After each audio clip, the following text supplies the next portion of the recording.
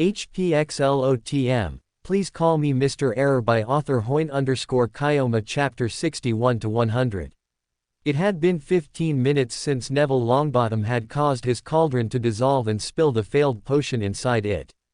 Snape did a little, foolish wand waving, and caused the potion to vanish into thin air along with the cauldron, all while glaring at Neville and his partner Seamus. "Why did you step on your stool, Mr. Loki?" Snape asked Loki a pointed question, but he did not take his eyes off Neville. "Because you said potions are like the conversations, sir. And using the wrong words at the wrong time without understanding can lead to disastrous results. So why did you step on the stool?" Porcupine quills are added to the potion so that when the potion is consumed it can poke the boils and create an exit for the fluid in them so that they can be flushed away by the body. Loki stopped a little to see if he was wrong about something and then continued speaking when he found Snape not correcting him. But when the porcupine quills are added while the potion is being heated, they reacted aggressively and punctured a hole through the cauldron. There was a soft silence that captured the classroom for a second, after which Snape said in a whisper that everyone heard, 20 points from Gryffindor for being dunderheads, 20 points to Slytherin for paying attention to the class. The students from Gryffindor glared at Snape almost immediately while the Slytherin students immediately smirked. But suddenly, since they couldn't take their anger out on Snape, the Gryffindor students turned to look at Neville and Seamus, who shivered on the spot. "Class dismissed," Snape said with clear anger in his tone, but everyone was more than grateful for the early leave. "Goodbye, Myone," Loki whispered into her ear and began to move away. "Not before leaving behind, thanks, I had fun in this class. See you. Damn, I miss my pocket watch now. I should have remembered to take it from my other dress. I could have gone around the castle if I had enough time. And how do I even go to the next class? Do the other students know?" Thankfully, since there was not long before their second class would begin, everyone opted to go toward their next class. Soon Loki found the largest group moving and began to follow them as he ended up in a class that stunk of garlic. What in the world? Loki cursed, and he was not the only one. Students entered the class with their eyes watering as the garlic stung their eyes and cursed whatever was the cause for it 7 generations back. Amidst the growing dissatisfaction among the students, a thin man wearing a purple turban entered the room, the smell of garlic growing worse with it. Loki stared at the man with an angry expression, but he stayed seated. Hello, I am Quirinus SS queer RRRELL. Loki's hand immediately shot into the air. Yes. What is up with the garlic, Professor? IIT is for a VA Empire. I met TTT in the Alba A Anian fo RR rest. Quote. The class fell into stunned silence, everyone thinking, what does an Albanian vampire have with you wearing a turban filled with garlic in Hogwarts? Isn't Hogwarts the safest place in the world? Or is that just a hoax? As the class continued and Quirrell began to teach, students did their best to ignore the smell of garlic and his stuttering mess of sentences, trying to piece things together to glean at least a little bit of knowledge. What am I doing here? I could be digesting the potion instead. Yes, that's the best thing to do. Loki suddenly stood up in between the class and ignored the confused stares from everyone, including Hermione, as he moved towards the door. Thank you, Professor, but I think I'll be all right by myself. Loki nodded and left the classroom under everyone's stunned gaze. WHWH. Student Loki. Quirrell shouted for Loki, but Loki didn't respond and was on his merry way. Now where do I go? Loki wondered before moving around to set his plan in motion. I have the passwords from Gryffindor and Slytherin, I have to find them for Hufflepuff and Ravenclaw. Well, let's visit them for now and see how they are locked. Then I can work it all out. Catching a 5th-year Hufflepuff moving towards the dungeons, Loki followed him, and since he was a Slytherin, he didn't attract much attention towards himself when he followed the boy towards the dungeons. Following the boy for a bit, Loki noticed him stop in front of a painting in the dungeons. And then, to his shock, the boy reached out and tickled the pear in the painting and caused it to turn into a doorknob. The boy pulled open the painting like a door and walked into it. Is that the entrance to the Hufflepuff dorm room? But isn't that way too easy? Loki waited a little bit to see if he should copy the trick and enter the common room, but he wisely chose not to do so since he didn't know how many Hufflepuffs were inside the room. A little while later, the boy returned with food in his hands and began walking deeper into the dungeons, and Loki promptly followed. Was that not the Hufflepuff common room entrance? And where is he going with all that food anyway? A party or something? Following the boy, Loki saw him arrive in front of barrels and kick them rhythmically with his boots, causing the lid of the other barrels to open, allowing him inside. Is this the common room entrance? Loki wondered silently. Although not as cool as the Slytherin entrance, it is still cool. But then what was that other entrance? A secret food stash. Memorizing the rhythmic pattern that the boy knocked the barrels with, Loki began to walk toward the painting that he had previously seen. But what he saw there confused him. Why is a student from Gryffindor entering the secret stash area? A pair of students, most likely twins given how they looked exactly the same, entered behind the painting. Loki waited for a while, and when they returned with food, Loki grew a little confused. Can I go too?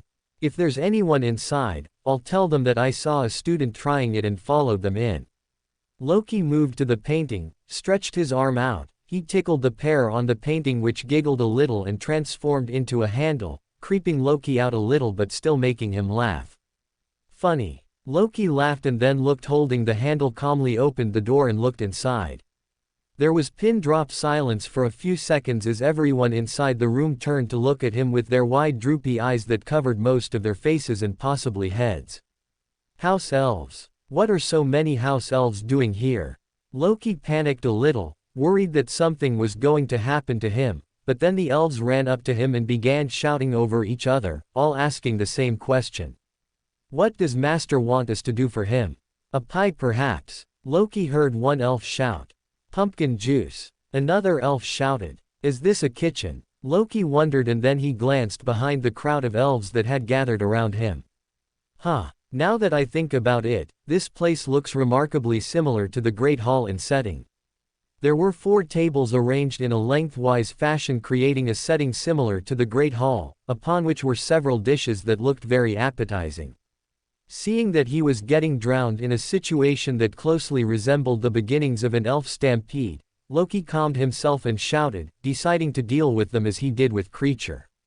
Wait, anything sweet will do. Maybe pudding. Loki shouted, and all the elves became silent for a moment before they broke into a mad scramble to bring Loki the item he requested.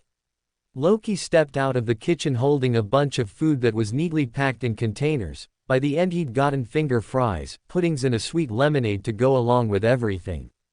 Sipping on his lemonade, Loki walked along the corridors of the dungeon, whistling softly to the tune of some catchy song from his past life as he stepped into the courtyard. The sun was bright and the weather was calm, leading Loki to conclude, It was good that I left the class, this weather isn't something one can miss. Jumping on his way to the lake, Loki found himself resting under a tree, making it an impromptu picnic spot where he finished his pudding while reading the book on occlumency that he picked up in the library. Loki, what are you doing here? A snappy voice asked him as he was rudely pulled out of his reading zone. Mino. Rude. What do you mean? Hermione sat down beside Loki and slammed her bag on his shoulder. Rude. You were very rude to Professor Quirrell. He was being rude by wasting my time in the first place. Loki argued back. Like I said, rude. Hermione hit Loki again using her bag, but Loki ignored her, in favor of grabbing a bit of his favorite jam pudding. Did you learn anything in the first place? Loki asked her since she was being so angry about it. Yes, we learned about how hinky punks lure travelers away from the paths around them. Seriously. Well, he just read the book, but we did learn something. Look, Myone, I know you don't like to disrespect teachers, but that man, he doesn't deserve the position of a teacher. I don't even know how he was selected to be a part of the staff. A soft silence lingered between them, and Hermione huffed and sat down next to Loki. She stole a couple of pudding spoonfuls and chewed down on her food like a chipmunk. And you've been here for too long. Go away. I don't want people turning to attack you just to get at me. Hermione glared at Loki and then said, I don't care. I'm not here for you. I'm here to look at the lake, and it just so happens that I chose a spot next to you.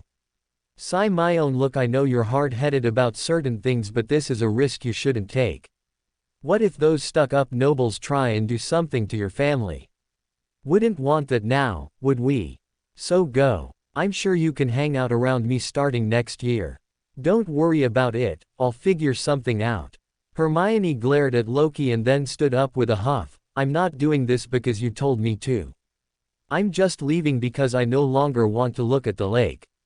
Hee hee. Yes, I understand.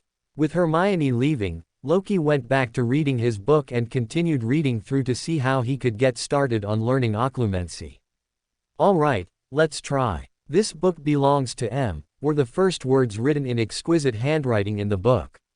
Michael Jackson. No, that's MJ. At the request of my teachers, I am writing this book to help add to the valuable collection of books that the Hogwarts library has. This will be my contribution to the wizarding world that works to combine both the Beander world and the magical world. This book is a translation of the knowledge and insights that I gained walking the spectator pathway for the last few decades of my life. It has been a difficult pathway to walk upon after shifting to it so suddenly, but I guess this suits me the best. Anyway, the explanations start from the next page. The body of heart and mind is the second fragile shell around the spiritual body that encompasses all the conscious and subconscious thoughts, likes and dislikes of a person and their personality. The theory behind a shield for the body of heart and mind is to draw runes on it using spirituality. This protects it while the runes are actively drawn on it. The next step, however, is to then turn the active process of drawing runes into an image that can be pushed into the subconscious so that they always exist passively and protect the mind from harm without the person needing to be conscious. The first step, however, is to come in contact with the body of heart and mind. This might be easy for those on pathways that can interact with the mind, like the spectator pathway for example, and it would be harder for those paths that do not have any interaction with the body of heart and mind, like the Twilight Giant pathway. The method to access the body of heart and mind is to use cogitation for an extended period of time to look at oneself. This accustoms your vision and opens you up to the possibility to see beyond just the spirit. So I just have to enter cogitation. Doesn't the error pathway interact with the thoughts of other people by usurping them? And didn't someone in the original story use an artifact made out of the Beander characteristics of the error pathway to steal knowledge from another person to learn an entirely new language? So it should be easy for me to access the body of heart and mind. Correct. Let's give it a try. Loki closed his eyes, relaxed himself and entered cogitation. But even after a few minutes, when his glabella started to twitch and spasm, Loki had not succeeded. Damn. My head hurts. Loki clutched his head in pain and lay down on the grass for a few minutes. After the pain passed, Loki looked at the black lake and thought of something. I have to set a sign to enter spirit vision anyway. Why don't I do it now? Should I do it like Klein set it to tapping my glabella twice? No, that always felt a little too overt for me. How about rubbing my thumb with my index finger thrice in a circular fashion? Entering cogitation, Loki repeatedly hinted to himself that moving his index finger over his thumb in a clockwise fashion would activate his spirit vision. After a while of repeated trial and error, Loki found himself easily able to enter his spirit vision just by rubbing his index finger on his thumb. This was easy. Let's hope that it is just as easy to get in contact with my body of heart and mind. With one last glance at the lake, Loki stood up and walked back toward the castle. It was time for lunch after all, and even though Loki had eaten already, he was still a little hungry. People say the dessert is stored in a different place in the stomach for a reason. Waiting in front of Snape's office, Loki knocked on the door as he was inside the dungeons. Having spent all day trying to get in contact with his body of heart and mind, Loki was tired and he decided he did not have any great skill in occlumency. Useless book. Loki exclaimed inside his mind as he cursed at the book. Why am I even trying to protect my mind through occlumency? Shouldn't there already be an item in the Black family basement that can protect my mind from someone else? Come in. A soft voice spoke from inside Snape's office, which was no doubt a little angry and a little tired, but Loki opened the door fearlessly. "Good evening, Professor Snape. I hope I'm on time for my detention. I forgot to bring my pocket watch along with me this morning and haven't been able to get to it since," Loki said with a friendly smile on his face, like he had known Snape for decades. "Your familiarity in conversation with the professors is unneeded, Mr. Loki." "No, Professor, don't worry, I only do it to you. Since you've been the best professor. At least for now." Loki mumbled the last part, but it was clear enough. "I heard what happened today, Mr. Loki.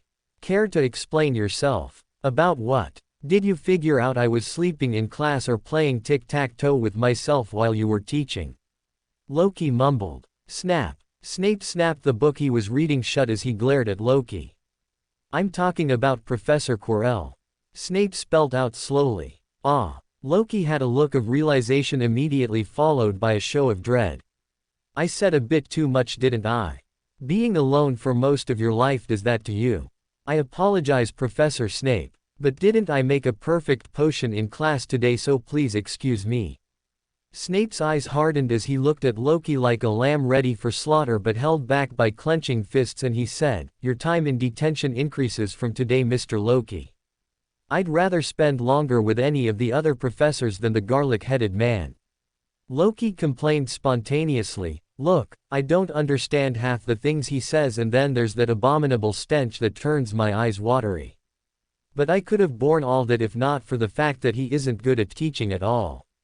"And how would you know that? You weren't in the classroom when he did."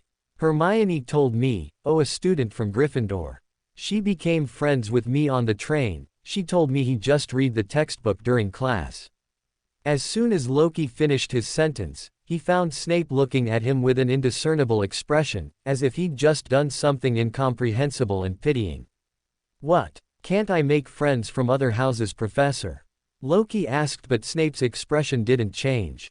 "Oh, if you're worried about other people attacking her, don't be. I told her not to come close to me in public until things are sorted out on my end." Seeing Snape's expression still stuck at what felt like someone had gutted him, Loki became silent. "Did I say something wrong?" After a few minutes of silence, Snape cracked open the spine of the book he was reading and emotionlessly said to Loki, "Continue sorting the ingredients." Which Loki promptly got to doing. After another night of toiling away at ingredients while learning about them occasionally, Loki finished his detention and ended up in the Slytherin common room where Dominic was waiting for him. Dominic was playing with a beautiful silver locket around his neck. It looked like it was carved out of something ancient and felt weighty. "Thank you as always, Dominic." Loki nodded gratefully while Dominic just waved it away with a casual expression. "Nothing to thank me about, I'm just doing my job." "That's a nice locket, where did you get it from?" Loki asked as they walked to their rooms. "Family heirloom. Mum gave it to me before she passed away, said Grandpa gave it to her before he did." "Huh, I see. Good night, Dominic." "Good night, Loki." Loki worked on his occlumency skill for a little while longer before he slept for the night, but nothing seemed to happen. He decided he would wait until he was at a sequence that gave him the ability to come in contact with IH's body of heart and mind to begin his hard work in forming a mental defense. "I'm sure some item will let me protect my mind until then in the Black family treasury. I just have to remember to check when I go back for summer. Or I could just ask Creature for it." Waking early the next morning, this time before Dominic knocked on his door with the help of Sunny the Niffler, Loki got dressed perfectly and even took his pocket watch and fixed it inside his robe so he wouldn't be late for anything today. Loki found himself in front of the Charms classroom after a light breakfast and ended up seating himself in one of the higher chairs that were around the podium in the center. "Hello, students. I'm going to be your Charms professor for this year and hopefully for as long as you will spend learning at Hogwarts." Flitwick's short stature did not surprise Loki after having noticed it during his feasting in the Great Hall, but his surprisingly cheerful attitude did. "He's so eager to teach." Loki smiled gladly at finally having found a teacher who was eager to do his job. "Hopefully, he's as good as he's eager." Flitwick took attendance by standing on a short stool to raise his height, but he also tumbled down when he came to Harry's name on the list, yet it did not diminish Loki's expectations for the class. If Professor Snape can give Harry special attention and still teach so well, I'm sure someone as eager as Professor Flitwick can. Alright, class. Today we will begin with learning the Lumos spell.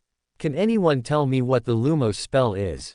Several hands shot up in the air, but Loki was the fastest, so the half-goblin professor picked him first. It is a charm that lets us use our spirituality to create a small ball of light at the tips of our wands. Loki explained. 5 points to Slytherin because that was a perfect answer, Mr. Loki. Now that Mr. Loki has explained to us what the charm does, can someone else tell me how the charm works? What wand movements does it use? This time he picked on Hermione, who looked at Loki competitively, and she explained. Sir, the Lumos charm is activated upon performing a full circle using the wand with the intent of creating a ball of light.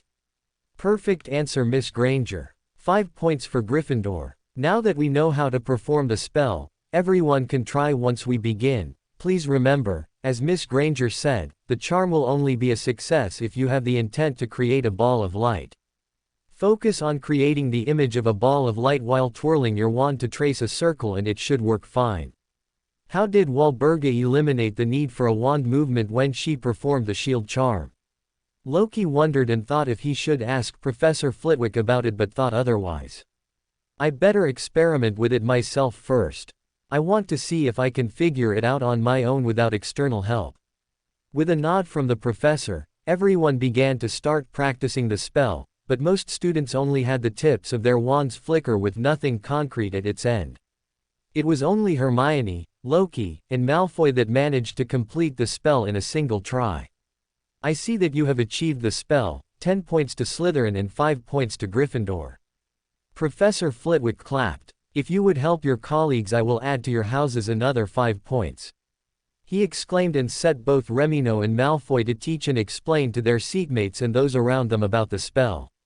Since Loki had nothing to do, as everyone was still avoiding him like a plague, he began to play around with the spell.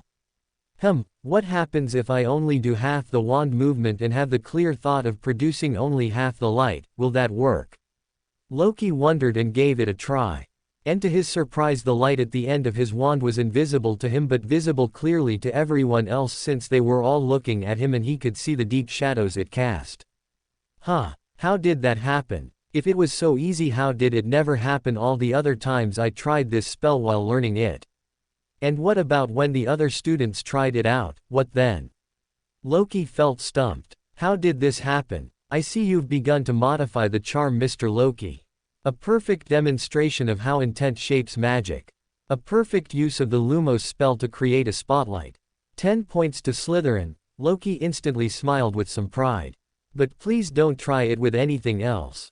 It might be dangerous. Professor Flitwick warned strictly, but Loki was already giddy and thinking something else after hearing the first part. Intent. So as long as I think something else while modifying the charm, it'll work. But then what about all the runes and things? Who knew it was so easy to modify a spell? Could it be that I am a genius at charms? And while Loki was absorbed in his imagination, the time quickly passed and the class finally came to an end with Hermione jealous that Loki had done something before her. Later she walked past Loki in the corridor, leaving behind a faint whisper, "Wait for me next time. I'll beat you to it." Causing Loki to chuckle as he replied, "I'm not going to let you steal my genius in charms." Confusing her and walked away.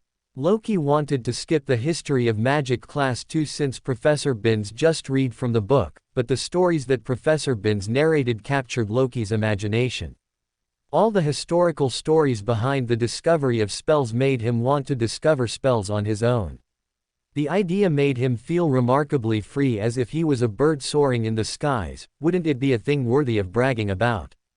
That you discovered a new spell that everyone uses. Has the irresponsible head master discovered any new spells? Loki wondered. Surely that he has, otherwise wouldn't that make me better than him? Seeing the story that Professor Binns was reading was about the Lumos charm, Loki began to pay close attention to it. The Lumos charm was discovered by a witch named Lavina Monkstanley.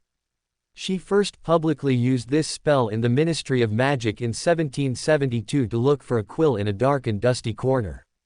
When prompted to learn how she discovered the charm, she said it happened accidentally and that she did it while she was playing with her toddler.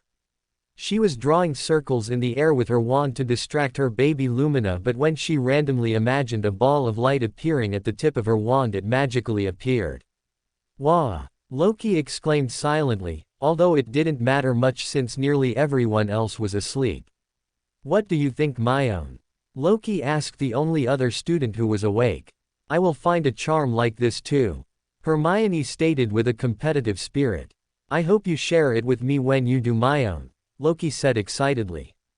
He was going to try and discover a charm himself today, he reasoned. Once the classes for the day finished, Loki spent the rest of the evening having fun lying around after completing his homework, a foot-long parchment on the Lumos and the Nox charms and a parchment on the cure for Boyle's potion. Once it was time for detention, he moved through the corridors and ended up in the dungeons, where he was about to knock on the door to Snape's office, but someone suddenly placed a hand on his shoulder, startling him. Loki immediately turned around with his wand in his hand, ready to put up whatever resistance he could and bury the image of his attacker in his mind so that even if he lost he could have the last laugh by snitching on their identity to Snape. He even primed his spirituality to be expelled for a delayed magic attack should he get knocked out. But all his preparations were unneeded. "Professor Snape?" Loki asked, confused. "Are you threatening violence, Mr. Loki?" Snape asked sternly. "Haha, Professor Snape. Of course, you don't have to worry about anything. I was just doing a little foolish wand waving. Your detention today is with Professor Flitwick." Oh, that's nice. I was getting bored sorting ingredients too anyway." Loki nodded. "Follow me, Loki," Snape said in an insufferable tone. Loki happily walked with Snape and followed him to the Ravenclaw Tower, where Flitwick's office was. Knock knock. With a sharp rap on the door, Snape stood outside waiting for Professor Flitwick to give permission to enter, and he did not have to wait long.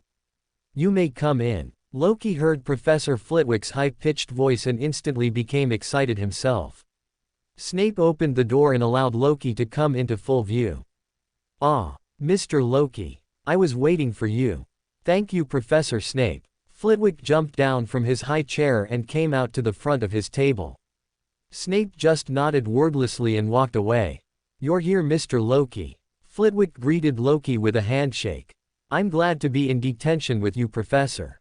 Loki smiled proudly. "Haha, that's not a thing I ever thought I would hear a student say, Mr. Loki." "What can I say, Professor? I am full of surprises." Loki bragged. "Haha, it is good that you have a lot of confidence, Mr. Loki. I'm sure it'll help you with magic. Do you have any questions before we begin your detention, Mr. Loki?" Flitwick asked. "Ah, yes. I have just the question for this occasion, Professor."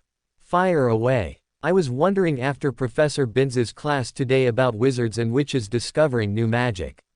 I wanted to know, apart from the accidental discoveries like in the case of the Lumos charm, how do wizards go about discovering new magic?" "Oh, what a coincidence. Do you know why I asked your detention be shifted to me today, Mr. Loki?" "Huh, you had a purpose?" Loki asked, surprised since he hadn't expected such a thing. "Well, I did, and it was to not let you experiment with magic, Mr. Loki." "Oh, but why?" "Because, for example, what you might not have heard during class are the failures of other wizards and witches who wanted to discover new magics on their own." "Huh, failures. Yes. For example, the wand lighting charm, Lumos. If you turn the wand movement from a circle into an infinity and your intention is not fully crystallized, the tip of your wand explodes." Gasp. "Also, if you've read about the levitation charm, which I have no doubt you have since your steps are very silent, if the wand movement is changed from an in to an m with a little wrong intention, it causes the person's bones to break." "Huh, what?" Loki was startled. "Is this why Walburga had me practice all the spell movements with a random stick when I didn't have a wand?" "What I mean, Mr. Loki, is that it is difficult to discover a charm on the first time unless, of course, you have a large amount of luck on your side." "But why did nothing happen to the students in class?" We were all practicing things freely, weren't we? I'm sure other students weren't perfect while they tried casting the charms. A good point raised and noted. Do you know what the qualification for becoming a teacher in the wizarding world, at least in Hogwarts, is, Mr. Loki? You must have graduated with distinction in your chosen subject. Haha. Yes, although that is true, there is a more secret reason, and that reason is our sensitivity to magic. Sensitivity to magic. Yes, sensitivity to magic. All the teachers in the wizarding world are masters of their subjects but are also sensitive to magic, which means that before anything wrong can happen they can arrive in time to stop it. I see. So you were interrupting students who would cause themselves harm. Yes, although embarrassingly Mr. Seamus from your class blew himself up in spite of that today. And is that why you didn't stop me? Because you knew I wouldn't blow myself up. Precisely the reason, but also precisely why I've called for you to explain to you that it is dangerous to experiment with magic without having appropriate sensitivity or supervision from one that does. Is there no other way? There is one other way, but it is quite complicated and is a method that many do not find appealing. It is through arithmancy. Math. Does that help? But then how does one gain such sensitivity that they can skip all the math? Loki asked immediately. Although I cannot answer that question at this time since it involves a few secrets, I can say that there are ways to become closer to magic that are beyond your present means. Is he talking about beyonders? Or all teachers in the magical world beyonders? There is another way to experiment with magic, and that is ancient runes, but I don't think you are ready for them right now, so please don't experiment with magic without direct supervision, Mr. Loki. I understand, Loki said, but then realized something and spoke quickly. Professor. What happened? Flitwick asked. Professor, you must also inform Hermione about this. She is competitive and also wanted to discover new charms with me. Miss Granger. Yes, I see. Do not worry, Mr. Loki. I will inform her about it as soon as possible tomorrow. Oh, thank you. Now let us move on to your detention, Mr. Loki. Detention. Haha, I had another reason to call you today, Mr. Loki. I need you to help me tally mistakes and grade everyone's papers tonight since I need to return them by tomorrow. I'm sworn to carry your burdens, Professor.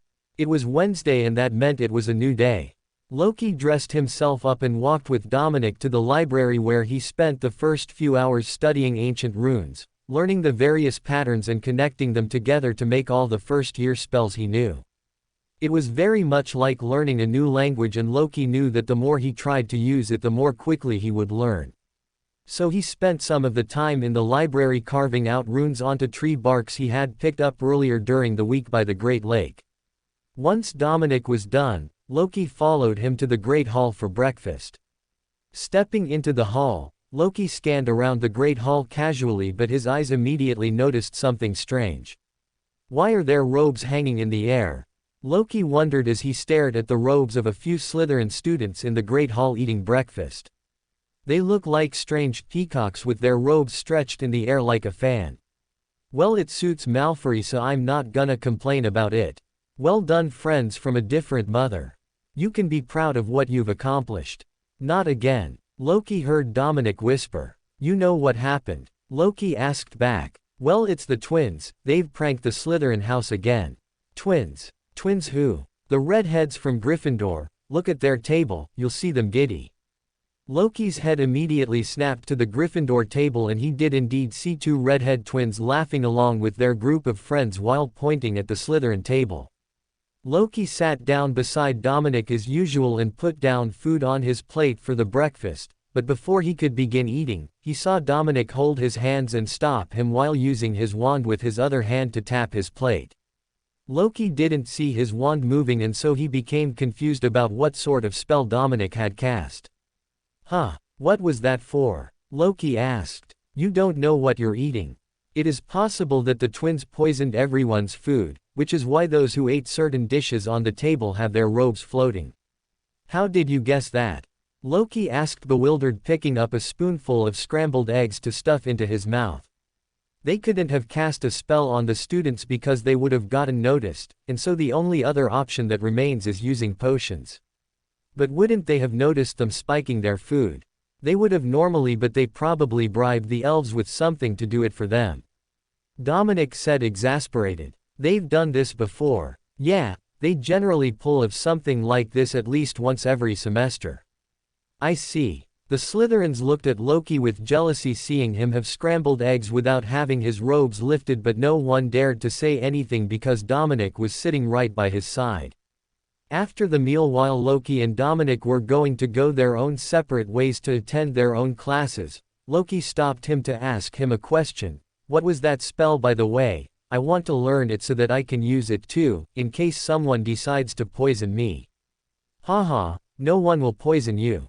But it is good to learn helpful spells like this. I learnt this from Madame Pomfrey, the Mediwitch at Hogwarts. It's called the purification spell, and it banishes any impurities in whatever you cast it on. Look for it in the library, it should be pretty easy to find, asked Madame Pants. Thanks. With his curiosity sated, Loki moved towards the dungeons where his first class of the day was, potions. But as he left, he spotted Malfoy taunting Harry Potter, the Weasley kid, and some other droopy boy while holding some sort of glass ball.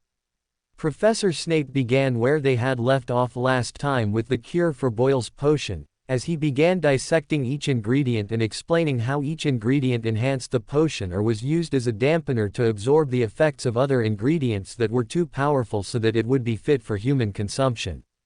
He also reiterated the point about porcupine quills Loki made last time, allowing students to understand the dangers of absent-mindedly brewing a potion. Snape even spent an appropriate amount of time looking at Loki and making sure he wasn't playing tic-tac-toe again or doing something worse.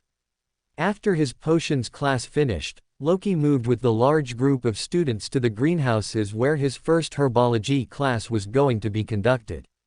Professor Sprout was a cheerful and enthusiastic teacher with an endless amount of passion for anything plants and related. They learnt about lavender in class. It was not only an easy plant to learn about since it was not magical, but it had a special use which Professor Sprout explained. Lavender, apart from smelling good, has one very important use in herbology, which is why you will find it in all the greenhouses in the school. Can anyone tell me what it is? Hermione's hand shot up in the air, but Professor Sprout chose Neville Longbottom, who had nervously raised his hand. It is an insect repellent. 5 points for Gryffindor. What Mr. Longbottom has said is correct. It is a simple insect repellent, and because it is non-magical, most other plants do not have any problems with it being in their vicinity. After the explanation, they learnt how to move the lavender plant from one pot to another, and even learnt about all the stages of the plant and its entire life cycle, including which stage of the plant was the best for use in the greenhouse. Loki enjoyed the class since it wasn't a boring lecture but a practical event where they had to get their hands dirty. Soon it was time for lunch, and instead of students all around being droopy or sleepy, for the first time during lunch, Loki found most students excited for their next class. The flying lessons. It was here that Loki heard Malfoy brag about his skills with a broom. I flew my broom as fast as a helicopter. Oh, you don't know what a helicopter is. It is an iron dragon that the Muggles made. I was so close to it that it could have snapped my broom off and devoured me, but I skillfully dodged it and led it into a narrow canyon where it crashed and died. Everyone from the wizarding world who did not know what a helicopter was admired him and his story, while the Muggles and even the Half-Bloods were looking at him either with scorn or barely able to contain their laughter. After lunch, Loki found himself in the Transfiguration courtyard where the flying classes were going to be conducted under the special guidance of Madame Hooch. Madame Hooch was an eagle-eyed woman with short white hair that gave her the appearance of a stern tomboyish character, making the students in the courtyard automatically listen to her. Her stiff posture and no-nonsense attitude made them all the more afraid of angering her. Now step beside your brooms. Madame Hooch shouted, causing all the students to take a step forward and step beside the brooms that were arranged orderly in the courtyard. I can't wait to get started flying. Welcome to Fanfic Audiobook, your go-to place for immersive audiobooks. If you enjoy the content, don't forget to like the video and subscribe to our channel for more amazing stories. And please support the author by link in description. Now when I say ready, you'll all place your hands above your brooms and shout up. Expend a little bit of your spirituality and stand stiff. Loki along with the other students nodded and waited for Madame Hooch's go-ahead. Ready. Madame Hooch shouted, causing all students to raise their hands above their brooms and shout, "Up!" Loki's broom shot into his hand with force enough to hurt him, causing him to wonder if the broom was an excited little puppy, making him worry if there was something wrong with it. Loki noticed a few more people around the courtyard, all mostly purebloods or half-bloods, had the same thing happen to them. But he kept his expression neutral to the pain he experienced. Why did it hurt me so much? And why are only all the purebloods and half-bloods the ones who succeeded in getting the broom on the first try? Is there something of substance to their pureblood theory? But I'm not a pureblood, maybe I'm a half-blood. But I never saw my father. I doubt any wizard would have been roaming the back streets of London and bed a woman who was a drug addict. Then does it have something to do with Beyonders? Are those kids Beyonders too? Arg, I'm very uninformed of the matters regarding Beyonders in this world. Should I start the tarot club after all? But I've got nothing of substance to offer about this world. If I did start one, I'll probably seem more like a mendicant than a god. Maybe I'll send a letter to Creature to see if the Black family has any books about it. I doubt there are any though, since Walburga said that no mysticism knowledge was ever written down in books because it was dangerous at the higher levels. And from the books I remember reading, they were all about the various noble families and their pathways, nothing I don't already know more about. Maybe the Hogwarts library has something about it. I doubt it though. Mount your brooms. Madame Hooch's voice interrupted Loki's machinations as he pushed his leg over the broom and sat on it comfortably. Is there an invisible magical cushion on this thing? How is it so comfortable to sit on? Still amazed by his cushion, Loki did not notice the commotion around him as Neville rose up involuntarily. And as he rose, Neville passed by Loki and out of fear, held onto Loki for his dear life. Wah, what the heck? Loki tried to pry off Neville's hands, but the boy's iron grip was a little too strong for Loki to do anything about. Getting dragged into the air by Neville was not a sensation that Loki liked, so he pulled out his wand and did the next best thing that came to his mind. Wingardium Leviosa. Loki chanted, aiming his wand at Neville's clothes with a flick and swish, causing him to become light as a feather so that Loki could drag him back to the ground on his own broom after instinctively controlling it to descend to the floor.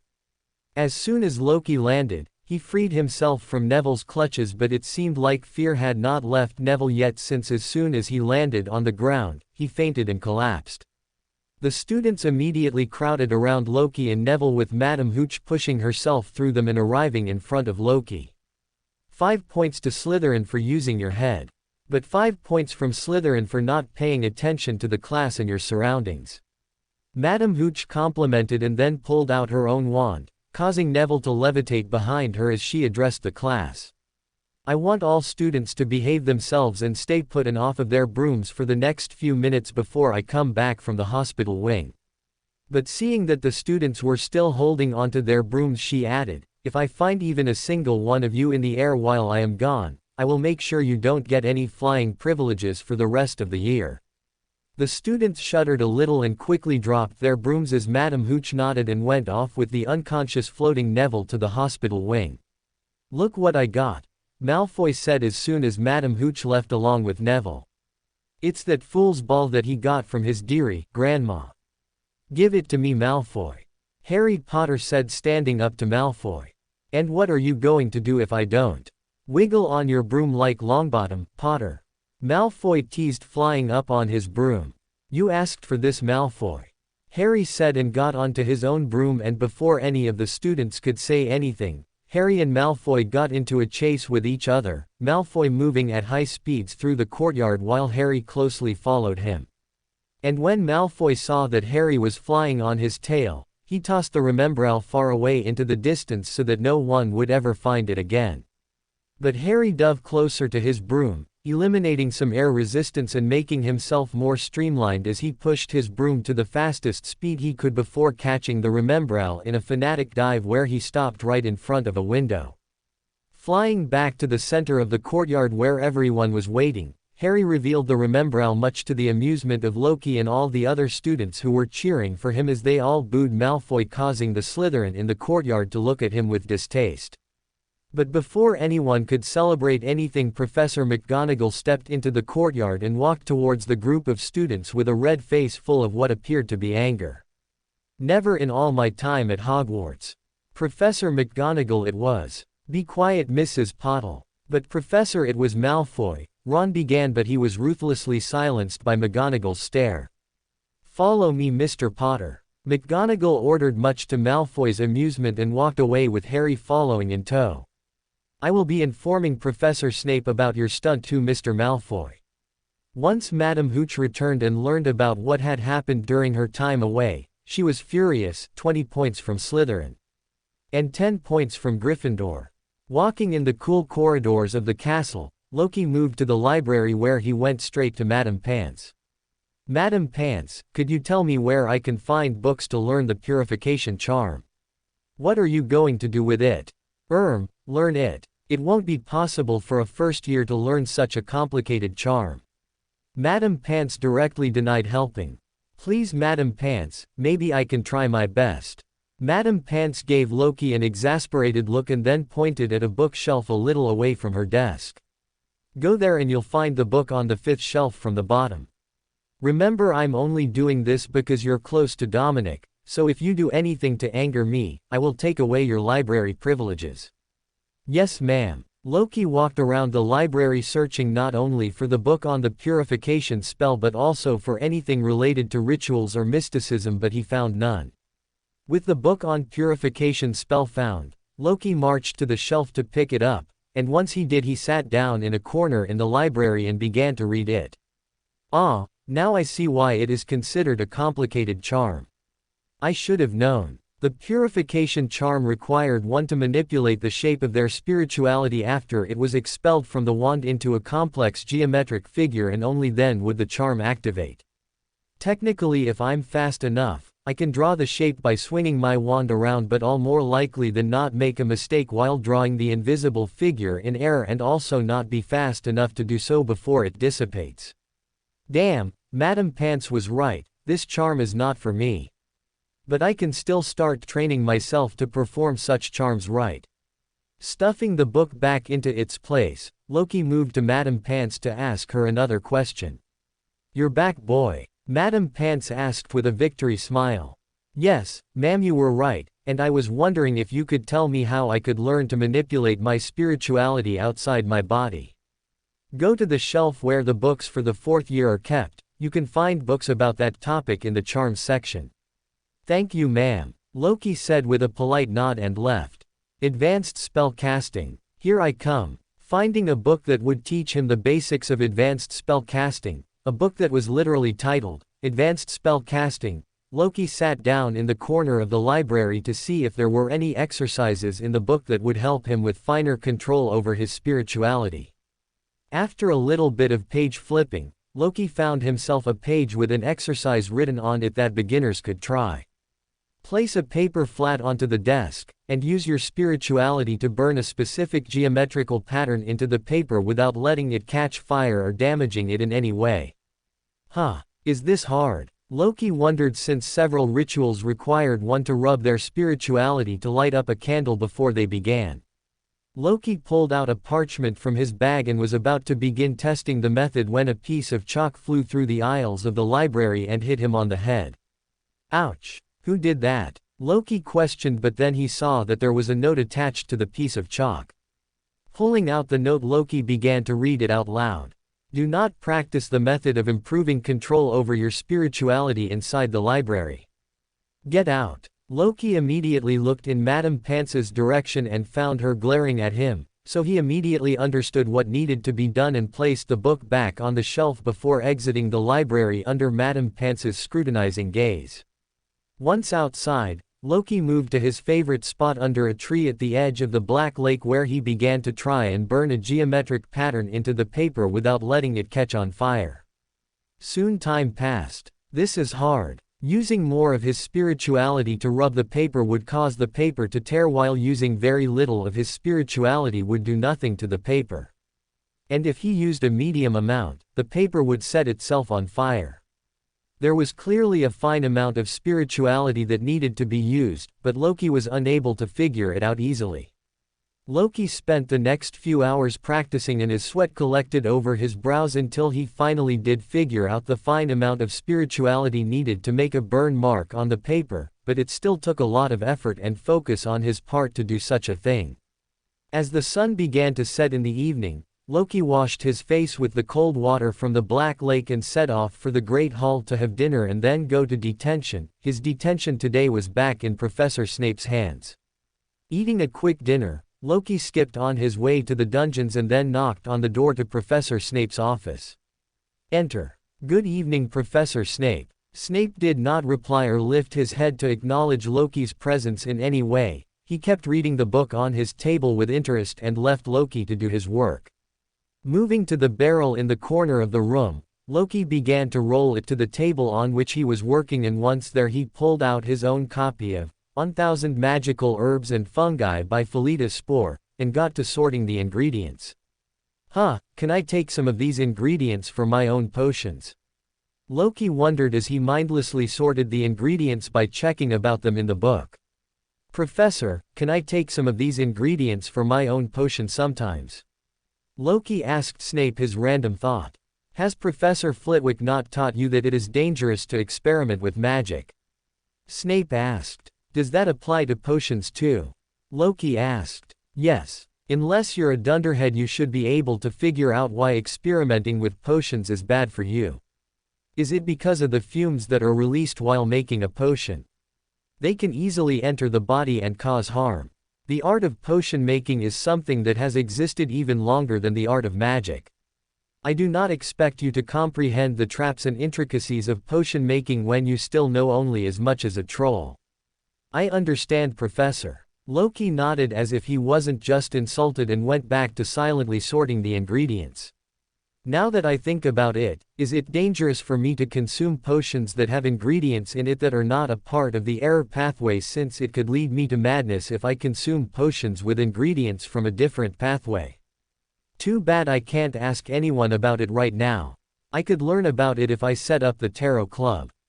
But how do I set up a Smurf account for myself in the Tarot Club? I only gain illusion abilities in the next pathway, and even those I think are limited to light, not sound. I'll see what I can do. I'll ask Creature, he probably knows about it. Once he was done with detention, Loki did not directly go to his room in the dungeons. Instead, today he had to attend a class at midnight, the astronomy class that was the highest room in the astronomy tower. Once inside the astronomy class, Loki chose a secluded corner to listen to the class, since he couldn't guarantee that he wouldn't fall asleep during class. But his worries were for naught, since as soon as the professor stepped into the room, she asked everyone to shut their textbooks for the night. Today we will be observing the moon and the stars. Professor Sinistra said calmly, but with a hint of joy in her tone. The moon? Loki thought, alarmed. Is that all right to do? Each pair of students was then set up near a window, with Hermione and Loki pairing up once again, along with a telescope that looked out of the window into the heavens. Astronomy is a crucial part of magic because the heavens have a profound effect on how it functions. On the full moon days, magic might obtain a quality of completeness that you might need in your potions, while during new moons magic might obtain a quality of emptiness that you might need for a ritual like the Animagus ritual. As such, each phase of the moon and the night skies has a particular quality that we all need to be aware of to do whatever they wish to do without troubles of natural obstacles. As Professor Sinistra blabbered on, Loki sank deeper into his strange thoughts. Is the entire wizarding world already corrupted by her? Or maybe she hasn't gotten to the moon in this world yet. Maybe someone stopped her. There wasn't anything about her in the Black Manor library, but I doubt anyone would have written about it anyway. Even Walburga herself probably didn't know much about her. So do I look at the moon or not? But Loki took the risk and looked at the moon through his telescope, since his spirit vision had not caught any signs of corruption in Professor Sinistra. And I'm sure people would be behaving a lot more wildly if the entire society was corrupted by her. Wouldn't she have gotten her Sephiroth if everyone was corrupted too? And after nothing happened to him, Loki relaxed, at least simply observing the moon will not corrupt me. Like looking at it, it is probably safe to use the moon's influence to make a potion as Professor Sinistra explained earlier. It's good to know that. Yawn. I guess I can sleep. Stop sleeping, Loki. Hermione whispered into Loki's ear as she pinched his sides. Or not. Finishing the astronomy class after looking at the various stars and constellations, Loki along with the remaining sleepy students trotted off to their rooms with Loki bidding Dominic a quick goodnight. The next day Loki woke up lazily only after Dominic knocked on his door, yet he was happy and excited for the day since his first class was Charms and his second one was a class he was excited to attend, Transfiguration. Charms class was not too exciting however, since students only practiced the Lumos and Nox charms while Loki spent his time reading a book on arithmancy which Professor Flitwick had handed over to him so that he could experiment safely with his spells. This is a little complicated. Arithmancy is a branch of spell work that depends on mathematics to predict the result or the outcome of a particular ritual or a spell. This book on arithmancy ignores the aspects of ritualistic magic and is prepared for experimenting with spell work. Loki read a little more and soon he was lost in the world of numbers and their significance in magic. For example, the number 1 was associated with sanctity and purity while the number 0 was associated with darkness and secrecy. This single piece of information had confused Loki quite a bit because he remembered using 100 drops of rose oil and 100 drops of pure distilled water in the sleepless potion that Sunny had taken. Was it 100 because the number is made up of ones and zeros, or is it unrelated? The symbolism matched up since 1 was something divine while 0 was darkness, but Loki was left a little confused if his extrapolations were right since he couldn't just ask Professor Flitwick about his doubts. Slowly as Loki read through the book, he found himself at a point where he understood how his spotlight spell worked.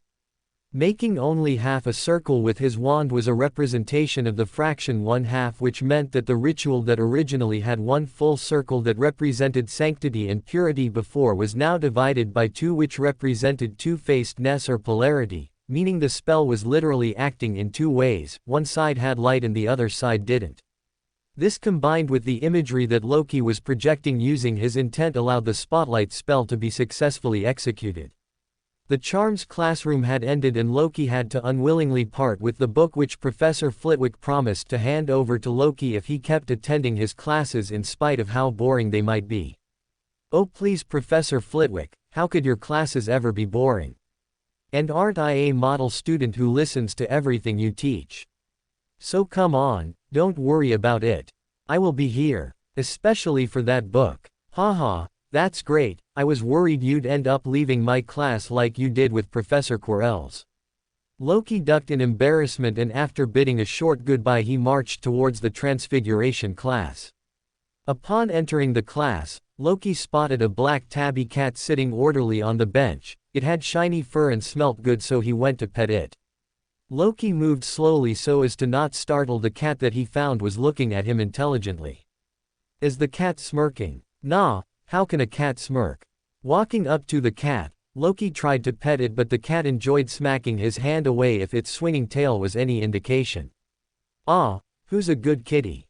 Aren't you a good kitty? Loki cooed and much to the amusement of everyone present in the class as he tried to get the cat to allow him to pet it. Students soon gathered around Loki and the cat since they all wanted to pet her, including Hermione who was standing the closest to him. Loki. You shouldn't touch other people's pets. Hermione chided in barely above a whisper. But look at her. She's such a cute kitty cat. I'm in love with her. Shame on her owner to let her get lost in the classes. How could anyone leave such a cute cat alone? Loki whispered back. The bell rang, and Loki found himself reluctantly moving back to his seat when the cat that was on the professor's desk didn't want to come to his desk with him. He tried his best but the cat seemed to not want to move anywhere else since it swatted away his hand when he tried. Sitting in their seats, everyone patiently waited for Professor McGonagall who seemed to be running late. Suddenly there was a slight disturbance in the room and the door to the class opened with Ron and Harry walking into the class. Oh. Good for us. Professor McGonagall is not here. Ron exclaimed. Quickly, let's get to our seats, Harry said, pulling Ron along. Just as the students began to talk to each other after Ron and Harry's disturbance, the cat on the table jumped. And under the stunned gazes of all the students, especially Loki, who was flabbergasted, they found the cat transformed into a human being. Specifically, it transformed into Professor McGonagall. You were late, Mr. Potter, Mr. Weasley. Perhaps if I turn one of you into a pocket watch you will remember to be on time. Professor, we got lost. Go to your seats now, or do you need me to transform one of you into a map to find them? McGonagall interrupted Ron. Once Harry and Ron were seated, McGonagall turned toward everyone and spoke in a strict manner, completely different from how she was as a cat. But Loki could swear he could see a little smirk at the end of her lips. Good afternoon, I am Minerva McGonagall and I will be your professor for Transfiguration for the next year, and if you are good enough, for the remaining 6 years as well. Transfiguration is a strict branch of magic that delves deeply into the complexities of what is and what is not. It is the only branch of magic that allows you to change things directly into your imagination. Hence, given that our imaginations have no bounds, experimenting in and out of class will not be appreciated. And anyone caught experimenting without any supervision of either me or any other teacher will be kicked out of this class. Believe me when I say you will be kicked out, because you will. You can ask your seniors if you think this is a joke. Any questions? McGonagall asked, but everyone was still recovering from their embarrassment of treating the black tabby cat from before so kindly. Yet one hand shot up in the air amidst all the embarrassment. Yes, Mr. Loki, McGonagall asked with a smirk on her face. Professor, what was that? How did you become that cute kitty cat? Are you a cat girl? Loki asked shamelessly. How can I not ask such a question? Perhaps there is the rare race of cat girls on an island far away just waiting to be pet. I can't help but imagine such a scene. No, Mr. Loki, I'm not a cat girl, though I would love to become a girl because my old bones sometimes trouble me. What I just did was employ one of the advanced forms of human transfiguration called an animagus. Animagus? Loki asked with confusion. Yes, it is a ritual that allows a human to take the form of their contracted spirit creature, in my case a black cat. Can anyone do it? Yes, anyone can do it, but it is not recommended you try until you are sure you've attained some mastery over transfiguration and also in potion making, McGonagall explained. This involves potions. Then is it something to do with the Beyonder world? Perhaps it is a modified potion from a different sequence that allows Beyonders to shift their body into different creatures. Does that answer your question, Mr. Loki? McGonagall asked with a soft smile. Yes, ma'am. Loki nodded, but before he could sit down, McGonagall sought to embarrass him further. Maybe you won't leave my class if I allow you to pet me once you are successful in classwork, Mr. Loki. Quote. Loki went red but ignored McGonagall's comment and sat down in his seat silently under the judging stares of everyone in class. Are all the teachers working to embarrass me to attend Professor Quirrell's classes? Well, it's working all right. Transfiguration is as much an art as it is magic. The ability to transfigure things from their basic components into something else at the price of using up some of your spirituality to hold the change is called transfiguration. Diagrams popped up on the blackboard behind McGonagall as she continued to explain the process of transfiguration. There is only one way to achieve transfiguration, and that depends on a fundamental equation, as squared plus vc caret 2 equals w, where a is the mass of the object, v is the viscousness, z is the rate your spirituality accumulates, c represents your concentration, where 1 indicates full concentration and 0 is none, and w is wand power. Ideally, the variable, your concentration, must be at its peak to produce the most perfect transformation, while the rate at which your spirituality accumulates must be one magical moment. The equation, when plotted with their respective values and using 1 as the value for everything else, gives us a horizontal semicircle since your concentration cannot be negative. A semicircle-like cap appeared on the blackboard magically, and once it was done, McGonagall turned towards everyone and asked a simple question. Does anyone know the wand movement to undo a transfiguration? Hermione's hand shot through the air, but this time even Loki raised his hand up with a little confusion. But McGonagall chose Hermione to answer because she raised her hand first. The wand movement to undo a transfiguration is a half semicircle in the form of the letter U, Professor. 5 points to Gryffindor because you were right, Miss Granger, McGonagall said with a smile, but Loki's hand was still in the air, so she with raised eyebrows asked Loki to speak. What is it, Mr. Loki? Gryffindor has already gained the points. I'm not going to give you points even if you know the answer. Ah, no, I wasn't worried about points, but I have a doubt. And what will that be? I wanted to know if there is any relation of these half circles to the meanings attached to the half circles in arithmancy. You've read up on arithmancy, Mr. Loki. Only a little bit, Professor. Since the question is beyond the scope of this class, one will not answer it right now, but why don't we take this up today during our detention? All right. Loki nodded and sat back down while McGonagall continued the lesson. Soon it was time to put everything they learnt into practice, and so McGonagall levitated matchsticks to each student sitting in the room. Your task is to transfigure this matchstick into a needle. The relevant information about the constants involved are on the board. You may begin. With McGonagall's permission, everyone began to make a half circle like a cap with their wands while expelling spirituality with calculated precision and imagining the outcome. It took a while, but by the end of class, Loki's matchstick slowly gained a silver sheen and became pointy on one end, causing McGonagall, who was walking around class, to award him 5 points. This seemed to have fired up Hermione because immediately after she transfigured her match into a needle look-alike and gained 5 points for her house too. But Loki noticed something strange during the class. Why is it easier to transfigure now than at the beginning? I'm sure my concentration hasn't improved in such a short interval, so why is it easier? That will be all for today. Undo the transfigurations on your matches by doing a half circle and saying the word, repriforge. McGonagall interrupted Loki's thoughts by reminding everyone of the end of class. A stream of repriforge was heard all throughout the room, and everyone's needles became normal matches once again, which McGonagall collected.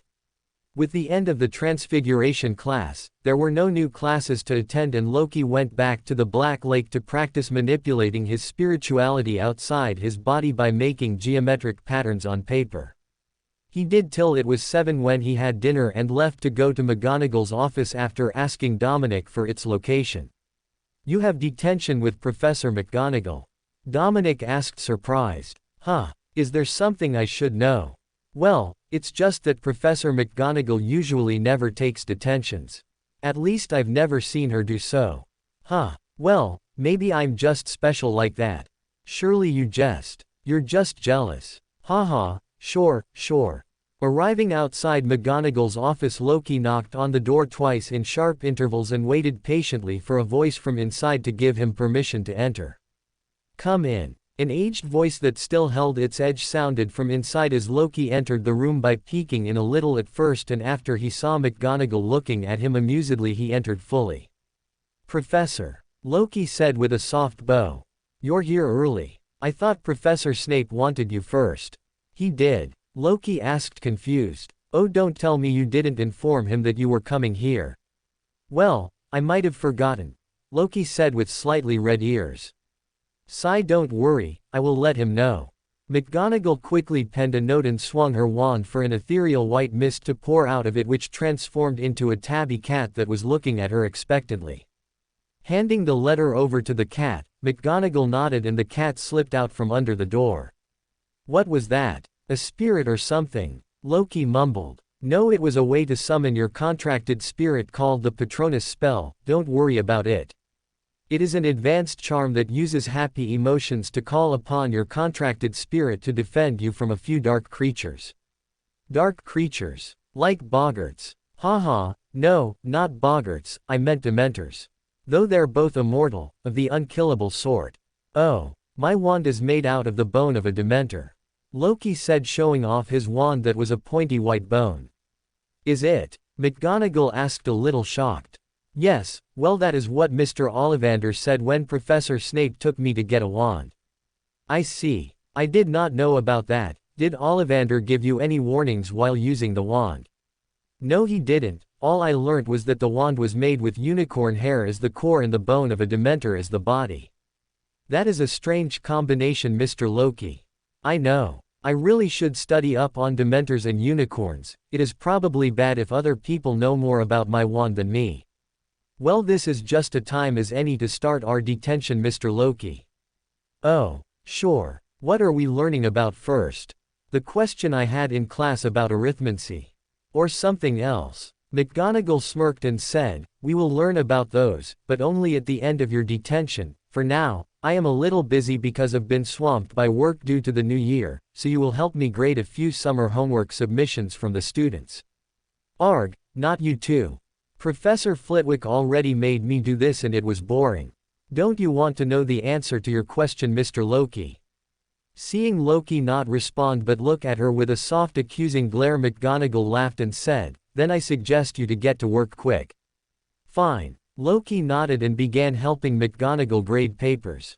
After nearly a couple of hours, when McGonagall deemed that all the papers were graded perfectly, she spoke up. Thank you, Mr. Loki. You've been very helpful. Oh please, all I've done is add a few numbers and written up the result. You should get a calculator for this, it'll help you better. I've heard about it, but unfortunately Hogwarts spirituality interferes with the workings of electronic devices. Hogwarts spirituality. The castle is alive? Loki asked, a little shocked. McGonagall's eyes widened as if she only just realized the slip of her tongue, but she relaxed and said in a kind tone, well, it isn't a secret since you'd learn about it if you browsed through the library for books on Hogwarts herself, but yes, the castle is alive, at least it seems to be since no one has ever been able to speak to her. I see, Loki said with sparkling eyes. Haha, I wish I could share your enthusiasm, but I've already given up on speaking with Hogwarts herself. Perhaps one of you students, maybe even you might speak to her. Now off you go, trot back to the dungeon you crawled out of. You've still not answered the question I asked in class today, Professor. Oh yes, your question. The answer is yes, the half circles do have a relation to arithmancy. Every transfiguration is only complete when it is untransfigured. What do you mean? The two half circles that are used in transfiguration are two halves of one whole, meaning that transfiguring causes our spirituality to be used up. This used up spirituality becomes the source of energy that holds the changes in the object and prevents it from reverting. It makes it tense like a stretched elastic band. Seeing Loki was following her so far, McGonagall continued. But undoing the transfiguration releases the spirituality and sets the object into its original state, like the release of a spring. Is not reverting it to its original form wrong? Loki asked, confused. Not exactly wrong, but here, wait a second and cooperate with me. McGonagall said, pulling out her wand and tapping Loki's hand. In a swirl of colors, Loki immediately transformed into a white cat that was sitting on the chair. Meooww.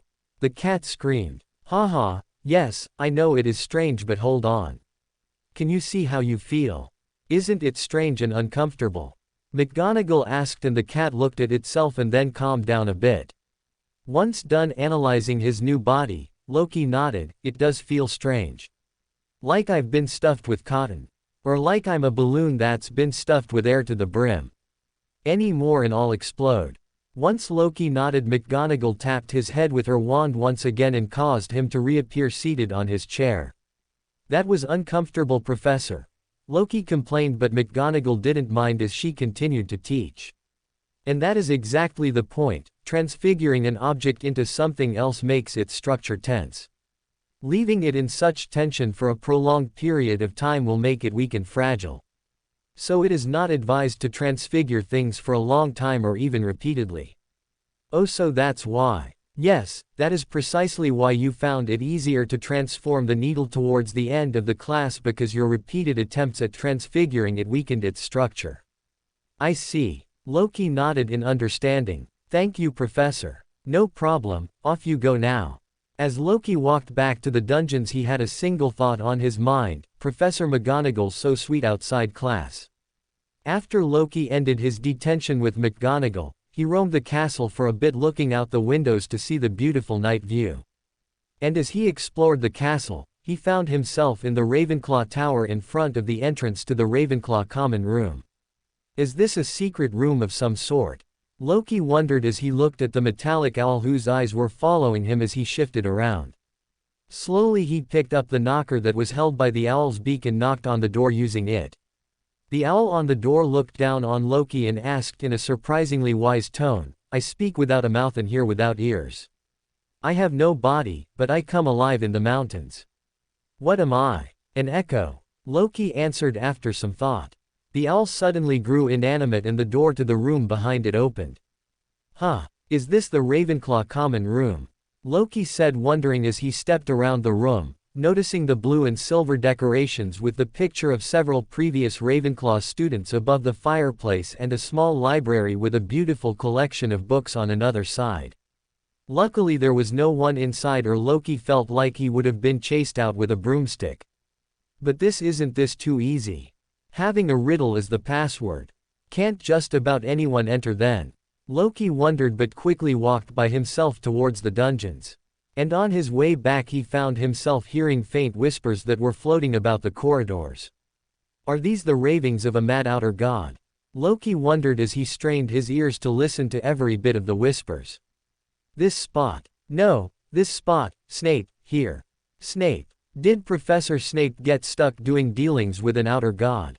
Walking towards the whispers, Loki finally noticed its source, which was clearly not an outer god whispering sweet secret knowledge to him but two redheads. It was the Weasley twins. "What are you doing here?" Loki boldly asked the Gryffindors. Both the brothers turned to look at Loki, trying their best to hide something that was in their hands by using the darkness to their advantage. Too bad for them, Loki had night vision. "I can see you're hiding something, but what are you doing?" "Don't worry, I've been called a lot of things but a snitch ain't one," Loki said with a smirk as he walked closer to the twins. "Gred, did you hear that? We have a curious ickle firsty on our hands. A Slytherin on top of that, Forge. What do you say? Do we trust him, brother?" "He said he's not a snitch, my dearest brother." "He did say that." The twins looked at each other and sharing a knowing glance and spoke to Loki. "You're not supposed to be out here during curfew. Did you get lost on your way to your bed?" "I was in detention and I could say the same about you too." "What are you doing here after curfew?" "We were preparing a prank." "A prank? Outside Snape's office? For Professor Snape? Seriously? Why? Are you thinking of snitching on us now?" "No, I have double potions tomorrow and I don't want his mood ruined when I have classes with him. Why don't I do you one better instead?" Loki explained with a shake of his head. "Better? Did he just say he has a better plan than us, Gred?" "Let's hear him out, Forge. Why don't you set up the prank in the Slytherin common room so that the Slytherin students fall victim to your prank?" The twins' eyes shined even in the darkness, but then they said, "We would love to do that, though we don't know the Slytherin password for the week." "Huh. Don't worry about that. I can tell you the password to all the houses, I know them all." "Oh. What is the Gryffindor password then?" "Caput Draconis," Loki said proudly. "Oh. And how did you learn about it?" "Someone from your house was carrying it written on a piece of paper." Loki easily gave away his secret source. The twins turned towards each other and then at Loki and said, "How do we know this is not a trap?" "Easy, I would love to see the Slytherin house get pranked, just as much as you do," Loki said with pride in his voice. "Don't you remember how they treated me at the start of the year banquet?" Loki said, walking closer to the twins so they could see his face. "We remember, don't we, Gred?" "Yes we do, Forge. It was something about inbred nobles, wasn't it?" "It was." "All right, then, let's get started," Loki said with a smile. Loki proceeded to explain to the twins how he would enter the dorm first and take away Dominic, who was waiting for him on the inside, after which they could come in after a few minutes and the dorm would be empty. But soon one of the twins had a new idea: what if we did it in all the dorms simultaneously? Wouldn't the Marauders be proud of us then, Gred? They would, Forge. Marauders. What do you mean by that? Loki asked, his ears growing to learn what his potion name was being used for. The Marauders are the previous generation of pranksters. The best ever to grace the hall of Hogwarts. Their secret names were Padfoot, Prongs, Moony and Wormtail. And we the Starlight Twins are carrying their legacy. Huh, they were pranksters. Who were these Marauders? Did they drink the Marauder potion too? And why doesn't the Black family have any records of these pranksters if they really were of an unknown pathway? In fact, how did they get the Marauder potion in the first place? And does this mean that I will be able to digest my potions if I do pranks too? I mean, part of playing a Marauder is that you raid people's homes. So leaving a gift behind for them to discover once you've raided their homes is considered okay. Well, I'll know if it helps if my potion digests further tomorrow. Yes. Fred and George replied to Loki's question. I understand. So you want the passwords to all the houses instead of just the Slytherin one? Yes, we would love it. The twins exclaimed in a low voice, making sure not to wake Snape up from his slumber inside his office. All right, the Slytherin password is Pureblood, the Ravenclaw password is Echo, but I don't know if the riddle will change, so you would be on your own for that. The Hufflepuff common room doesn't have a password, but you just have to tap the bottommost wine barrel in the rhythm of 12111. And you already know the Gryffindor password, it's Caput Draconis. Loki said with a reassuring smile. So do you guys remember all that? We remember. The twins said in excitement. Have a nice night then. Loki said and walked away towards the Slytherin common room, where he entered the room, greeted Dominic and took him away to sleep for the night. The next morning, Loki woke up with a smile on his face. Good morning, Sonny. You didn't sleep again. Squeak, squeak, squeak. Sonny was excited and squeaked as he ran around Loki's bed. Oh, you look excited. Why? Squeak, squeak, squeak. The Niffler spoke by making hand signs and pointed to its own stomach. Oh, you did it. You digested your potion? Loki asked with unhidden excitement, and the Niffler nodded with a smug smile. I didn't expect you'd finish digesting the potion before me. Good for you. Now I just need to make you a second potion and you'll advance to a sequence 8 Midnight Poet. Haha, I'd love to see you acting for that. Squeak, squeak. I know. I am planning to digest my potion too. I figured out a way to digest my potion in the castle last night. Closing his eyes, Loki measured the amount of digestion he got from helping the Weasley twins in the prank and smiled as he said, it's already at 55% already, so I should be done sooner than later. Getting ready, Loki peeked out of his room and looked around for Dominic. Why is he late? Did something happen to him? Loki only peeked out of his room since he was worried that something might happen to him if Dominic wasn't there to protect him, but as he looked around, he found Dominic standing in front of a group of Slytherin students and calming them down. No, he is not responsible for this. Dominic shouted. But he is the last person who enters the common room. If it wasn't him, then who was it? A student asked. I don't know for now. But I know it wasn't him. I saw him go to his room and sleep. So don't blame him. Dominic tried to reason again. Loki shut his door and blocked it using his trunk. Oh, it seems like I've been caught in a misunderstanding. Loki thought with a smile. I wonder what the twins did that caused the students to become so enraged. But how do I go out now? Do I just wait for Dominic? Poor guy has to bear the brunt of the crowd for something I technically participated in. But isn't he the head boy? So no problem, it is his duty to protect students from an unjust mob going around with pitchforks waiting to lynch someone. Good luck, Dominic. I will pray for you so that your efforts bear fruit.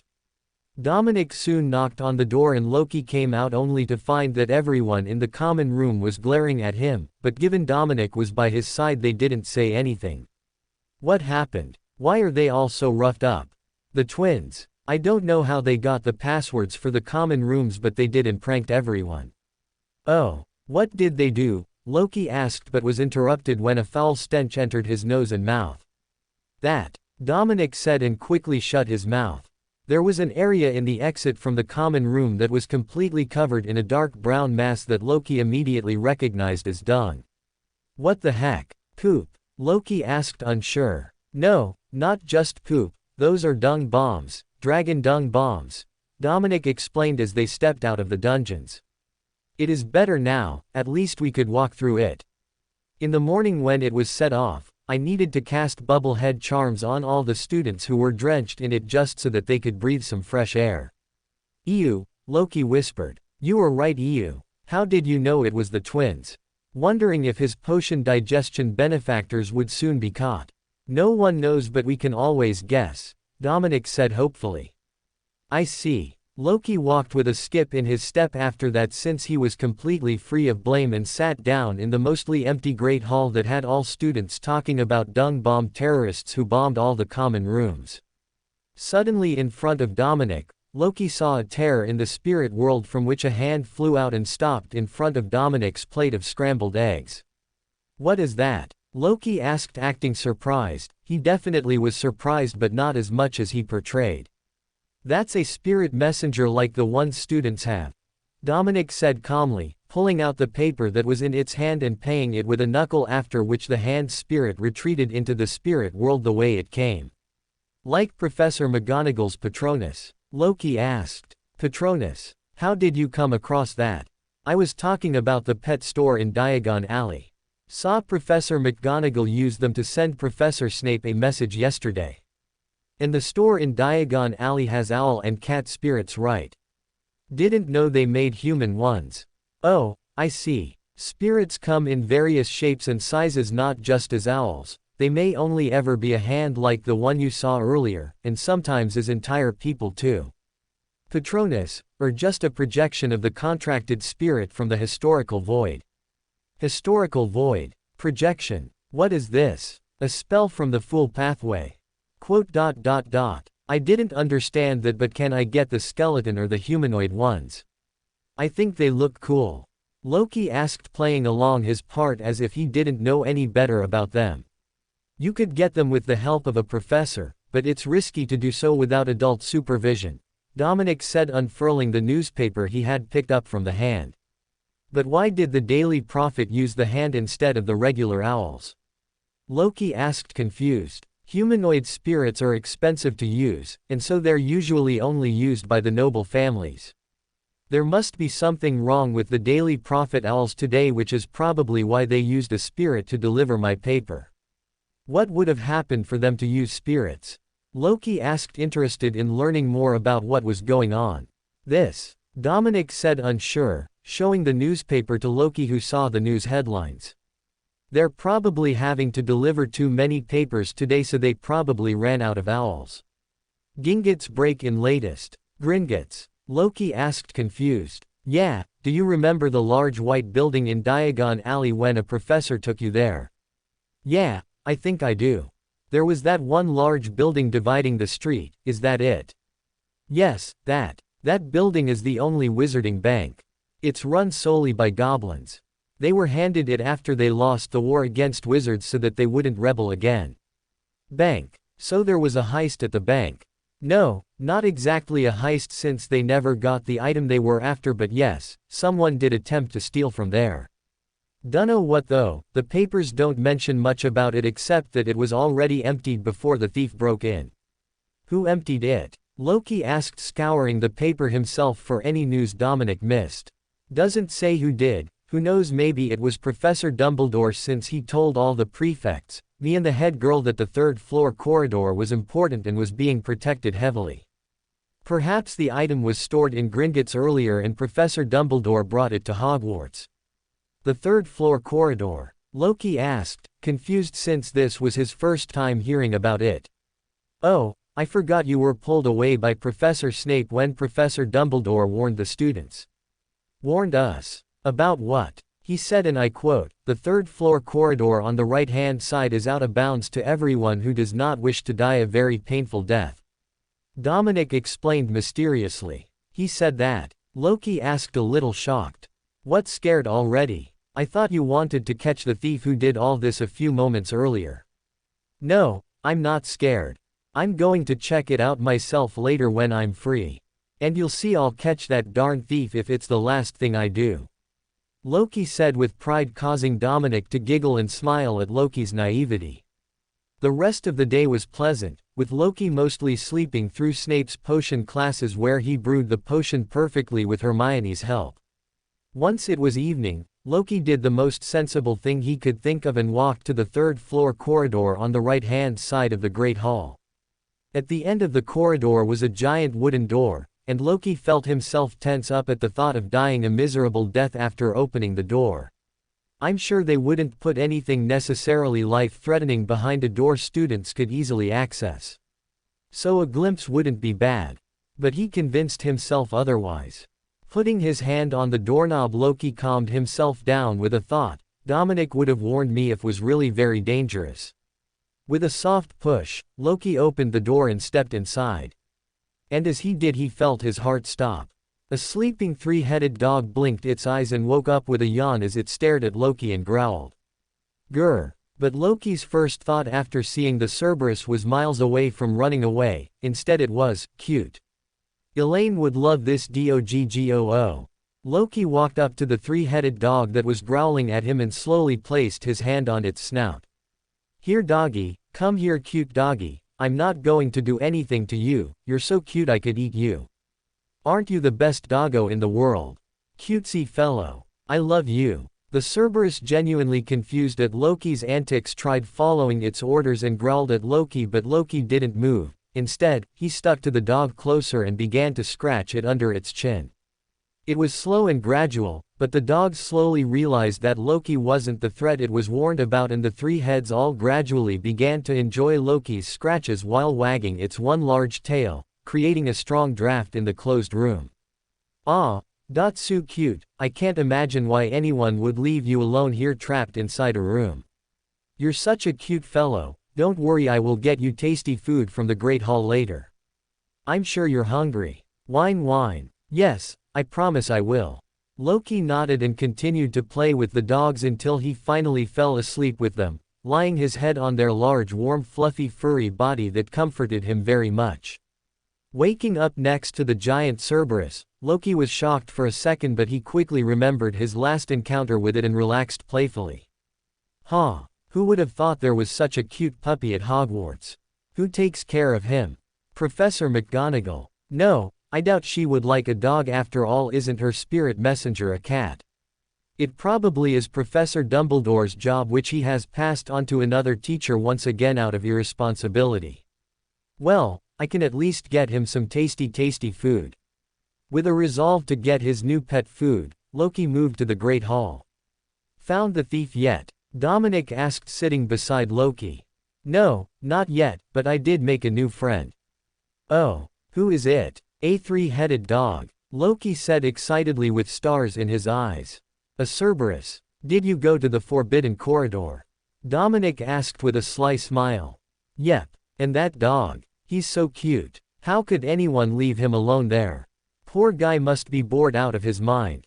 Haha, yeah, cute, not exactly the words I would use to describe him, but sure. Dominic nodded. Do you know how I can get one as a pet? No. A Cerberus is a XXXXX class animal. And is very dangerous. The only reason why one is stationed at Hogwarts is because it is protecting something. What is it protecting? Loki asked with interest. Dunno. Dominic casually shut down Loki's question. I promise I won't tell anyone. Not like I have anyone to tell about it in the first place. No, seriously, Headmaster Dumbledore didn't inform us. He just left it at the fact that something was being protected at Hogwarts. Huh, I see. Good luck with your last detention of the week, Loki. And with those parting words, Dominic left to go to the Slytherin dormitories. Sneaking some food away on a plate, Loki went first to the third floor's Forbidden Corridor and served some food to the giant pup, giving him plenty of meat and water to drink so that it wouldn't feel starved. Loki then played with the three heads, who all had different personalities once he got to know them better, for a while so that it wouldn't feel lonely, and ran around the room playing catch with the giant dog. Alright cutie, I'm going now, I will be back tomorrow. Whine whine whine. Ah, I know it's boring, but I promise I will be back tomorrow. I've got detention to attend. And aren't you the best boy? Won't you wait for me? Woof asterisk woof asterisk woof. Leaving the corridor with a happy sigh, Loki walked through the corridors, returning the Hogwarts plates to the house elves and then turning to go towards the dungeons. Knock knock. Loki knocked on Snape's office, but seeing there was no response he grew a little impatient. What's keeping you, Professor? Knock knock. Professor, if you don't respond, I'll force my way in, Loki warned. But when there was no response for another few minutes, he pulled out his wand. Alohomora, Loki chanted, causing the lock to click open and allow Loki access to Snape's office. Entering Snape's office, Loki felt a little unnerved because it was a little cold today. It felt as if something was watching him and his moves. Professor Snape, are you there? I let myself in, Loki softly shouted, his voice echoing in the empty classroom. He's not here. Huh, now that I'm in here, I might as well complete my task. There's very little left to sort after all. Opening the cupboard where Snape's ingredients were arranged neatly, Loki took stock of whatever was remaining until a thought struck him. What are the ingredients for the Sequence 8 Midnight Poet Potion here? Are they available in Snape's storage? Then I should learn about it first so I can plan a heist from Snape's storage. It'll help me digest my potion and make the Midnight Poet Potion. Two birds with one stone. Loki quickly left the office and walked to the closest washroom to enter a cubicle to perform the celestial worthy of heaven and earth ritual and slip above the gray fog where the darkness pathway blasphemy card was stored. Loki quickly picked up the blasphemy card and poured in a little bit of spirituality to turn it into a book. Flipping the pages, he landed at the Sequence 8 Midnight Poet Potion. The image was of a woman holding a pen and a book, seemingly writing something under the starry night as a soft ethereal glow shimmered in her words that turned musical and lulled passerbys who happened to hear her writings. Looking underneath the picture, Loki saw the ingredients for making the Midnight Poet Potion. The two main ingredients of the potion were a drop of blood of a Diricrol and 100 drops of Lethe River water, while the auxiliary ingredients were the same as the list from before. So I only need to find two ingredients. I doubt Snape has the blood of a Diricrol, or even if he has it, it isn't stored in the area where I've been sorting and storing ingredients. So I'll need to get it from somewhere else. But I'm sure I've seen a flask full of Lethe River water in the collection before. And I just need 100 drops of it. Exiting from above the gray fog with but a thought, Loki walked out of the washroom cubicle and washed his hands. Walking out of the washroom, though, caused him to bump into two people who pushed him back into the washroom. Fred, George, Loki said as he recognized them. Oh, it seems we meet again, Loki. How do you do? Fred asked. I'm fine, but why are you running like someone's on your tail to murder you? Something like that, George said. Oh, did you two prank Professor Snape? Loki asked with a half-knowing look. Oh Gred, it seems that we've been found out. Yes, it does, Forge. Why did you prank him? Loki asked, connecting the dots and understanding why Snape wasn't in his office when Loki had left. He was being a git in the potions class. Someone had to put him in his place so that he'd stop doing it. I understand. Loki nodded, since Snape in his class spent half the time either annoying Harry or praising Malfoy to death. By the way, do you guys have any idea which professor might be taking care of the puppy in the Forbidden Corridor? Loki asked randomly. Oh, and how do you think we know? Well, you aren't denying it, are you? And given how daring you were yesterday and today with trying to prank Snape, I can't believe you've not visited the Forbidden Corridor already. The Ickelfirsty has some brains, brother. He does. It's not a professor. Fred explained. Not a professor at all. George echoed. Not a professor, huh? Is it Filch? No, but he's a cat person, not a dog person, so who? Loki threw out his guesses. It's Hagrid. He's not a professor but the keeper of keys and grounds at Hogwarts. Hagrid, Loki thought, but then his memory threw up an image of recognition. You mean that really tall person on the teacher's table? Loki asked, surprised. Yes, him. The twins congruently agreed. I see, I should have guessed, since that actually makes quite a bit of sense. Thank you for letting me know. Loki nodded. Good luck with your adventures, Ickelfirsty, the Weasley twins said, and ran out of the washroom to go elsewhere. Loki shook his head and made his way towards Snape's office.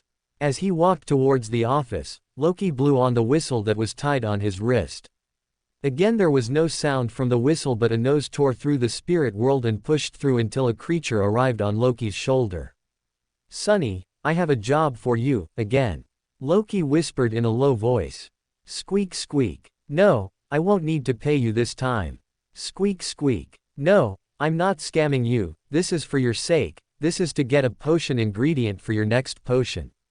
Squeak squeak. "Good, now hide in my sleeves, and when I distract Professor Snape you sneak into the cupboard where all the ingredients are kept and steal 100 drops of Lethe River water. It's a blue color liquid and I'll give you the exact location as I'm leaving."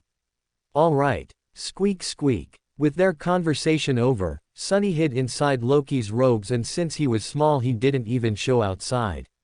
Knock knock. "Professor Snape, are you in there? Come in." Loki heard a cold voice. As soon as Loki stepped inside, he no longer felt the strange sensation of being watched as he did before when Snape wasn't in the office. "Did you come in earlier, Mr. Loki?" Snape asked, watching Loki closely. Damn, how did he know? Did he notice with the help of whatever thing was keeping watch in the office? But then Loki remembered the door behind him and then it struck him, oh. I didn't lock the office after I unlocked it while he was away. Yes, Professor. I thought something might have happened to you so I broke into your office. I thought to continue sorting the ingredients but then I needed to use the washroom real quick so I left. Loki said using half-truths. Snape's eyes seemed to peer into Loki's own as he stood there for a few seconds, but in the end, Snape broke eye contact and looked away. Do not enter my office when I'm not here, Mr. Loki, Snape warned. I promise I will not enter your office recklessly, Professor, Loki said and moved to the barrel in the corner of the room where the remaining ingredients that needed to be sorted were stored. Realizing he had been holding his breath all this time, Loki exhaled and took a deep breath in, and only then did he smell the poopy smell of the dung bombs that had been launched on Snape. Loki almost gagged but held it in as he asked Snape a question with a strained smile. Professor, did the Weasley twins get you? Snape looked at Loki with a sharp expression and then without answering vanished into his office, perhaps to take a bath or magically get rid of the smell that had overtaken him. Thank you, twins. I can't believe my luck. Now I can freely sweet. Loki stopped his plans to steal midway when he felt the same chilling sensation from earlier that had reminded him that he was on someone's radar. Bringing the barrel over to his table using the levitation charm, Loki began to sort through the ingredients and place them in their proper place in the cupboard. And as he did, he took note of the position of the Lethe River water flask and whispered it to Sonny. I don't think I'm going to get a better chance to steal. I'm sure if I can distract whatever is watching us, Sonny will be able to steal from the flask. But just as he was about to let Sonny out to steal for him, Snape entered the office smelling heavily of lavender, and with him entering, the feeling of being watched vanished once again.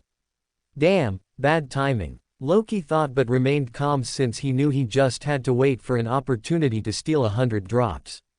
You smell much better, Professor, Loki said with a smile that caused the nerves on Snape's forehead to twitch in anger.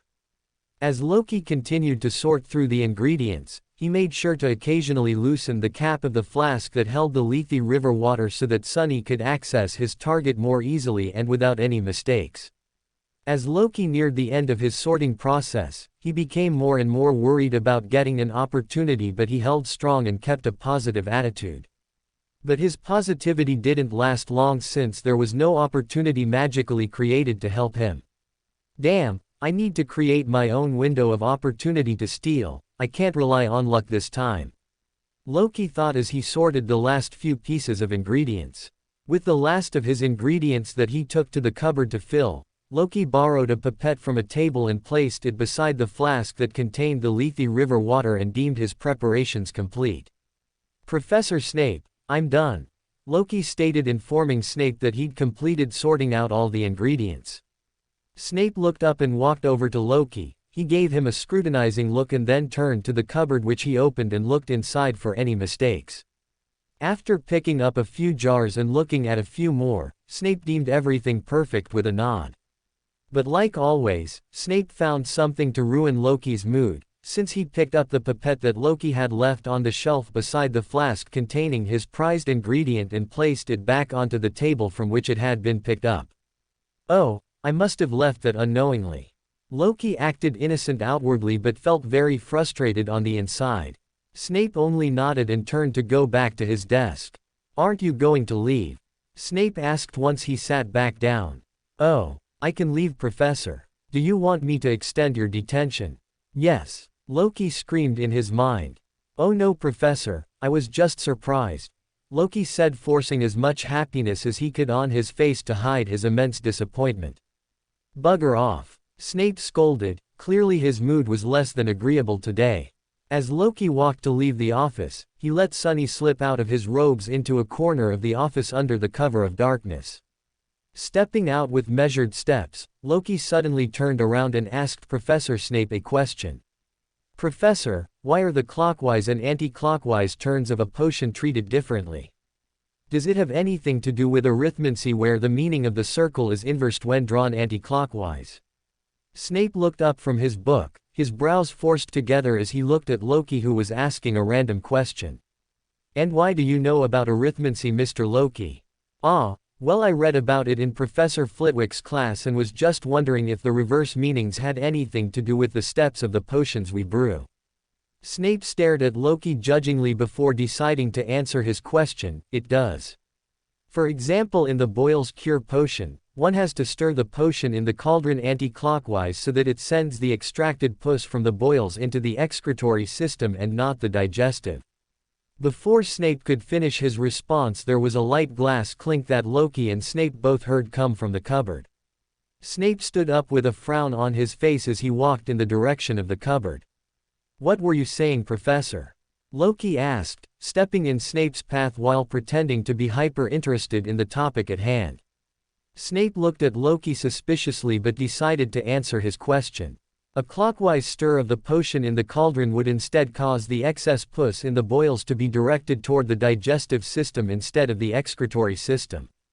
After Snape finished explaining, Loki bowed deeply and said, "Thank you, Professor. That was truly enlightening." And after straightening his back, Loki said a light, "Good night, Professor," and walked away from the office.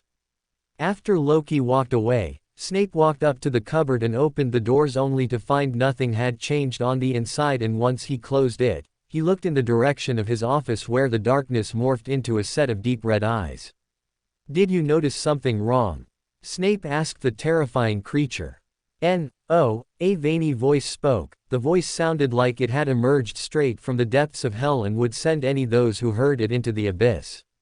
Meanwhile, in the distance, Loki clicked his feet together as he pulled out a small vial from his pocket, attached to which was a Niffler who was looking at him with smug eyes expecting praise. "Good job, Sonny." Squeak squeak. Now that I have one part of the main ingredients, I only need the other. Would Hagrid help me get it? Loki wondered, since he remembered the man offering to help him in the police station all those months ago. I remember him saying something about Nocturne Alley. "What do you think, little guy?" Loki asked Sonny while scratching him behind his ear. Squeak squeak. "No, we can't steal that ingredient. I don't even know where it is sold." Squeak squeak. "Yeah, it doesn't hurt to ask him about it. We'll do it tomorrow," Loki said and pulled the sheets over himself, sleeping while the Niffler stayed up to guard him and keep an eye on Elaine in the two-way mirror. Waking up the next morning, Loki found himself exiting the common room with Dominic at about the same time as he usually did, so he didn't get any extra sleep. "Why did you wake me up so early even today?" Loki asked Dominic with an accusing tone.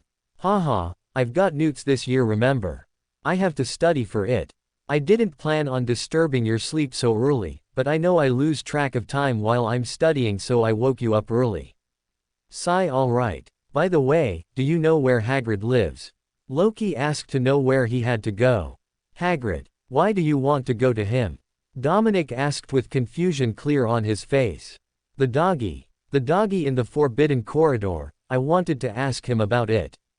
"The dog, you mean the Cerberus?" Dominic asked with an incredulous expression. Ha. Given your excitement about an XXXXX class creature, you'll surely get along. He lives in the stone hut at the edge of the castle in the beginning of the school grounds.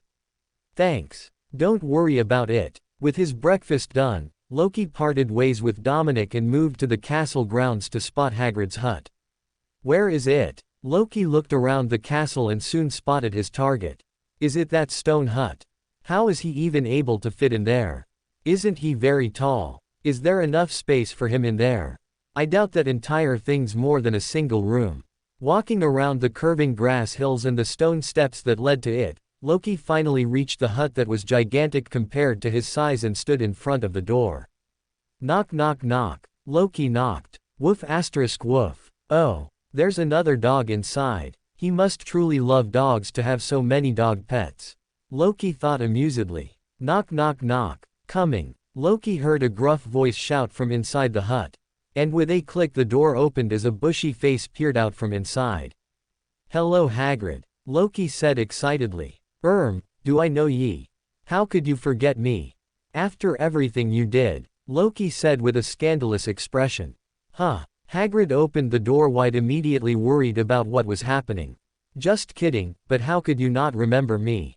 You saved me in the police station, remember? You set fur. Before Loki could complete the rest of the sentence, he found a large hand covering his face and dragging him into the hut, after which the door was closed. Don't say it out loud. Hagrid whispered worriedly. Haha, so you do remember me. Loki said with a happy smile on his face. You look very different. Did you grow bigger? Yes, a little. But why aren't I allowed to speak about it? Loki asked, confused. Since I'm not supposed to use magic, especially not in front of muggles. Huh, care to tell me why? Don't worry about it. Why are you here anyway? Hagrid asked, trying to divert the conversation. I heard you own the cute fluffy doggy in the Forbidden Corridor. Fluffy. Yes, he's so cute and fluffy. Loki explained, misunderstanding Hagrid. Oh, that he is, but his name is Fluffy too. Hagrid smiled and explained. Oh, but is he not uncomfortable over there? In such a small and tight room? Sitting all day? Loki asked with worry. A little, but I can't do much about it, you see, Headmaster Dumbledore's orders. HMPF. Then he's a cruel and irresponsible headmaster if I've ever seen one. Loki complained, folding his hand and standing with a huff. Haha, you've gotten the wrong impression about him, but why don't you come back later? I've got to go to the forest now, you see. Forest? Isn't that dangerous? Loki asked with wide eyes. Yes, but I need to check how everyone in there is doing. Need to tend to the unicorns too, the young'uns often get hurt while playing. Unicorns? Loki asked excitedly. There are unicorns in the Forbidden Forest. Huh, yay, there's all sorts of stuff in there, bowtruckles, unicorns, demiguise, diricrolls, and lot more that the Ministry considers dangerous too, like acromantula, though I think they're harmless little spiders. With each word that Hagrid spoke, Loki found his eyes widening with excitement, and holding his breath as if it were a dream, Loki said in a high-pitched voice, Can I come with? Hagrid looked a bit confused, wondering how to leave Loki behind, but after seeing Loki's excited face he asked, Don't you have homework to do? No, I'm done with it all.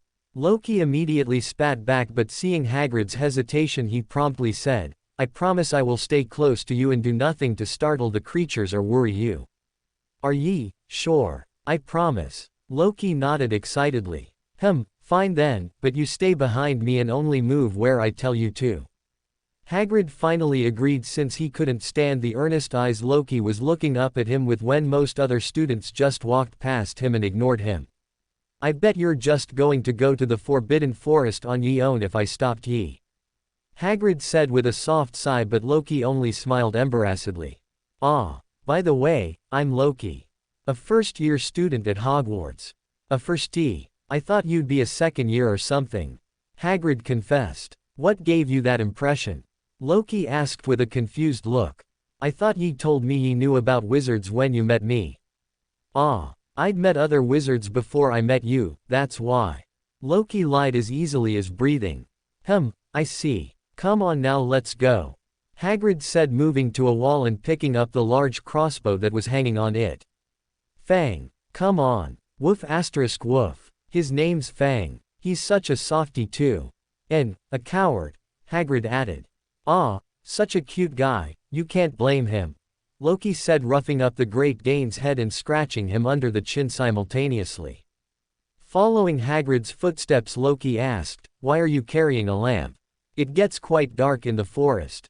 Even during the day. Yee, even during the day, Hagrid said as he continued walking down the trail while carrying a large hay bale in one hand over his shoulder and a stick with a lantern attached to its end in his other hand. His crossbow hung with a long rope on his waist. As Loki stepped into the forest, he began to see various magical animals all rushing about, either moving into their homes or sometimes burrowing right where they stood. Yee, see those green grass stalk-like figures moving around on the trees? Yes. Loki nodded, since although they were almost invisible because of how well they blended in with the trees, Loki's night vision plus the lamp in Hagrid's hand allowed him to clearly see the little creatures. Bowtruckles. That's what they're called. They only come out when someone familiar to them shows up, or when you have honey, that's their favorite. Are they hiding from me then?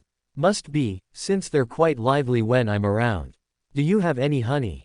Loki asked, wondering if he could make friends with such fantastic creatures. I wonder what'll happen if one of them drinks a Beander potion. Is Hagrid a Beander too, by the way? He should be, right? Not right now, but I'll bring some next time. What does a Dirical look like? Loki asked Hagrid, since he needed a drop of blood from the creature, and Hagrid said they lived in the forest earlier. They're little birds, don't wander away from their nests usually, and have a great sense of danger precognition that allows them to teleport away when they sense something wrong. Have you ever seen one? I have, seen the birthing of a new one just a few days ago. Another one's about to hatch today. We could visit it when we return from the unicorn's home. Sure. Loki nodded, wondering if he could get the Dirical's blood somehow. As they walked deeper into the forest, Hagrid pointed out several creatures for Loki to see, from mundane ones like rabbits and snakes to magical ones like Dugbog. A Dugbog is an alligator-like creature that looks like a dead log while it is stationary, since it has groups of mushrooms growing on top of it which it uses to attract other animals in the pond to prey on. Hearing the clear neighing of horses in the distance, Loki soon realized where they had arrived. Are we here? Yay, they're just over this hill. Climbing a little hill that looked like a hobbit hut, Loki was finally able to see what Hagrid could. An open field with loads of what appeared to be white horses that had a horn poking out their head, grazing or playing, became visible. It seemed like the first neigh that Loki and Hagrid heard was a call to warn the other unicorns that someone else was coming into their territory, which caused all the white unicorns to look up in warning while the golden ones mindlessly pranced about behind them. Seeing Hagrid though, a unicorn close by gave out a short neigh which allowed all the others to relax and slowly begin moving towards him. As the unicorns came close enough, they bowed in Hagrid's direction, but once they noticed Loki, they slowly walked up to him and began to smell him, while the other older horses began to eat the large hay bales that looked comically small like cardboard boxes from Hagrid's shoulders. Loki stood still, since Hagrid hadn't allowed him to interact with the unicorn yet and allowed the fancy horses to do whatever they were doing.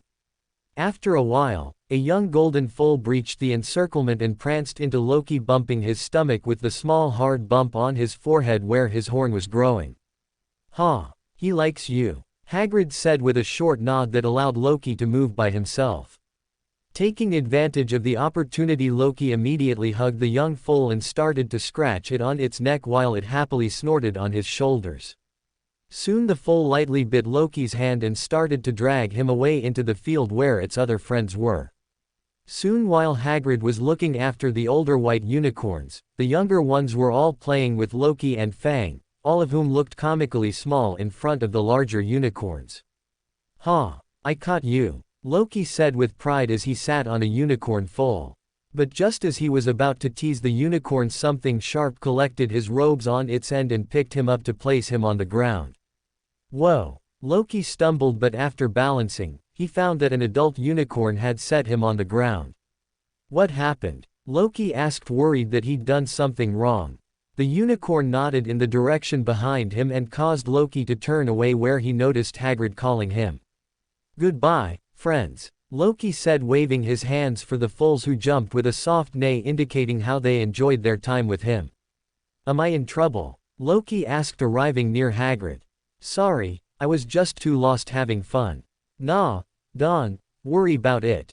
Let's go, we've to leave if you want to catch the Dirical hatching," Hagrid said with a soft smile. Stepping through the forest with Hagrid once again, Loki found himself reminiscing the time he spent with the foals. "You're missing the unicorns." "Yeah, a bit. Everyone does. Unicorns have the ability to calm the souls of those present by they side, so once you move away, your body misses them." "I didn't know that," Loki exclaimed, surprised at the new information. "Not many know. Even their blood protects you from curses. But gathering blood from a unicorn by force curses the person using it, so it's quite hard to come across some of it. Not even I'm allowed to harvest their blood." Speaking to each other the rest of the way about magical animals, Loki and Hagrid finally arrived under a tree. "Oh, it's hatching already," Hagrid said as he spotted the nest and the two little Diricals who were protecting the eggs. "I can't see," Loki complained since he was a lot shorter than Hagrid. Hagrid quickly picked Loki with one hand and put him on his shoulder. "Betty." "Yeah," Loki exclaimed softly and watched the small blue egg hatching. A small black beak first poked through the hard shell and then it slowly crumpled under the repeated assaults of the chick inside. The two Diricals that had their guards raised against Loki and Hagrid soon relaxed when they saw the two doing nothing but watching. The egg slowly broke down and by the end only a small, little ugly, featherless, covered in some blood, chick remained. "Chirp chirp. Asterisk hure hure." The chick tweeted and its mother calmly cleaned it up by plucking away any bits and pieces of the shell that remained stuck to its body. Through the celebrations, Loki calmly extended his hand and smoothly postured his fingers to steal a few pieces of the blood-covered shell and retreated before anyone realized what had happened. Hagrid and Loki left the forest after that, and once they reached Hagrid's hut, Loki exclaimed, "That was the best trip ever. You've got to allow me to go on more of those, Hagrid." "Haha. Fine, I'll let you know when I go to the Forbidden Forest the next time on." Hagrid nodded and patted Loki's shoulder, almost dislocating it. "Thank you. Truly." With a short thanks, Loki left back to go to the castle, where once inside Loki immediately rushed to a washroom, found himself a cubicle and performed a sacrifice ritual to himself. What he sacrificed this time was not money or even gems like he usually did, but pieces of an eggshell. They were precious pieces since they held the drop of blood of a newborn Dirical. "Got it," Loki whispered as he stared at the drop of blood on the piece of shell on his table. "I guess Sunny can become a midnight poet now. Raising his sequence is important for me too," Loki thought as he looked at the ritual required for him to become a sequence 5 dream stealer. Appearing in the dream of 1,000 people at once. This is going to be complicated. Well, at least I have some time to work on it. Leaving the Saphira castle, Loki began to wonder about his trip into the Forbidden Forest with Hagrid. "I should go visit the unicorns next time too, and I should also take some honey so that I can make a bowtruckle friend, they were so cute." As Loki entered the Great Hall for lunch, he spotted Dominic and went to sit by his side. "You look happier," Dominic asked Loki since he was humming and smiling even while eating. "Have you ever met a unicorn?" "No, right. But I did," Loki explained happily. "Haha, sorry to burst your bubble, but I've met unicorns too. Have you ever met a dragon?" "I've seen one in person too." "Waaa." Loki's mouth hung open as he realized that dragons were a thing in this world. "Seriously?" Loki asked in a hushed whisper. "Yes, seriously. I've seen an Antipodean opal eye. They're called the royal breed because of how beautiful they look." Dominic whispered back. "Wah. Now I'm jealous," Loki said and wondered when he'd find and see an Antipodean opal eye. "What was it like being in front of a dragon?" Loki asked. "They're magnificent creatures. Though it is a bit of a shame that in dragon sanctuaries they are always kept under sedation and are rarely ever let to fly freely lest a muggle spots them." "What? That's cruel." Loki tried to reason, but Dominic shook his head. Not very. Can you imagine what would happen if word got out among the muggles that dragons are still alive and by extension wizards? There'd be mass chaos and panic everywhere. Loki looked unconvinced because he could immediately think of a solution. Why don't they use areas extended with the undetectable extension charms and create unimpeded sanctuaries for the dragons? Now that you mention it, that would help, but I'm sure someone has already tried and there must be a reason why it isn't used. Or a great scary spectator can use the dragons to do something and everyone wants to prevent that from happening. Seeing how the conversation would go nowhere from there, Loki skipped the topic and asked something else instead. Can you recommend me a book about magical creatures? Fantastic beasts and where to find them, that's on the list, isn't it? Have you looked at it? It's a great book. I haven't looked into it yet since it didn't interest me earlier, but now that you mention it, there was a book like that, wasn't there? For which class is it though? Loki asked since none of his current classes had used the book. Typically it is used for the care of magical creatures classes from the 3rd year, but sometimes the defense against the dark arts professor uses it too. No wonder I didn't know about it. I haven't been going to that godforsaken class. You hate Professor Quirrell, don't you? Dominic said with a smile. How are you people even sitting in his class? He just keeps reading the textbook with all his stutters. And that smell of garlic. Ew. Haha. It's always been like this for us. What do you mean? Do you know about the curse? Curse? Which curse? The curse on the defense against dark arts professor position. There's a curse on it. Yes, each professor we've had for the position of the defense against the dark arts has met an unfortunate end by the end of the year. So all the students theorize that Headmaster Dumbledore picks bad teachers on purpose. Even if that isn't true, can you imagine how many people would want to apply to start work on a cursed position that has claimed several lives already? All I see is Headmaster Dumbledore hasn't paid people enough to rid them of the fear of the curse. He's being stingy. Like always. And isn't he supposed to be the greatest wizard of all time, or like the second coming of Merlin or something? Then why hasn't he gotten rid of the curse yet? True, could be possible. HMPF. I'm always right with conspiracy theories. Loki said with a proud expression. Have a pleasant weekend, Loki. Dominic said and left the table to probably go read some more, while Loki spent the rest of the day improving his control over spirituality, by etching a variety of shapes on pieces of paper. I can still only make a triangle with small dots on the paper. This is hard. But at least I can see myself improving, even if it is at an extremely slow pace. Once Loki had dinner, he set off towards Snape's office, where he was excited about the new work he would probably be assigned today. Sorting ingredients for a week straight has been annoying. I hope I get something else, maybe help the professor in making some strange potion. After soft knocks, Loki walked into the office when Snape asked him to enter. Entering the office, Loki immediately spotted Snape using his ladle to fill small glass bottles with a thick red liquid potion that looked as red as blood, or like liquid ruby. What is this, Professor? Loki asked while Snape was calmly handling the potion. Snape ignored Loki as usual and asked him a question instead. What phase of the moon is it today, Loki? I didn't see the moon outside, so is it new moon or somewhere close to it? Snape looked up from his potion a little surprised, but then he continued asking Loki questions. What is the significance of a new moon in arithmancy? New moon would correspond to a 0, but I don't know which one it is, the normal meaning or the reverse meaning. Perhaps the full moon is the normal meaning of divinity and purity, but wait a second. I remember reading about werewolves and how they correspond to the full moon, so the new moon is about divinity and purity. Snape said nothing, so Loki assumed he was right. Stopper these bottles, Snape said calmly, and Loki picked up corks from a bin where they were gathered and began to stopper the bottles filled with the red potion liquid. Time passed in silence, with Snape filling bottles and Loki placing corks in them, as slowly Loki found himself studying the ingredients that had been left on the table, ingredients that Snape hadn't fully used. Wormwood, bubotuber pus, the liver of some animal, Dittany, and the tail hair of some creature. Loki mumbled. Are you making a healing potion? Loki threw out his best guess as Snape filled the last bottle. Pulling out a watch and looking at it, Snape noticed the time was 10 past 10. You have 20 minutes to make a batch of healing potions, Snape said, stepping away from the cauldron. Wah! Before Loki could even finish his question, Snape vanished behind the door deep into his office, leaving behind a befuddled Loki.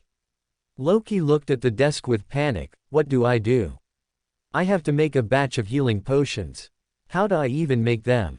What's the recipe I have to follow? Calm down, Loki, calm down. Taking deep breaths, Loki stabilized his mind and forced his body to calm down as he scanned the ingredients on the table. Wormwood, bubotuber pus, the liver of some animal, dittany and the tail hair of some creature, all of them are powerful body-altering agents. Wormwood is a hallucinogenic plant, bubotuber pus is good to cleanse the cells, the liver probably gives diarrhea whose strength depends on which creature it was pulled out from, while the dittany heals wounds and the tail hair looks like it's from a unicorn, so it's meant to be a sanitizing agent. But how much of each goes into the potion? And how do I use them? Alright, let's think. Professor Snape made around 20 bottles of the potion, so that means he used about 20 bottles of bubotuber pus because it is the only liquid in all of this. While he probably used very little dittany because it is very potent, something like 5 stalks with 4 leaves each should do to heal a grave injury too.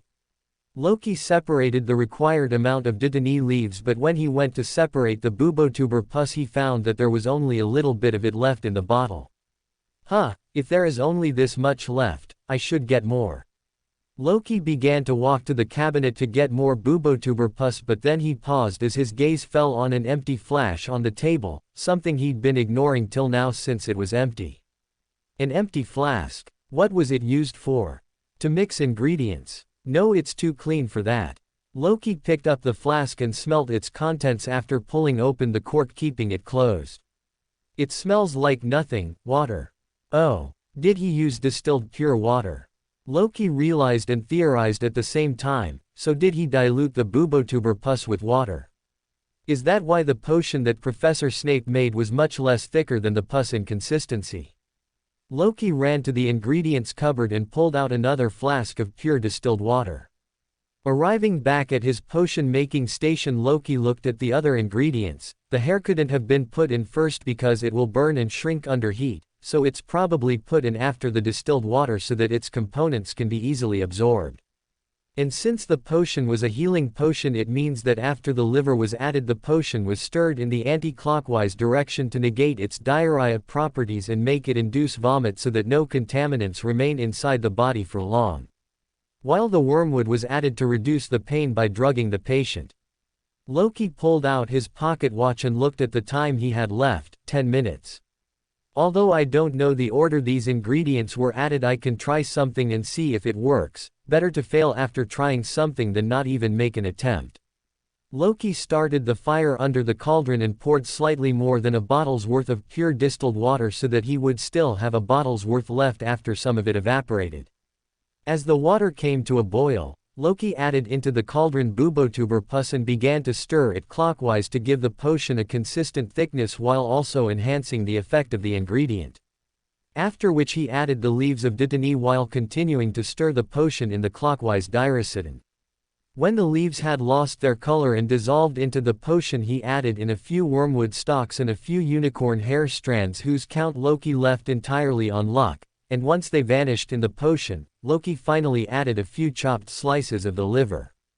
After he added liver, Loki began to stir the ingredients counterclockwise so that the liver would reverse its effects.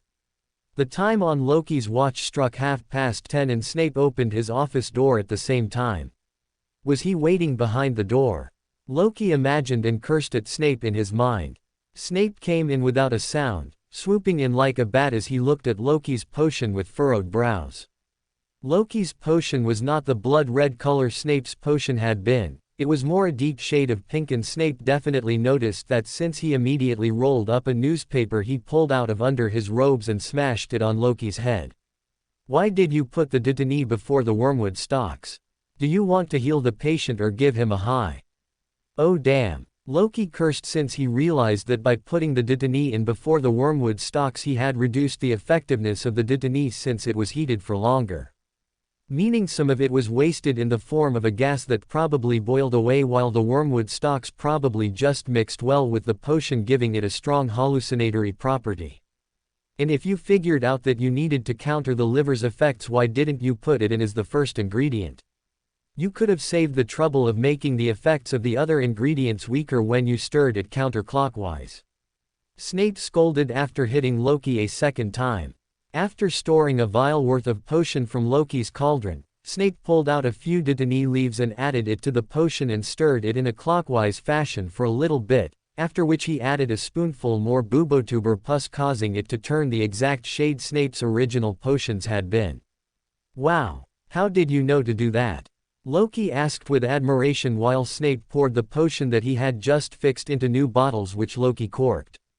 HMPF. And Snape ignored him as he usually did while handing over the vial filled with Loki's potion and asked him a question. "Do you know the levitation charm?" "Yes." Loki nodded. "Then carry all these to the hospital wing."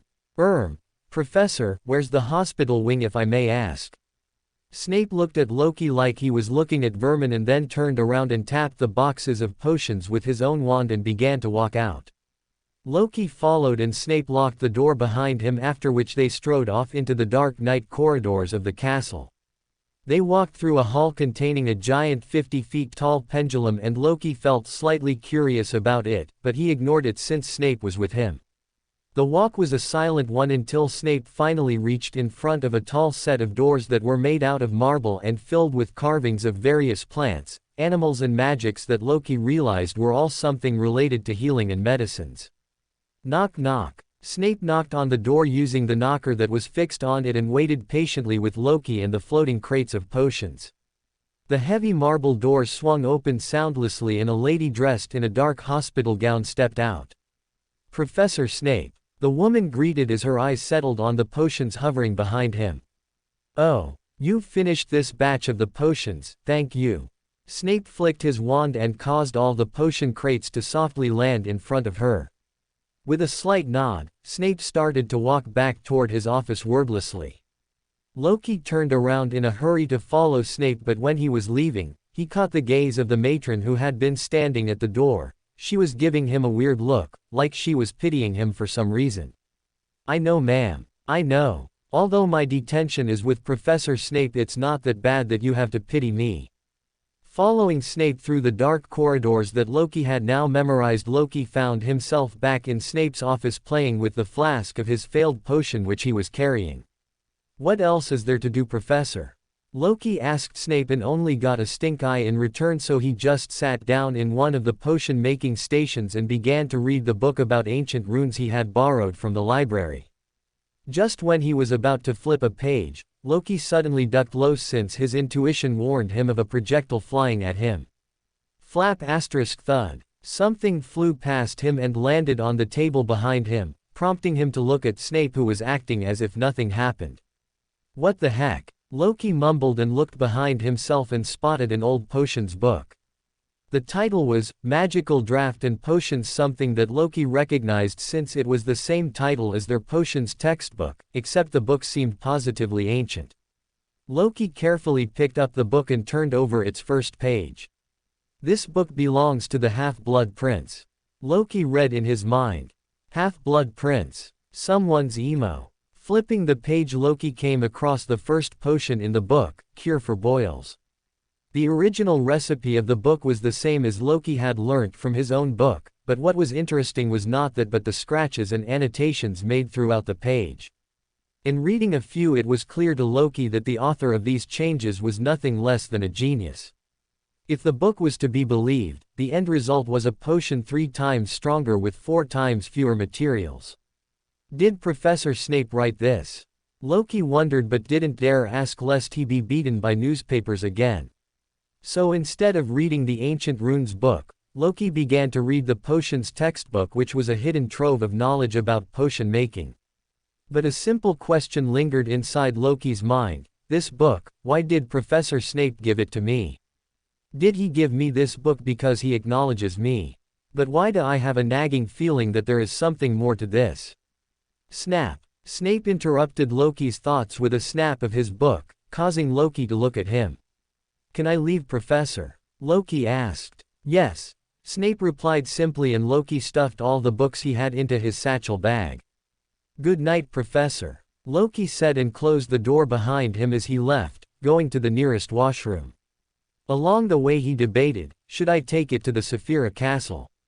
No, if Professor Snape tries to divine about it and finds out that he can't notice anything, then I won't be able to create a cover story. It is better I bring the ring out, and since it has been in the Saphira Castle for so long, it should have been tainted by the grey fog enough that Mr. A shouldn't be able to divine anything about it. Setting up a bestowment ritual targeted to himself and taking 4 steps counterclockwise, Loki entered the realm above the grey fog to respond to his ritual. But before he responded to the ritual, he picked up the ruby ring that had been lying in the Saphira Castle and threatened it using the grey fog. I will give you food soon, until then help me out. The ring vibrated non-cooperatively, but Loki knew just what it needed. Do it or else forget about ever seeing a living thing again. I will drop you into the Black Lake and you'll remain stuck there for an eternity. Possibly even becoming kraken poop if your luck is terrible. Whine, whine, whine. Good boy. Don't worry, I promise you that you will get your food soon. Whine, whine. Loki then threw the ruby ring on the star pulsating with crimson light, his own bestowment prayer. Leaving the Saphira Castle, Loki put on the ring immediately to use the soul of the mystery prior who was trapped inside it and entered cogitation to perform a dream divination. Why did Professor Snape give me this book? Why did Professor Snape give me this book? Why did Professor Snape give me this book? Why did Professor Snape give me this book? Why did Professor Snape give me this book? Why did Professor Snape give me this book? Why did Professor Snape give me this book? Loki closed his eyes and relaxed as he let his astral body come in contact with the spirit world so that he could gain information. His vision shifted from darkness to black and slowly stabilized as he noticed he was looking at Professor Snape sitting on a desk in the dungeons. Professor Snape was holding the book and ruminating about something. It was the Half-Blood Prince book. Loki tried to find anything in the vision that would lead him to understand why Snape decided to entrust this to him, but nothing seemed to particularly stand out as the reason for the gift. He gave it to me because I'm his favorite student. It was only after a whole minute ticked by that Loki found Snape opening the book and taking out a piece of paper. Loki quickly scanned through what was written on the paper and immediately fell into a shocked silence. The vision was disrupted, and before he could do anything, he found himself back in the cubicle in the washroom. He was intending to turn me into a Beander of the Moon Pathway. That explains a lot. He could be a Sequence 6 potions master. So he's actually a vampire. But he's still dangerous. He's of the Moon Pathway. I can't under any circumstance go into the Moon Pathway. Although I don't know if it is corrupted by her, in this world, it's better I don't take the risk. Loki flipped through the book just to be sure, but once he didn't find the paper that Snape was holding, he felt a little relaxed. At least he's not in a hurry to convert me yet. Loki set up a quick sacrificial ritual for himself and quickly stored away the discount bin version of Creeping Hunger and cleared everything up so that there wouldn't be any traces of the ritual he'd just done. He walked the rest of the way to his dorm in silence, pondering about the things that were happening around him. The Beander world, I still haven't really come in contact with it. How do I naturally come in contact with it? Will some professor tell me about it when they think I will do good in it? Didn't Aunt Cassandra say something about students going on missions in the 4th year? So that's when it's revealed to them. Confusing. It was the next day and Loki was taking a little break from his spirituality-controlled training while roaming around the castle to explore it to its fullest. If the castle is alive, can't I see its status using my spirit vision? Loki wondered and traced a circle on his thumb finger with his index finger 3 times and entered spirit vision. Looking around the castle, Loki found nothing of note. The colors were all deeper and had become more contrasted, but there was nothing else, according to his spirit vision. That castle was dead. How could the castle even be alive in the first place? How did Professor McGonagall find out about it in the first place? Does it have anything to do with the Sorting Hat telling me that I need to be in Slytherin? Tracing along the corridors, Loki finally entered the huge tower filled with moving marble staircases that Loki had heard about throughout his week. He hadn't seen the moving marble staircases yet since Dominic always used shortcuts and hidden passages while moving, so Loki was excited to see the famed staircase. A few students were running about, jumping over the odd staircase that Loki realized was defective when a first year forgot to jump over it and had his leg go through the stair and become stuck in it. The stairs looked to be moving around randomly, but Loki could see how there was intent behind each motion. The stairs always prepared themselves to catch any students that were arriving through the doors and dropped them in a spot closer to their destination, pranking the odd student that failed to pay attention to its intricacies. The colors in Loki's spirit vision didn't indicate the stairs were alive, but Loki felt he could see how such a thing might make the people believe the castle was alive. What a weird castle. Stepping on the set of stairs that had arrived in front of him, Loki let the stairs decide his destination and remained standing at its end. The stairs spun around in a spiral, climbing higher with each circle, floating higher until it arrived on the 7th floor. Huh, what's here? Loki wondered. Stepping out into the corridor, Loki turned around and thanked the stairs for letting him arrive here. I don't know why you wanted me to come here, but thank you anyway. And the stairs left without responding, going to catch the next student. The corridor had no doors in it, so Loki walked toward the largest window on the wall. There was a strange painting of a man teaching trolls how to perform a ballet while having dressed them appropriately with pink tutu and shoes. There were exactly 4 trolls being taught to dance. Huh, funny but strange. Who would need to teach trolls how to dance? It could be some sort of ritual for becoming a demigod or something. Stepping closer to the window, Loki's eyes adjusted to the light outside and soon he was privy to the most fantastic view in all of Hogwarts. The Forbidden Forest, on the left, expanded off into the horizon and its dense cover left its undergrowth hidden. There were plenty of bird noises skipping along, while a few even peeked their head through the upper layers. The Black Lake was visible in the distance to the right, and its waters remained as opaque as they had been when Loki sat beside them. Not even the large giant squid was visible in the distance until some of its tentacles broke the surface occasionally. Nice view. I'd like to sit here and have tea if possible. Spending a little bit of time there, Loki walked back to the stairs and waited for one of them to come up to him so that he could leave, but for some reason, the stairs didn't want to move toward him. Huh, why aren't the stairs coming up? It was only after a full 5 minutes of waiting that the stairs finally acknowledged Loki's presence and moved to help him come down. Finally, I thought I'd be stuck here for the rest of the day. Walking back down, Loki went to his usual spot near the Black Lake where he sat down and started to study the ancient runes book that he had borrowed from the library. After a while, when he got bored of studying, he walked to the Forbidden Forest and began to collect the remaining ingredients for Sunny's advancement potion. Now all I need is rose oil. I can take it from Snape's cupboard in class on Monday. What do you think, little guy? Squeak, squeak, squeak. You know it is annoying to have to translate what you speak each time, right? When will you gain the ability to speak? Susie gained it immediately after she drank the spectator potion. Squeak, squeak, squeak. What? You want to meet Susie? Why? And you can't meet her, she's not real. Squeak, squeak, squeak. What do you mean you knew she wasn't real and you're not going to speak? Loki and Sunny argued on their way back to the castle when Sunny was forced to leave since Loki did not want to show anyone that Sunny existed yet. After Loki walked back, he ate dinner and went to Snape's office where he brewed the entire batch of healing potions himself, with Snape supervising him and smacking him on the head if he made any mistakes. This time he had to walk to the matron himself, and he did since he was currently waiting after knocking on the marble door. Madame Pomfrey, you have a delivery, Loki shouted. The doors opened and Madame Pomfrey looked at Loki before focusing on the crate of potions behind him. Oh, did you brew this batch, dear?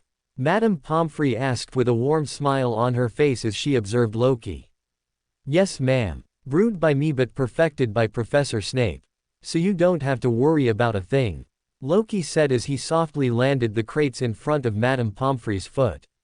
Remember, little one, come straight to me if you need any help, Madame Pomfrey advised by patting Loki's head. The hospital is open 24 hours of the day, all 7 days of the week. Why is she telling me that? What will I need help that I'll have to come to her? Sure ma'am. Good night. Loki left with a short greeting. Having come by the shorter route, Loki attempted to take the more scenic route, this time by visiting the clock tower that had a large pendulum swinging inside it. As Loki walked by, he felt amazed by the soundless motion of the large stone pendulum. He also felt a strange sense of attraction to it, like he could look at it and get lost in time just looking. But he soon left and pranced back to the dormitory where he greeted Dominic. "What do you want to become, Dominic?" Loki asked casually as they walked back to their rooms. "Oh, me. I just wanted to become an unspeakable." "Unspeakable? What's that? Like, do you do unspeakable things?" "Haha, pretty much. It's a department in the Ministry of Magic that deals with a few esoteric and magical cases." "Beyonder cases. I'll see if Creature knows any of Walburga's contacts in this department so that I can help Dominic get accepted easier, although I doubt anyone would reject him with his perfect grades in the first place." "Why are you so tired today?"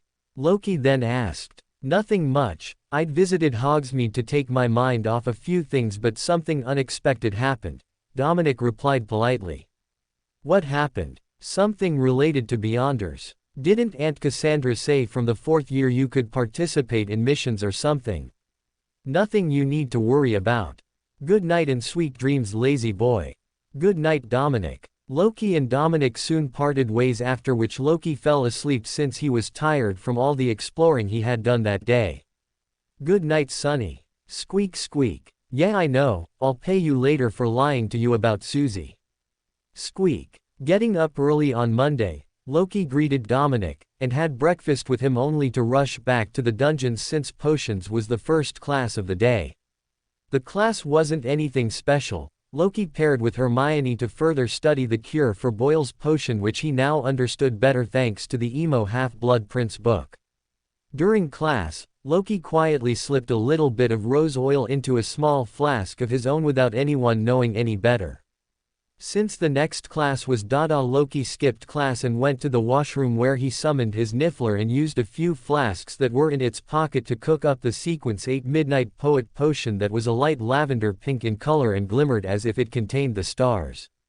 "Ready?" Loki asked the little rodent in front of him. Squeak. Nodding confidently, the Niffler tilted the flask containing the potion and gulped it all down in a jiffy. Loki watched as the potion caused Sunny's body to bubble up a little, but before anything drastic could happen, the Niffler used cogitation to calm himself down. And once the bubbling receded, Sunny opened his eyes and looked at himself, and as if satisfied, he looked at Loki with a smug smile. "Stop staring at me like you've won some contest.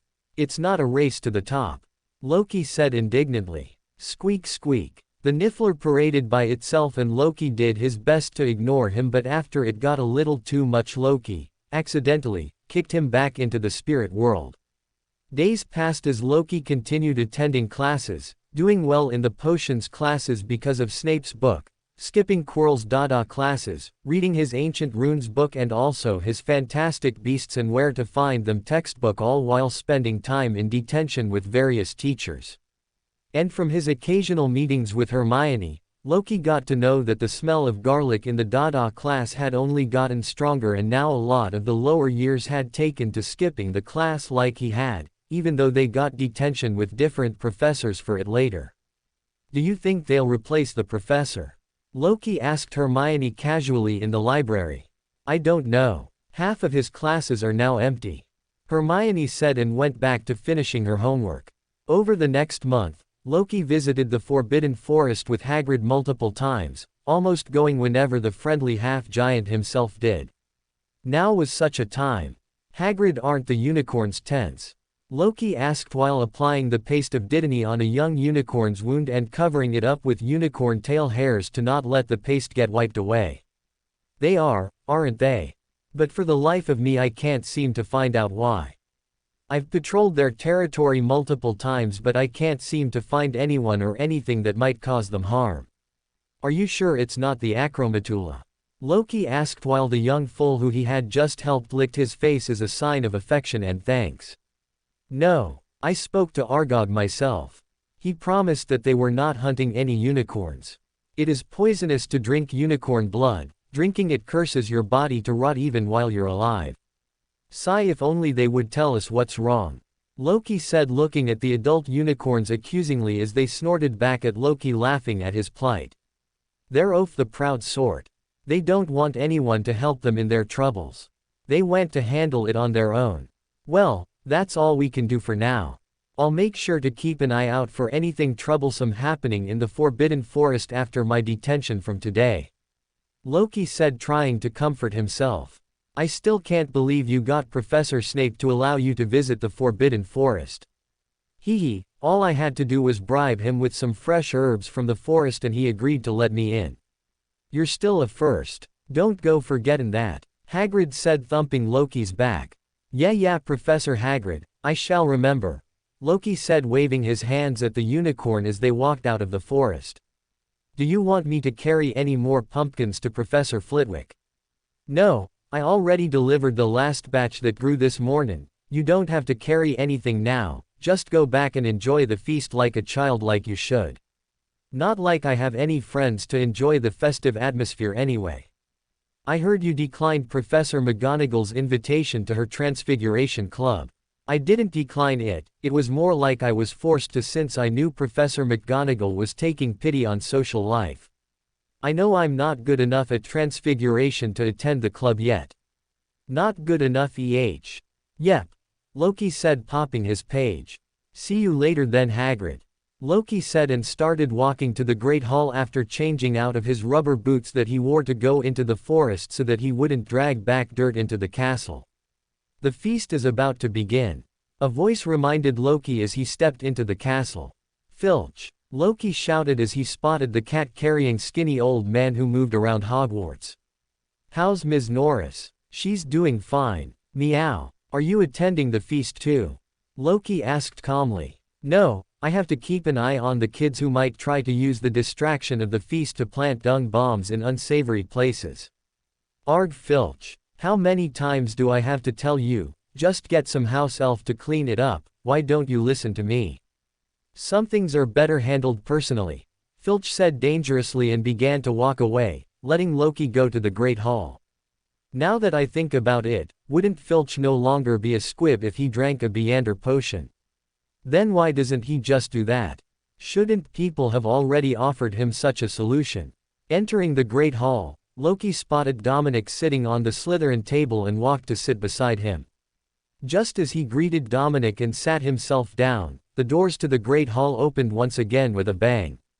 Loki saw Professor Quirrell run up to the teacher's table and shout, "Troll, troll!" In the dungeon, in a loud voice, before he said in a quieter tone, "Thought you ought to know," and promptly collapsed. What do you think? Loki turned toward Dominic and asked immediately. He shouldn't be lying. Dominic said, unsure, as the students in the Great Hall had all broken into a panicked shout as they spoke to each other about the incident. Bang asterisk bang asterisk bang.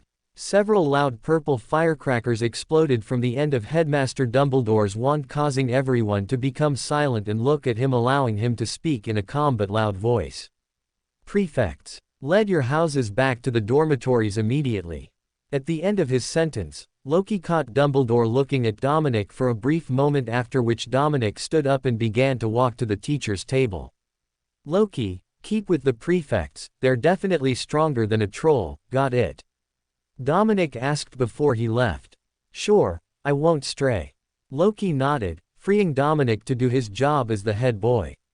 As Dominic left, Loki scanned the Gryffindor table and noticed Hermione missing, but since the Slytherin prefect was already leading everyone to the dungeons, Loki inadvertently followed, though he felt a little worried. Will Myone be alright? Perhaps she's already in the common room or the library doing homework or studying something. As Loki blended in with the crowd and moved towards the dungeons, he suddenly had a bad premonition and ducked. Damn, why is someone attacking me now? As he looked back while crouched, Loki found a student looking at him with anger that his spell missed. You look remarkably like a troll. If I didn't know any better, I would have thought that Professor Quirrell was talking about you, Loki complained as he saw the student pull back his wand to launch another spell. Loki dove into the group of students and used his small height to an advantage as he moved through and entered one of the secret passages Dominic had led him to discover. Rushing through the tight corridor, Loki finally arrived in a different corridor from where he could see no one was running behind him. He relaxed a little until he suddenly heard the shuffle of feet. Loki quickly hid behind a stone gargoyle, doing his best to blend in with the shadows as he stayed silent without breath. As the feet shuffled past him, Loki caught sight of a purple turban and the distinct smell of garlic. Professor Quirrell. Didn't he faint? Loki wondered. He still stayed hidden since he could again hear more footsteps that followed. This time Loki heard light footsteps and saw a bellowing cloak from his hiding spot. Professor Snape. Is he following Professor Quirrell? Loki wondered, but then he had to close his nose since he felt a strong odor rise up his nose. Foul. Too foul. It smells of rotten eggs and dead rodents. Why is it here? Loki wondered, his eyes watering as he looked at the end of the corridor. A 12-foot-tall green humanoid creature tumbled into the corridor, dragging along with it a wooden club that was as wide as its stout arms and legs as wide as a tree trunk. Is that a troll? Wasn't it supposed to be in the dungeons? Loki looked around and couldn't see a reason why the troll had entered this region, so to protect himself he entered the first room in the corridor. Luckily the room also had its key still in the lock, so Loki locked the door after he closed it to prevent the troll from getting in. Loki. A squeaky girly voice, one that Loki was very familiar with, entered his ears. Myone. How are you here? Loki asked. I should be asking you that. This is the girls' washroom. It is. Loki asked with wide eyes. What are you doing here? Professor Quirrell ran up to the Great Hall and said there was a troll in the dungeon which disrupted the feast and caused Professor Dumbledore to send away all the students into their dormitories. Tro. Hermione attempted to ask loudly, but Loki closed her mouth. The troll's outside. I locked the door so that it wouldn't enter here, Loki said, and they both heard the thuds of the troll's foot landing on the ground outside. They patiently heard the troll walking towards the door and then walking away deeper into the corridor. Phew. Hermione and Loki breathed a sigh of relief, but as soon as they calmed down they heard troll return. Before either of them could scream or shout, Loki pulled Hermione and backed away into the wall behind them instinctively, and it was good that he did, since the next moment the entire wooden door that was attached to the wall and locked was blown off its hinges into smithereens as a wooden club broke through. Ah! Hermione screamed like the little girl she was. Loki's mind blasted with a million questions, beginning with the most mundane. Why was there a key in the lock for the door? Was it a coincidence? Or did someone intend to guide me to this washroom? Was it the work of a Beander of the spectator pathway? No, now's not the time to handle this. I need to save myself. And Myone. Loki pointed his wand at the giant troll, and just when the troll lifted the club above his head to flatten and make pancakes out of him and Hermione, he shouted, Wingardium Leviosa. Loki poured most if not all of his spirituality into the wand and threw it out while making a perfect swish and flick motion. The club did stop dropping down onto them, but the troll held it with such a strong grip that the spell didn't do much else. But it did force the troll to stop moving as it fought against the pulling force of Loki's spell. Myone, run! Loki shouted as he pushed Hermione across from the troll and out of the washroom. Get help! Loki shouted so that she wouldn't foolishly return. Once Hermione was out of the way, Loki looked at the troll and let his hand holding up the posture for keeping the spell active collapse, causing the troll to stumble at the sudden lack of force it was fighting against. Sweat formed on Loki's brows and he felt his body going numb as he looked at the troll that was waiting to beat him up. What do I do now? I can't cast any grand spells. Wait, I don't need to kill the troll. I can just escape instead. In a fit of madness, Loki flicked his wand in a perfect semicircle and chanted in a bold tone with forced imagery, Lumos Maxima. The Lumos Maxima charm created a bright flash of light, and paired with Loki's half circle it only created a spotlight that saved Loki the trouble of having to look at the light. The troll was instantly blinded and Loki found himself running out the door from under the troll's stinky legs as he escaped into the corridor and began running away despite the fatigue that had built up in him from expending so much spirituality. I hope Hermione comes back with a professor. Loki tumbled through the secret passageway and escaped into the dungeons, where on the way back to the Slytherin common room he met Dominic, in whose arms he collapsed and fainted even before he could say a word. Waking up with a groggy feeling, Loki opened his eyes as they came to a rest on the white curtain and the white ceiling that surrounded him. Am I in a hospital? Loki looked beside himself and spotted 2 get well soon cards and what could only be Hagrid's rock cake, along with his satchel that was filled with textbooks. How long have I been out for? Loki mumbled, but someone from behind the curtains unexpectedly answered him. A night. You had your lights knocked out when Dominic brought you in here. Terrible this school has become, allowing trolls into its walls. Was supposed to be the safest school in all of the world, and yet look at it. He would be so disappointed. Sheesh. The curtains were pulled open and Loki spotted someone who he had only seen in the darkness earlier. Madame Pomfrey. Loki recognized. Yes, it is me. Now tell me, why did you go fight the troll on your own? She asked with hands on her hips. Wasn't my intention, ma'am. I was running away from the troll that was attacking me while I was on my way to the Slytherin common room. Just happened to meet the real one on my way out. HMPF. I stand by what I said. What you did was still foolish. I agree, ma'am. If I'd known that I'd have such a killer headache, I wouldn't have even attempted to fight it for 1,000 galleons. Good. That headache is there to remind you that not all fights happen without a consequence, so be wise and choose to avoid hurting yourself. I will, ma'am. Loki nodded as he held the flask that Madame Pomfrey thrust into his hand. Gulp that down, will you? What is this? Loki asked, since he didn't recognize the blue potion in the flask. A rejuvenation potion. It will reduce the body ache one has after depleting their spirituality. I see. Loki closed his nose to keep out the smell and finished the entire contents of the flask in 3 large gulps. It felt like any other potion, thick and rubbery as it slid down his throat. Now leave. Can't I stay for longer, ma'am? No, the hospital is a place for the sick, not the healthy. Madame Pomfrey scolded with a strict tone. Yes, ma'am. Loki nodded formally and then stepped out of the bed as he flexed his arms and limbs a little to get used to the sluggish feeling that was slowly leaving after drinking the rejuvenation potion that Madame Pomfrey had just fed him. Just as Loki was about to exit the hospital wing, Madame Pomfrey reminded from behind, remember to ask a professor for help next time. She shouted. Understood, ma'am. I will call you if something goes wrong. Loki walked through the corridors brightened by the sunlight since it was afternoon and pulled out his pocket watch. 12:30. That means potions class is probably done already. Loki was confused about where he had to go, but the soft growl from his stomach reminded him just how hungry he was, so he left to go to the Great Hall where everyone was probably eating. As soon as Loki stepped into the Great Hall, he found people pointing at him and speaking in hushed whispers. What's wrong with them? Loki mumbled as he searched for Dominic and sat down beside him. You've become famous. Dominic responded cryptically. Famous? Why? What did I do to become famous? Fighting a troll, what else? You saved that Gryffindor girl, everyone's been talking about you trying to figure out how you defeated the darn troll. Did they have nothing better to do? Cheer up, mate, you don't have to be so grumpy as soon as you wake up. Dominic said, patting Loki's shoulder. Thanks for taking me to hospital wing though, Loki said as he pulled food onto his plate. No problem. I figured something like that would happen, so I was prepared.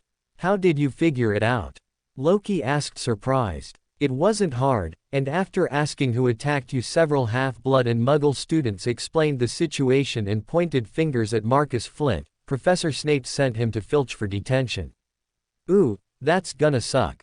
Yeah, very much, but that's not the worst. Professor Snape was pretty angry with him since Marcus is a repeater and was only allowed to remain at Hogwarts because Professor Snape vouched for him. Dominic explained, causing Loki's mouth to hang a little loose. I guess he really is as stupid as he looks then. Loki asked, and Dominic just nodded and continued eating his own food after he said, I doubt he'll be allowed to graduate. Loki ate in silence, and once he was done, he carried his satchel out to the Great Lake where he sat down and spent time staring at the surface of the Black Lake, throwing stones into it which the giant squid threw back. After a while, when the giant squid vanished, Loki cracked open his ancient runes book and began to read it, except he was lost in his dream world, wondering about the various things from the incident that stood out to him. Why was the key left in that door? Was there someone else there who guided me and Hermione into that bathroom? Is there someone using an artifact like 008, the Quill of Alzuhad, to arrange such coincidences? Meanwhile, in another part of the castle, Vice Headmistress Minerva McGonagall spoke the word, "cockroach clusters," and caused the guardiole protecting the pathway to the headmaster's office spin open. She climbed the spiraling staircase, and before she could knock on the door, she heard an aged voice come out from the inside. "Come in," it said. Professor McGonagall stepped into the room that was filled with magical instruments of all sorts, with bookcases mounting walls to reach the ceiling, along with the portraits of previous headmasters and headmistresses who governed Hogwarts. Yet her eyes remained on the enigmatic individual waiting for her from behind a desk, observing her with a mysterious expression as if detached from the world. "Care for a lemon drop, Minerva?" The old man, Professor Dumbledore, asked calmly. "As always, Headmaster, I will have to decline. I am not a fan of sweets." "As always, Minerva, as always." There was a slight pause, which McGonagall broke by asking Dumbledore a question. "Why have you summoned me to the office, Albus?" "I have to take care of the fallout from angry parents complaining about the troll in the castle. I'm currently rather swamped." "Ah. Yes, you must be. I won't keep you for long then. Could you tell me about a student?" "Which student, Albus?" "I believe his name was, Loki." "The first-year student Loki?" McGonagall asked for confirmation. "Yes, that would be him. He's a decent child, has good talent in a few subjects and is diligent." "Nothing special?" Dumbledore asked. "No, although he can be a bit of a tease at times and skips Professor Quirrell's class because he feels it is a waste of time. He is quite normal." "Is that all?" Dumbledore asked, seeking more information, a little disappointed about something. "I think Professor Snape will know more about him, given he's a Slytherin and has had most of his detentions with him." "Detentions?" "Yes, he got detentions from the first day." "Why?" Dumbledore asked, puzzled. "He's the child that insulted the Pure Blood faction on the first day, Albus. The detentions were to keep him safe from harm from the rather proud faction." McGonagall said, exasperated, since he was out of touch with a student that nearly all teachers knew. "How is he in class? Anything special? Is he connected to the other side?" "No, Albus, as far as I've seen or worked with him, he doesn't seem to be a Beander." "I see. I will ask Snape for more information." "That will be all, Minerva." McGonagall shook her head and left the office room that had turned silent. Dumbledore seemed to be thinking something but did not speak anything. Eventually, after a while, he pulled out his unique wand and waved it, causing an ethereal wisp to emerge from its tip and coalesce into a medium-sized phoenix.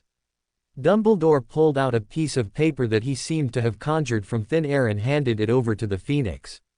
The ethereal phoenix left the office, and before a long while passed, Professor Snape entered the office. He silently looked at the headmaster, waiting for him to ask him a question.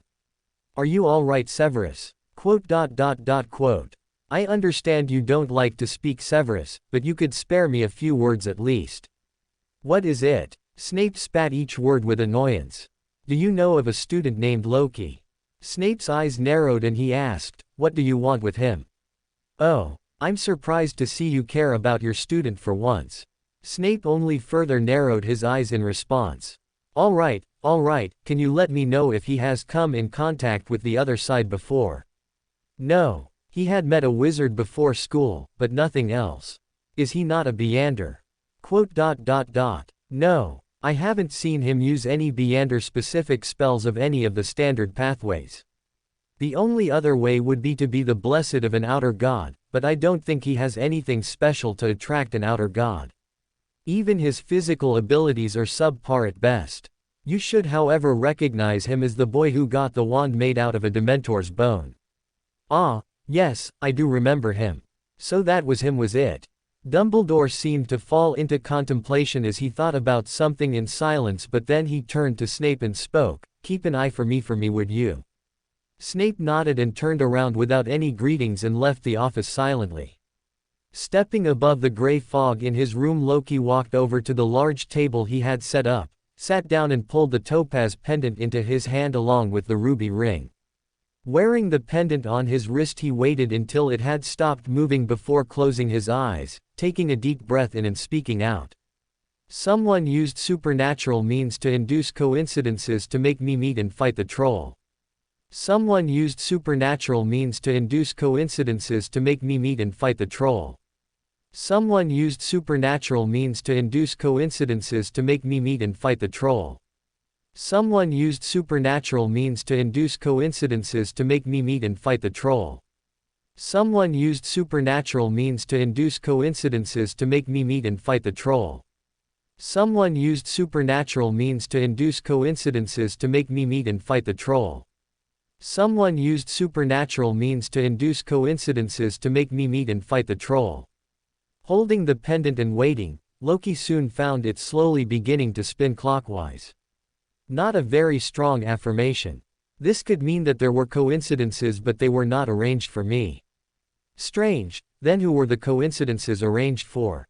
Professor Quirrell and Snape, but what would they gain from getting them to fight the troll and save Hermione? No, it is more likely that they were heading to the third-floor corridor to enhance the protection of whatever Fluffy is protecting.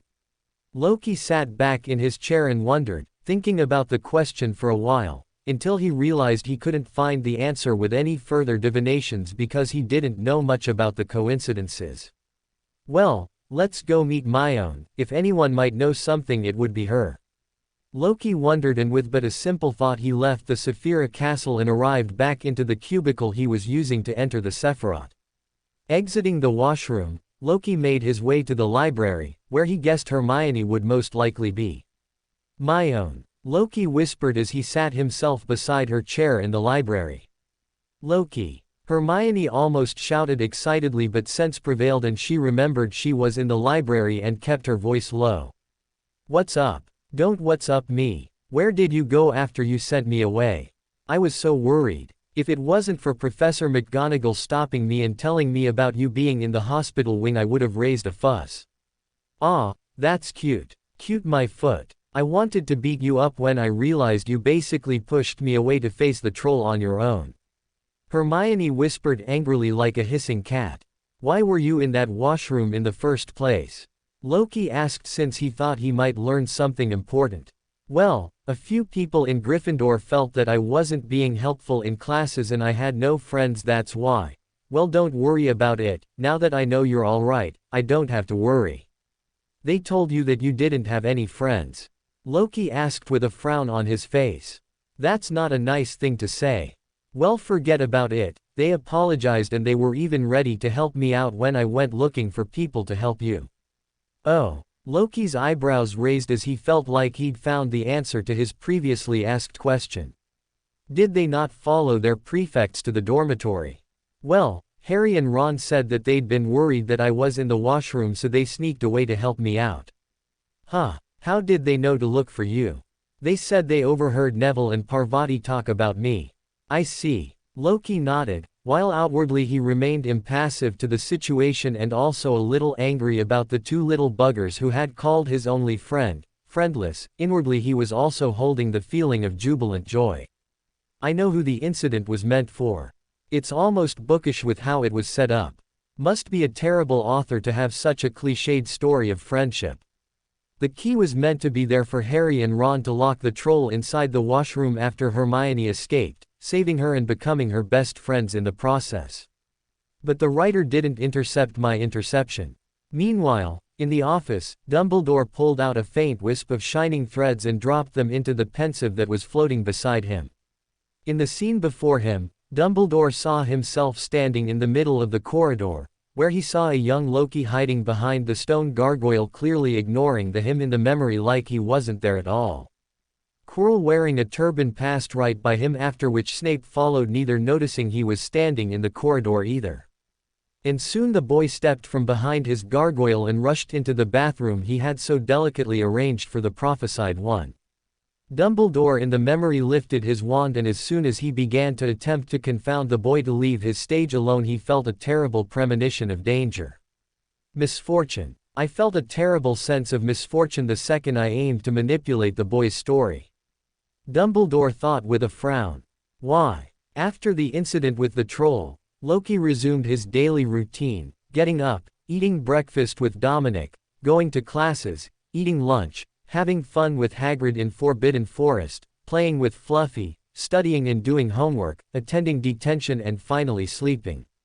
His routine left very little time for anything else. But Loki was still worried. He had a person to look out for who was using the abilities of the Quill of Alzuhad or was a spectator in the castle. So he asked Creature to give him an item from the Black family vault or manor that would keep him safe from a spectator. Does this even work? Loki asked as he looked at the inconspicuous locket that was hanging from his neck. The locket wasn't anything grand or expensive, it looked like a random rock had been strewn on a thread and wrapped around his neck.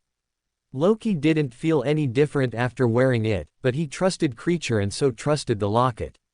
Loki's only free time came from sneaking out of the castle after his detention to meet a few unicorns. Nobody knew of this secret tryst of his and he carried on abusing his nighttime privileges without anyone knowing the better. On one fateful day during his detention, Loki spotted Snape limping back to his office, so he asked him what happened, but Snape just glared at him and kept his mouth shut. Currently, the entire school was sitting in the stands around the Quidditch pitch while Loki was thinking, I won't get a better chance to steal from our dear young masters than now. Loki walked to the Quidditch pitch and began to scout for whales by seeking which student bet the most money by buying costly tickets written by the students running a small betting stand. This would have been so much easier if I was a Sequence 9 seer, wouldn't it? I could have just divined which student had the most money and stolen all his money directly. But then I wouldn't have needed to steal. Sitting beside the betting stand, away from all the Slytherin and Gryffindors, Loki quietly spread his spirituality and levitated any money that was being handed to the stand for Gryffindor's loss into his own pockets. Now, although Loki hadn't seen or read any of the Harry Potter movies or books, he did know that Harry was the main character, so it was obvious to him who was going to win. Especially in a game against a big bad Slytherin and the good and brave Gryffindor. And it's only the purebloods who are betting. Too bad for them, they unknowingly donated to the finances of a poor little mudblood. Maybe the error god will forgive some of their sins for this benevolent act. During the few minutes before the game began, when the students were in a rush to purchase tickets, Loki slipped into the crowd and walked away with his loot, after all performing a theft and not getting to enjoy the profits because he had become too greedy was a failed theft. A friend of the Weasley twins, Lee Jordan, was doing the commentary while being carefully watched by the head of his house, McGonagall. The green snakes are entering the pitch. Look at the mean expressions they have on their faces, they look like they're ready to break some bones.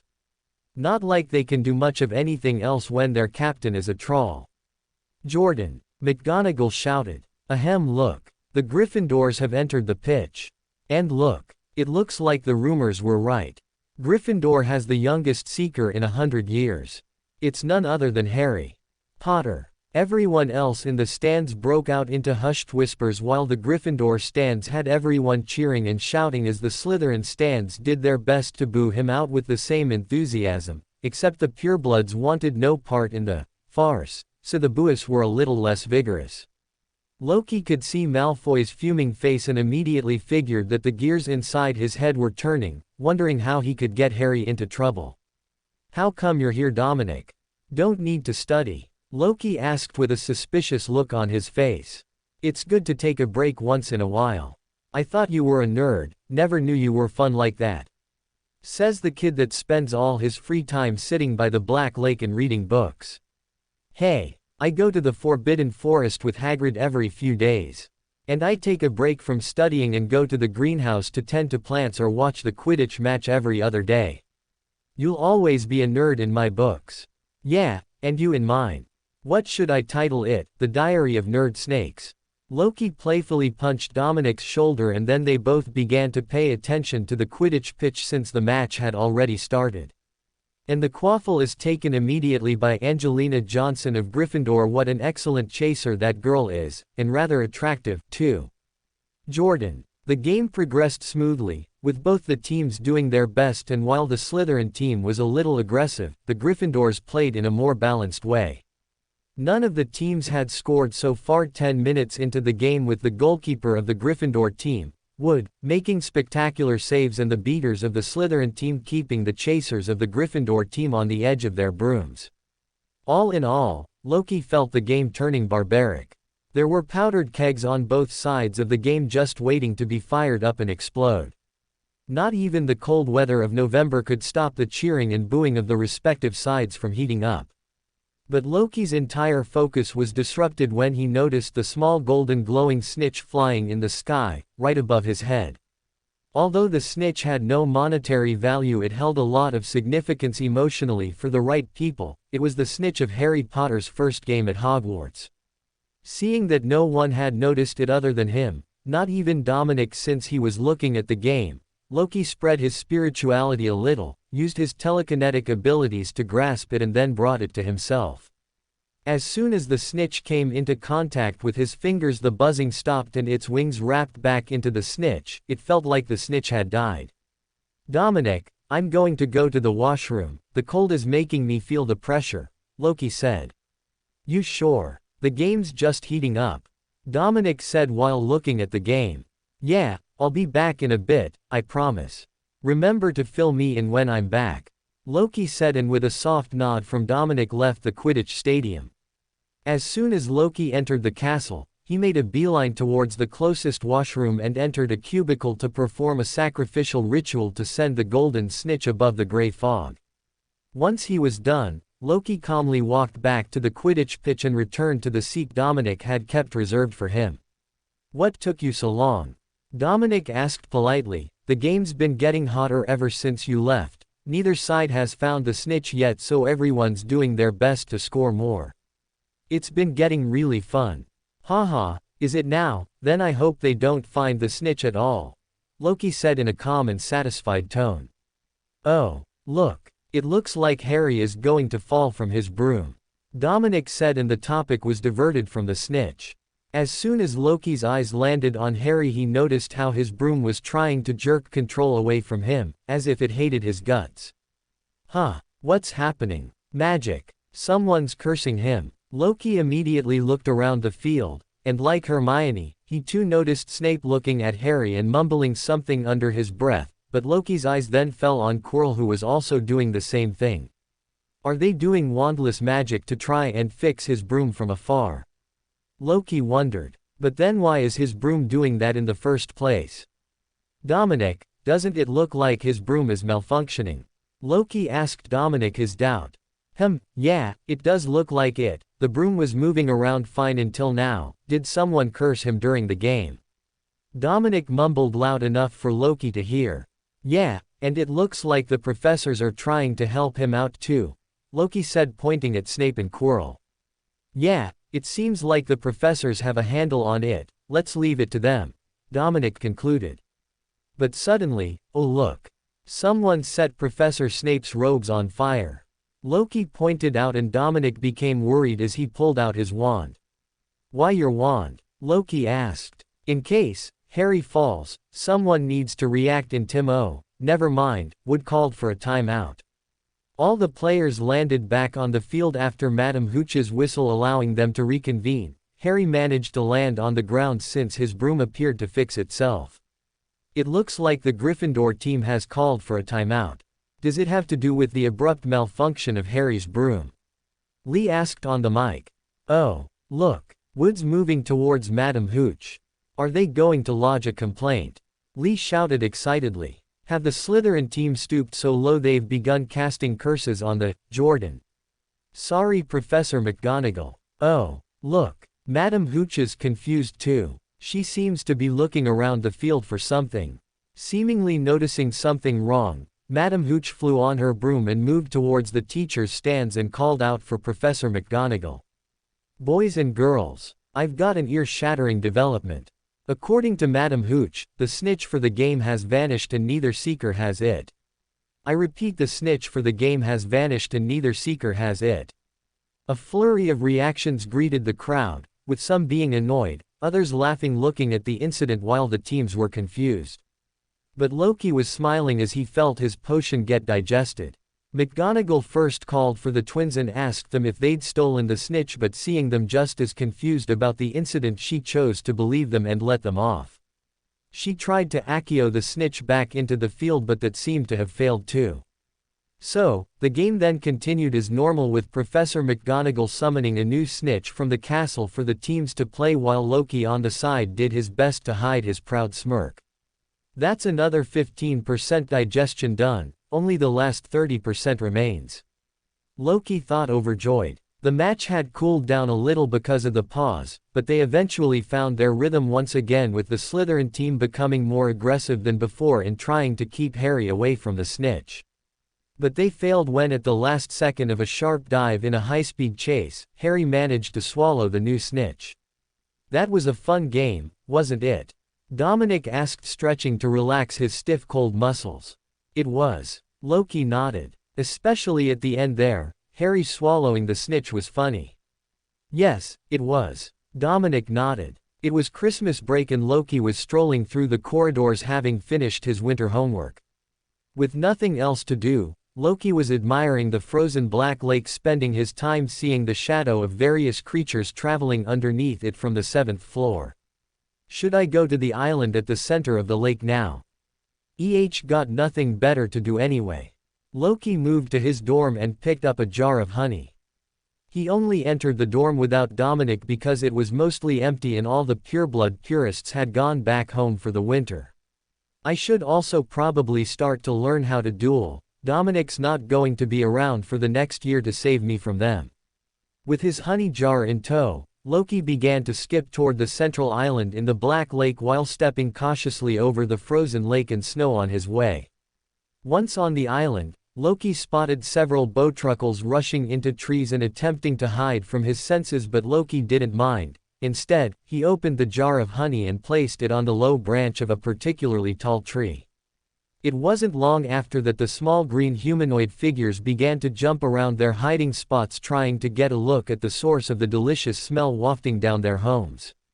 Soon, groups of bowtruckles all disregarded Loki and rushed toward the jar of honey to eat their fill, and once they were full they lay down on the branch in a relaxed manner, which allowed Loki to get to know a few of them. After playing with the bowtruckles for a while by tickling them with his fingers, Loki, feeling quite cold himself, began to trot towards the Great Hall to have some warm soup to warm himself up. After having soup, Loki eventually wandered to an empty classroom. Is that Harry Potter? What's he doing staring at a mirror? Admiring himself. Loki, curious about the new finding, followed Harry in and looked at the mirror himself. Huh, is that Walburga? Is she alright? And Elaine? How did Elaine grow up so soon? And why is she getting married? No one can marry her. Loki's head started ringing alarm bells as he realized there was some magic being used to amplify the desires in his mind, so he immediately closed his eyes and walked out of the room, keeping in mind the way he'd entered. Hey, you don't want to look at that mirror for so long. Loki shouted into the room to get Harry distracted, but his voice didn't seem to be reaching him. So Loki did the next best thing he could think of and picked up a little snow from the window nearby and clumped it into a ball. Thump. Ouch. What the? Don't look at the mirror for too long. It can't be good for you. Loki shouted after successfully grabbing Harry's attention. No. No buts. You can't trust any object that seems to have a mind of its own, remember? Isn't that what Professor Quirrell teaches? Harry's eyes widened slightly, but there was still reluctance in his look, but not for long, since his head was smacked with another ball of snow. Thump. Hey, stop it. Come out. Loki shouted, preparing another ball of snow. Harry walked out furiously and stomped right up to Loki. What do you think you're doing? Hey, I was only helping a person in need. Huh, what do you mean? Were you seeing something you really wished to see? Loki asked. Harry's eyes widened and his gaze was enough for Loki to confirm his guilt, so he spoke up. A magical object that can learn what's in your mind can't under any circumstance be good for you. Who knows what dark wizard cooked it up with what intentions? How do you know that? I don't know, but anything that can think on its own is not to be trusted. Haven't you heard enough of that in Professor Quirrell's classes? But you don't even attend his classes. Harry argued. And yet I know the warning better than you. Go ahead and sit in that room if you want to end up as some mindless freak. I'm leaving. Loki announced and left from there without any further words. HMPF. I tried helping him out of basic human decency and yet he started to argue with me. What did he even see in there? Was it the winning lottery numbers? He looked at me like I killed his parents. HMPF. Stupid kid. Fuming on his way back, Loki ended up in the library with a rough book on which he was practicing drawing runes. This damn thing, it's almost like learning a new language. Why are there so many variations of the same rune? And why are they all so difficult to draw? Loki had memorized about 30 different unique runes in the past 3 months, spending time not only to learn how they looked but also delving into the theory behind them by combining them with arithmancy. Loki's quill turned blunt after a little while, indicating how much he had practiced until he eventually thought, I should send Myone a letter to tell her to bring me a few ballpoint pens. Going to the Ollery, Loki picked a random owl and attached to its feet a letter and a package. The package was a gift from him to Hermione for Christmas. He then used another owl to send a similar gift to Dominic, which meant his entire friend's circle of 2 people had gained their presents. The only person he had to send a present in the end was to Elaine, whose present he sent to Cassandra Trelawney. Entering his dorm room tired, Loki pulled out the two-way mirror that was his only saving grace in these trying times as he spoke to the little angel on the other side. Big Bewather. Elaine, how are you? Are you feeling well? Yes, Big Bewather. There are so many toys here. Aunt Cassandra always finds time to play with me. Today she also made tea with me. Oh, which tea did you drink? Chamomile tea. But Aunt Cassandra said that things will get harder for you, Big BW other. Harder for me. She said you will get into some trouble, but she also told me not to worry because you are strong enough to face it.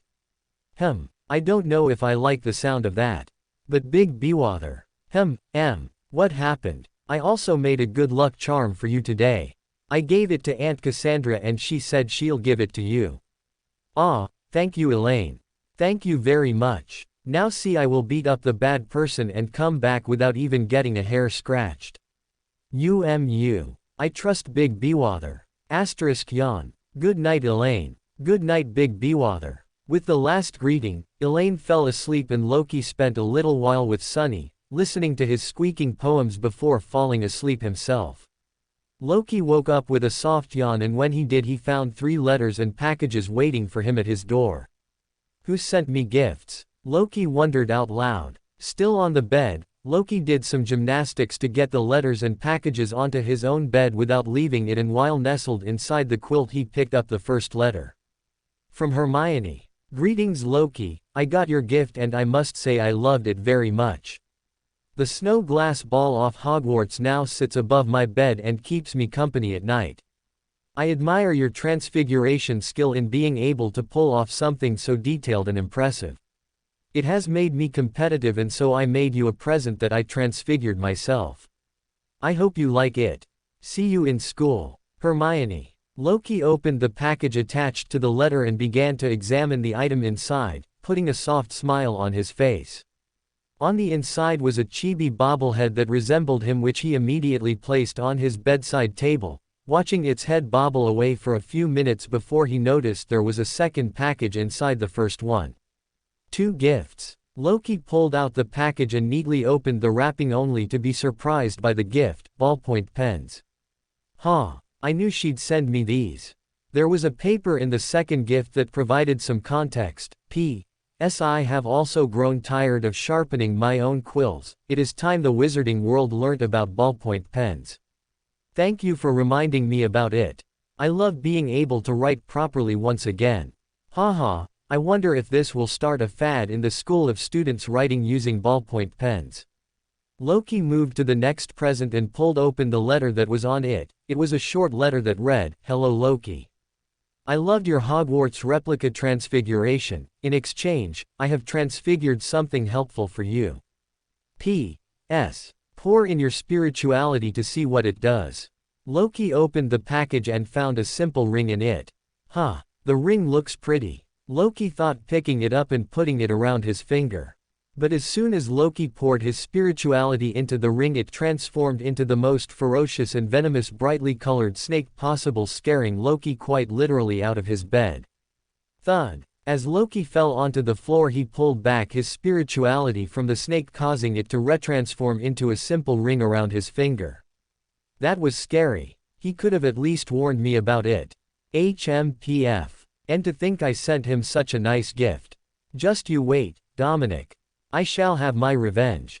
Loki then moved to the third present. It did not have a letter attached, but Loki knew who'd sent it and hence he'd left it for the last. Opening the present, Loki found a small cloth bag with its top tied to conceal whatever was inside it. Loki fiddled with the bag for a while until he was able to open it and peer inside.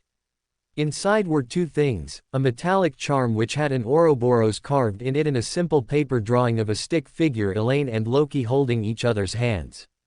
What a beautiful piece of art. I'm sure Elaine can become the greatest artist in the world. Slinging the cloth bag around his neck, Loki stuffed it into his robes, where he decided he would wear the good luck charm until he died. Days passed and soon the holidays ended and Loki was back into his routine of attending classes once again. Hagrid, Loki shouted as he knocked on the large wooden door to his hut. Loki. Hagrid opened the door, surprised. What are ye doing here? I come here almost every day, Hagrid. Did you forget? Do. I must have forgotten. With nothing stopping him, Loki entered the hut and began complaining about things he usually did. The food was still so unhealthy today. I wonder how wizards burn off the excess fat in the food. But in the castle the students probably have to climb a lot of stairs. Loki suddenly paused since he found out that there was someone else intruding his time with Hagrid. Loki. Hermione squealed happily. He's a Slytherin, the red-headed Weasley proclaimed. Loki's eyes immediately focused on Ron as he gave him a scrutinizing gaze. Who are they, Hagrid? Loki asked with an unfriendly expression, although he knew two of them. They spotted me, Hagrid gruffed. Spotted you? Doing what? Looking up how to mate a manticore and a fire crab. I told you they wouldn't, right? They're too different. There was a sudden silence in the hut as Loki stared at Hagrid while the three other kids all gagged mentally since Loki's words did not paint a pretty picture. We spotted him looking up books about dragons. Harry, the only child who had remained silent till now, finally spoke. Dragons. Loki's eyes sparkled at their mention. Where? Loki asked, and Hagrid pointed at a pot that was holding up a large dark blue-black egg on top of it.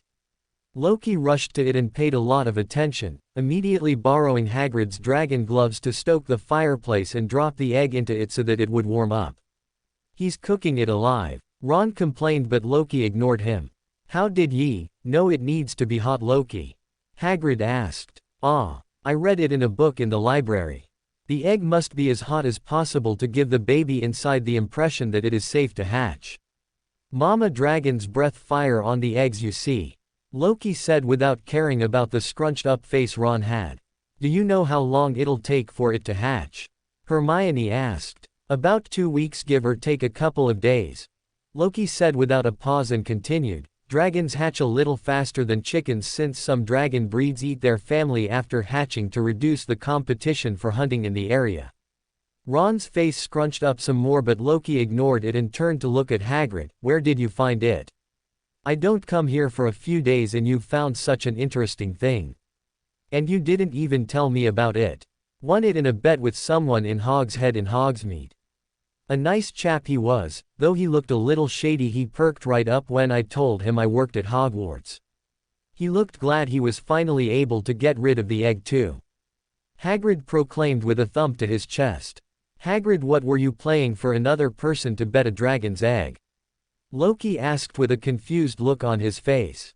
Nothin', we air just playing cards. Loki nodded even though he didn't believe him. He then spoke to Hagrid about various things he has to take care of about the egg until sunset, when Hagrid stood up and spoke. All right, off you go now. It's time for dinner. I will call you lot when it's about to hatch for good, and ushered all the kids out of his hut. You'll also have a good surprise tomorrow, Hagrid mysteriously said before shutting the door so that they couldn't ask him any questions about it.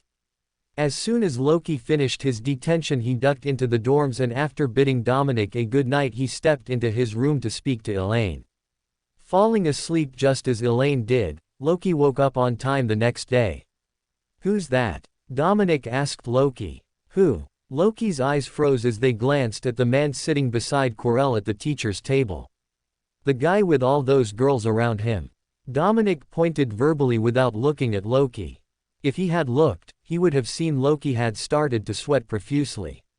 The man was very effeminate, almost woman-like in his composition. His skin was as clear as jade while his complexion was pale, almost death-like. He had clean black hair parted right down the middle, and a pair of sharp red eyes that appeared to pierce right through anything he looked at. Around him were girls of various years all chatting about seemingly random things. Yeah, who's that guy anyway? Did they accept a new teacher midway through the semester? Loki pretended to be alright and tried to blend in with the conversation. No way, it's never happened before, and they would have warned us prefects at least if there was a new professor coming midterm. Maybe he's here for an event.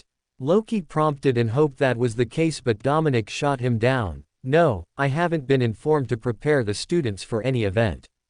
As the Great Hall grew restless, Professor Dumbledore entered the Great Hall and attracted everyone's eyes to himself and by extent their silence. Standing in front of his chair, Dumbledore looked at the silent Great Hall with a pleasant smile plastered on his face that gave him a grandfatherly vibe. "Greetings to everyone present in the hall today. I have a short announcement to make, regarding students' complaints. The faculty has heard your voices and realizes that it is possible that Professor Quirrell is a little burdened and hence to share his load, for the lower classes will be Professor Christopher John Graham." The man who was the topic of everyone's discussion in the Great Hall stood up and bowed kindly with a decent smile meshed into his face. All the younger students clapped while the older students groaned since they never protested and hence they were now stuck with Quirrell even though there appeared to be a better professor than him in the castle now.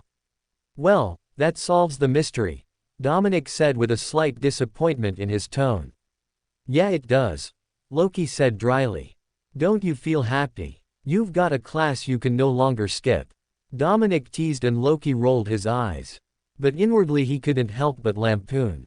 "Seriously. And here I thought Dumbledore was already bad. How couldn't he even figure out that Chursifer whatever was Mr. A?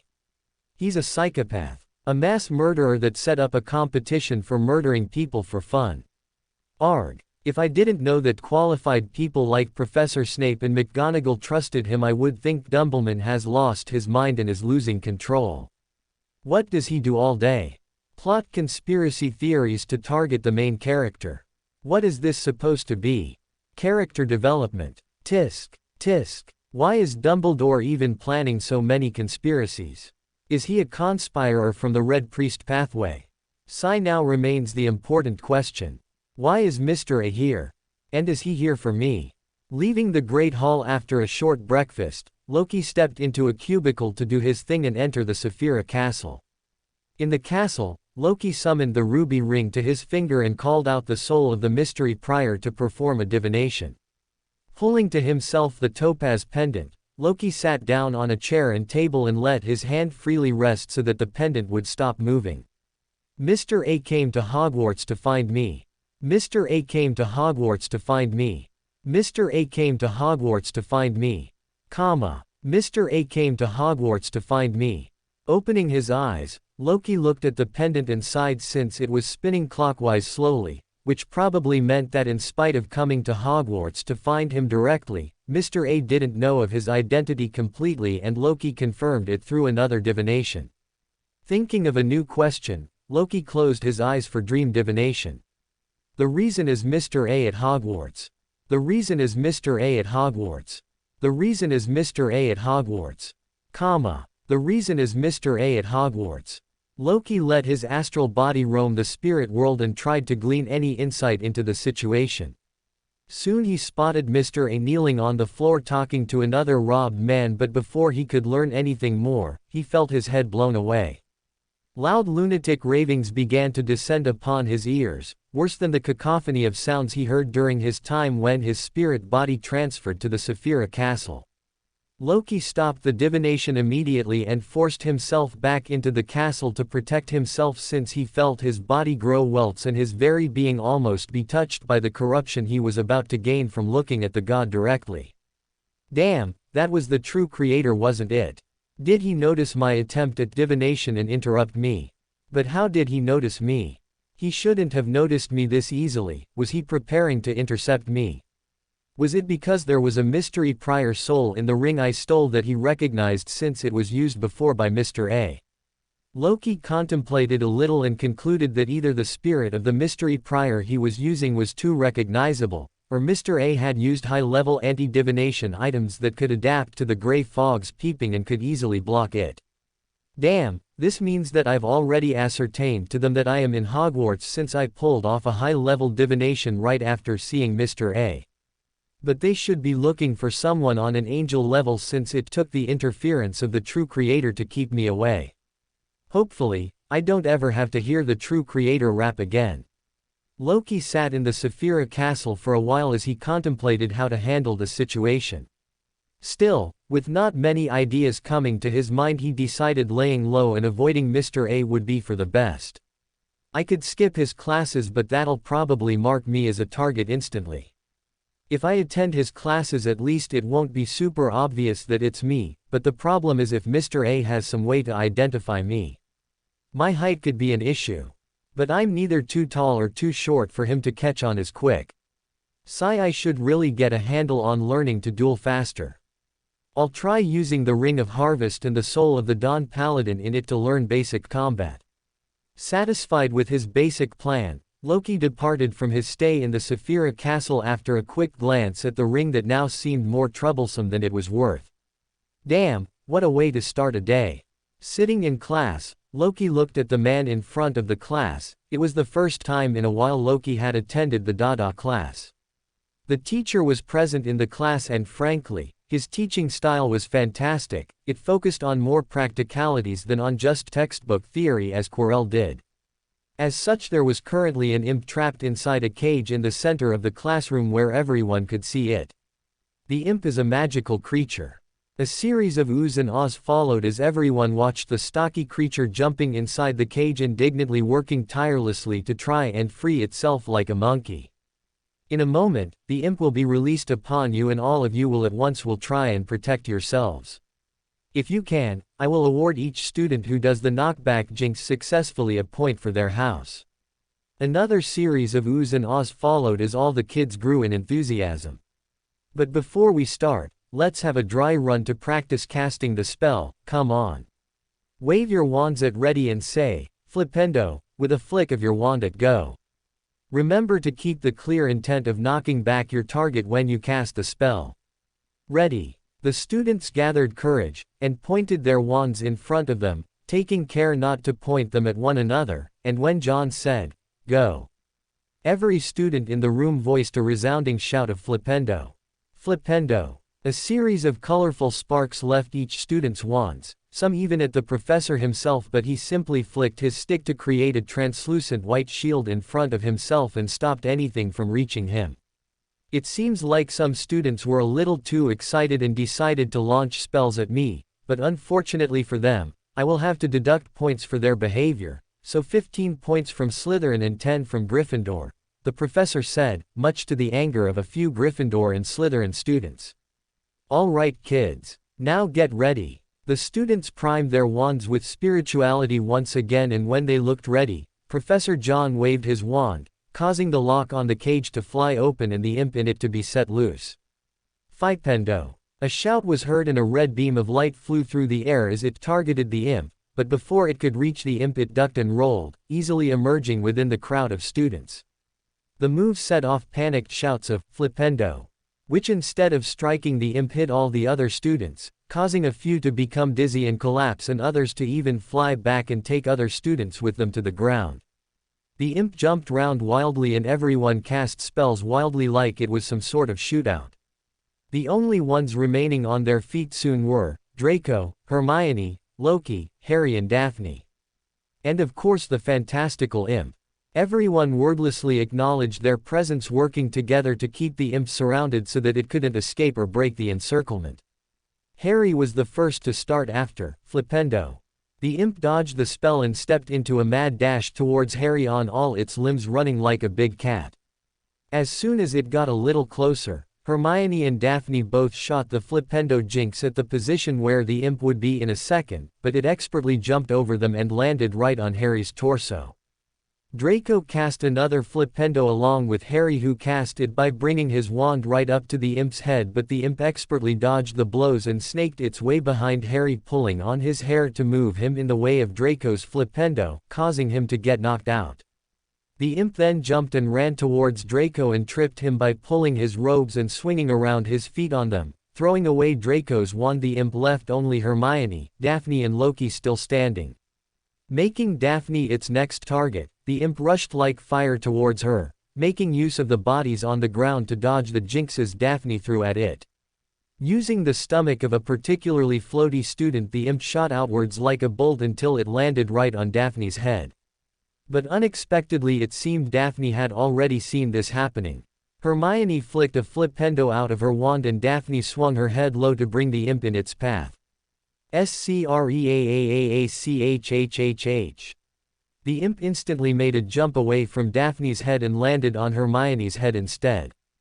Daphne managed to dodge Hermione's jinx, which had missed the imp and was headed towards her, but the imp pulled Hermione's hair and caused her to stumble over one of the bodies of the students and fall onto Daphne, taking the two of them down at once. Now there was only one student left standing in class, Loki. Making Loki its target, the imp set off in a run as it did its best to reach Loki as it jumped over and under all the jinxes he threw at it. The imp suddenly and unexpectedly attacked Loki by throwing Malfoy's wand, which it had picked up on the way, but Loki snatched it from the air, and when the imp jumped onto him, Loki jabbed the wand into the imp's nose and made eye contact with it as it pretended to be as innocent as a baby. Whine whine. Hee hee hee, no way am I going to let you go. Whine win. Flipendo. The imp's head glowed white from the bright light emitted from Loki's spell and launched into the ceiling before it collapsed onto the ground with enough force to raise a little dust. Although you executed the spell inefficiently, that was a wonderful performance, Mr. Loki. Professor John said with a soft clap that initiated a round of applause from all the students who were on the floor. Professor John then pulled the imp and threw it back in the cage without care for the creature and spoke to everyone. I hope everyone present has learnt that even creatures that appear as defenseless as the imp can be a pain to fight if one is not properly prepared with knowledge about what they are facing. So I hope everyone takes the upcoming classes seriously. Everyone nodded, since most students had experienced firsthand how rough such fights could get. And for successfully fighting off the imp, 20 points to Slytherin because of Mr. Loki and 5 points each to Slytherin and Gryffindor for Miss Daphne and Miss Hermione to have put up a fight. Everyone shot envious glances at the trio, but Hermione was still envious of Loki. Then that will be all, class is dismissed. Professor John said and walked away into his office room, shutting the door before any other student could ask him a question. Loki walked out of the class. He was tired of holding himself back throughout the lesson. He wanted to do nothing other than jump Professor John or Mr. A and reveal to everyone he was a corpse-eating, cannibalistic, crazy psychopath who had found his way into the school. I want to stay away from him, but doing so without raising suspicion is going to be difficult. What is he here for anyway? He could just be here for me, or more precisely the ring, but is there truly no other motive? Is he here for whatever Fluffy is guarding? But then, Adam should also know about it, so why did he let him in? To make the task for his protagonist a little more difficult. Or is Adam trying to make me a part of the story? What is everyone's true aim then? In any case, I should prepare myself for whatever comes my way. I better start practicing live combat. But how will I do that? Forbidden Forest. Wiping the sweat off his brows, Loki sat down on the grassy field staring at the dark moon of the night. There were several posts with targets drawn on them buried around the field, creating a sort of firing range around the meadow. Loki had created this area to practice shooting targets and the like while he was moving to better his aim. It was a small area buried in the midsection of the Forbidden Forest, well away from the territories of the tarantula and intruding a little upon the territory of the unicorns, but since they knew him they allowed him to set up his little practice area there. Now, with some simple aiming practice, Loki wouldn't be as tired as he currently was. If anyone saw him right now they would be worried that he had taken a swim in the Great Lake. He was sweating a lot. No, Loki wasn't just training his aim. Before arriving in the Forbidden Forest, Loki had visited above the gray fog and used the ruby ring to use the soul of the Twilight Giant in it to learn a little bit of combat knowledge. Knowledge like basic movement, leg work, breath work and positioning. Each aspect of combat came to a person on the Twilight Giant pathway instinctively, but Loki had to learn it all from scratch.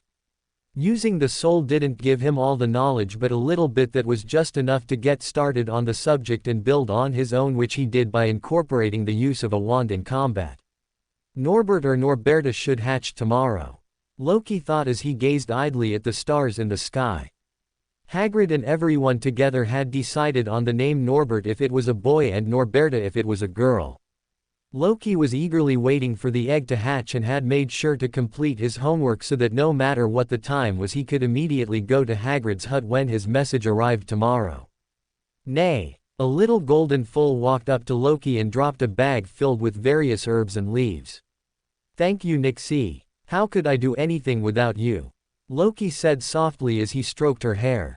"Nay, hee, I know, I have it right here," Loki said, pulling out a special ingredient that acted like catnip for the unicorns, fairy dust. He'd sneaked some away from the potions classroom in the morning for the unicorns. While the unicorns collected the herbs that he had to present to Snape at the end of his detention, he practiced combat. And when they gave him the herbs, Loki had agreed to hand over some fairy dust to them. It was a win-win situation for both parties involved. With the foal leaving happily with its fairy dust, Loki also left towards the castle to hand over today's freshly picked herbs to Snape. Snape inspected the goods but said nothing to Loki's relief and stored them away like normal. Going back to the dormitory, Loki interrupted Dominic, who was reading from a thick fat book. "You're late," Dominic said as Loki tried to sneak by. "I know, I got caught up while practicing," Loki said with a slightly embarrassed smile. "Practicing? What? How to sneak past me? If so, then you failed." "No, I was practicing combat." Quote? Dominic raised his eyebrows and asked Loki, "What do you mean? You'll be leaving soon, right?" "So I was practicing combat just so that I could keep myself safe, you know. Since there probably won't be anyone here to protect me next year." "Huh, is that so?" Dominic asked with a quirky smile. "What do you do? Why? You want to help?" Loki asked, randomly collapsing into a couch. "Sure, why not? I'll get to beat you up a little and practice a few spells along the way," Dominic said with a smile. "You sure?" Loki asked, surprised since he hadn't expected this. "Yeah, let's start tomorrow. What do you say to meet up in the Great Hall at 5 in the evening?" "Great," Loki nodded. "If you're any good, I'll help as much as I can, but if you're bad, don't get your hopes up." Loki nodded with excitement, and after speaking a little more with Dominic he went to sleep in his dorm room. Waking up early the next morning, Loki had breakfast with Dominic, but when he was about to head to class a large owl flew up to him and handed him a shorter letter. "It's going to hatch soon," Loki read in an excited tone. But then it was drowned when Dominic said, "Too bad you've got to go to class right now." Dominic knew about the dragon's egg since Loki couldn't keep his mouth shut about how he was going to witness the birth of a dragon, something that Dominic hadn't seen yet. "Damn it. I will see the hatching no matter what. I'll make sure of it." Loki immediately scribbled something on the back of the same letter he was holding and handed it back to the owl, giving it a few breadcrumbs as payment so that it would go and deliver the letter back to Hagrid. "What did you say?" Dominic asked. "That I have double potions and I'll sneak away from class by using the washroom as an excuse if I have to and to keep me updated. Oh, I half want you to miss the hatching because of how much you've tried to show me up this last month. As if I will miss it just like that. I will be there to watch over my baby," Loki proudly proclaimed, causing a few Slytherins to give him weird looks. Finally, during lunch when Loki was having food, a new letter dropped onto his plate. It's begun. Loki left his food half finished and rushed towards Hagrid's hut. On the way he met Harry, Ron and Hermione rushing toward the hut, but he didn't tell them anything since they seemed to already know. Arriving at the hut, Loki knocked on the door rapidly. Hagrid. Ye, I'm coming. Hagrid shouted and opened the door. Entering the house, Loki rushed past Hagrid and immediately secured himself the closest spot to the dragon egg. As the others came in, they looked eagerly at the egg that was twitching ever so slightly, and when a few minutes passed, the first crack appeared on the egg's surface. Not even a few minutes later, a beady-eyed small winged lizard fell out of the egg. Its scales were a shiny blue, and its wings were leathery, but none of it detracted from the charm of the little girl. Loki scratched the dragon under its lazily unfurled wings and caused it to snort fireworks at him, which he deftly avoided coming in contact with by creating a telekinetic shield around himself. So cute, Loki said, watching the short creature trying to bite his dodgy fingers. He's lost his marbles, Ron commented, but Loki ignored him. Soon Hagrid joined the fray by asking the dragon, "Who's your mommy, little fella?" The dragon shot a fireball and set fire to Hagrid's beard, which he quickly put out by patting it out. But just as Loki was about to get lost in playing with the dragon, all the people in the room heard a pot on the window fall. "Who was that?" Hermione shouted, and Hagrid rushed to the window to check, but out of all of them, only Loki immediately stepped out of the door and pointed his wand at the intruder. Flipendo! A searing red spark flew out from Loki's wand and extended towards the intruder, throwing him off his feet and head first into the ground on the hill that extended from Hagrid's hut. The intruder then unconsciously rolled down the hill and reached Loki's foot. Well, who do we have here?" Loki said as he knelt to the floor and looked at Malfoy, who was unconscious with dirt on his face. "Loki, you used a spell against a student. That's against the rules," Hermione shouted, but everyone ignored her. "I have a fantastic idea. Who wants to take part?" Loki asked in a giddy tone. Everyone looked at each other as if promising a vow of silence on the events that would transpire next before looking right at Loki, waiting for him to tell them what his plan was. "How do we know you're not working with him?" Ron asked, pointing at the Slytherin clothes on Draco that matched Loki's. Loki ignored the accusation and Harry responded in his stead. "Remember, Malfoy was listening to us in the corridor when Hagrid's letter came in. I think he heard us then, and didn't he just knock him out? Isn't that enough to prove his allegiances?" "Oh," Ron said, slightly disappointed. Loki smiled and then turned toward Hagrid. "Hagrid, you should probably go back into the hut. You don't want to be involved with this, and don't you have to take care of Norberta?" Hagrid was about to leave, but Loki held his hand and looked into his eyes. "If anyone asks, you saw nothing, all right." Hagrid gulped and nodded before leaving into his hut. With a smile, Loki went to Hagrid's tool shed and began to search for something in particular. A few minutes of shuffling around Hagrid's tool shed, Loki found a few old cans of paint which he gladly used to give Malfoy's face a cute layer of makeup. "Is this all right?" Harry asked, since even he felt a little pitiful at how Loki was treating him while using the levitation charm to drag Draco up the stairs towards the castle. All that head banging on the stone might set his brain right," Ron stated as if it was a fact and nobody argued. Then they set him up in front of the castle exit like a scarecrow by tying him to the tree that grew right outside the gate.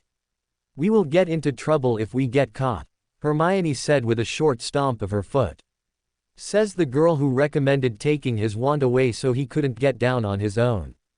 Loki joked. HMPF. Eavesdropping is not a nice thing to do. The trio left and parted ways from there, with Ron constantly mumbling something suspiciously like, "He's a dark wizard, I tell you," and Loki went back to Hagrid's hut. "Good night, Hagrid," Loki said to the friendly half-giant and petted the little dragon still trying to snap his fingers. "Norberta's a feisty little dragon, isn't she?" Hagrid asked happily, like he was the mother. "You should ask some professor to help you with an undetectable extension charm so that you can keep the dragon in a safe place, or I have no doubt the dragon will burn your hut down by the end of the month. They grow fast. And with Draco running his mouth in the castle, I don't doubt people might get suspicious." But how will I convince the professors? They'll probably want me to send her off to somewhere else.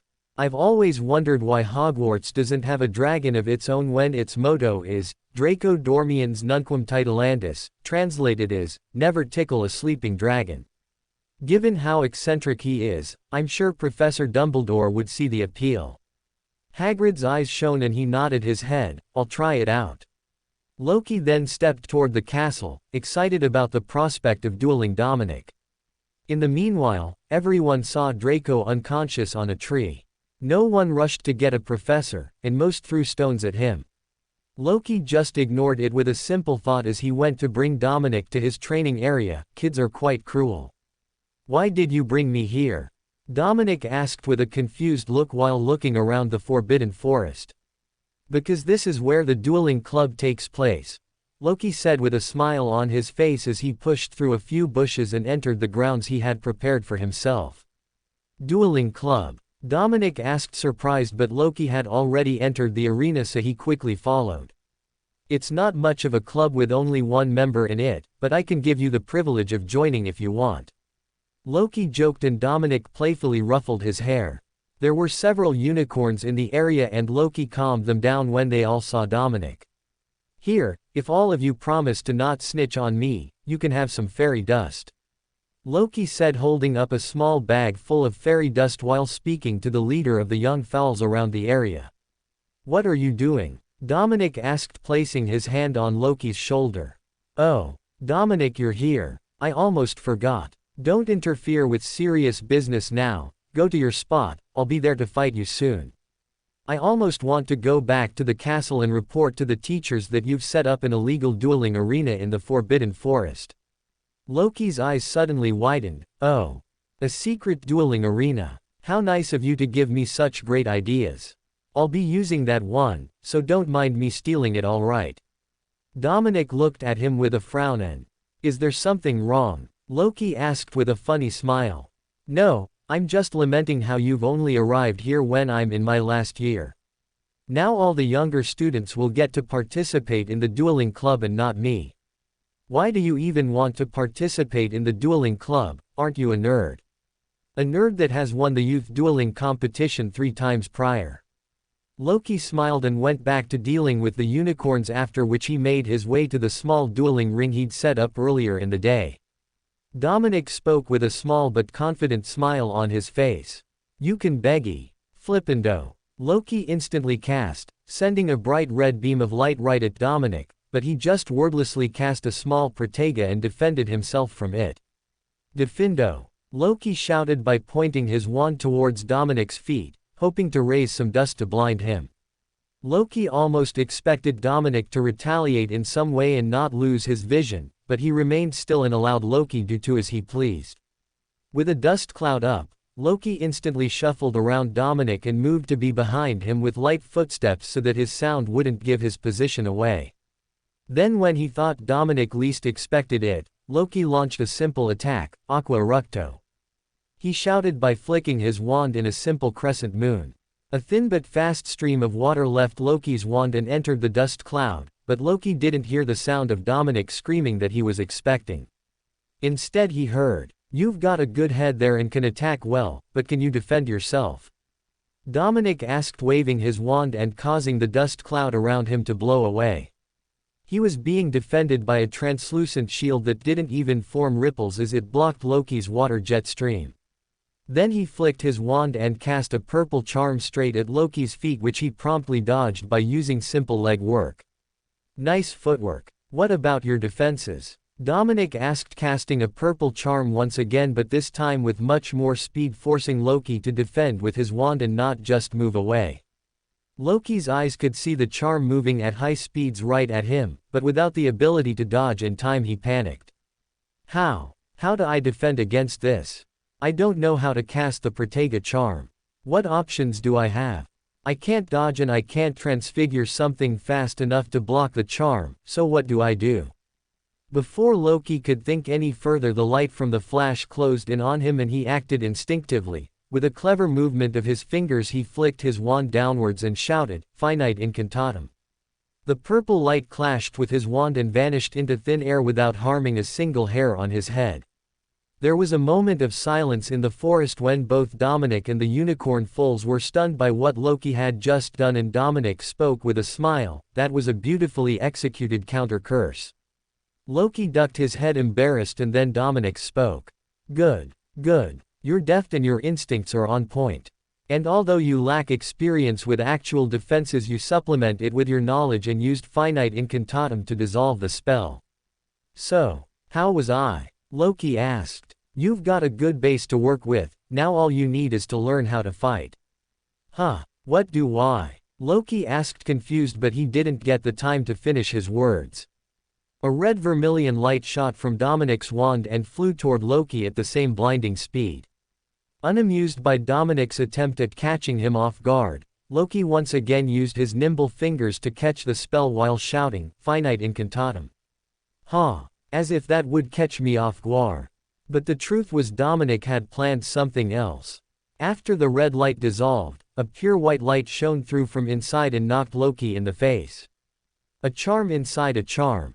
What? How? Dominic's smirking face was the last thing Loki saw before he fell unconscious.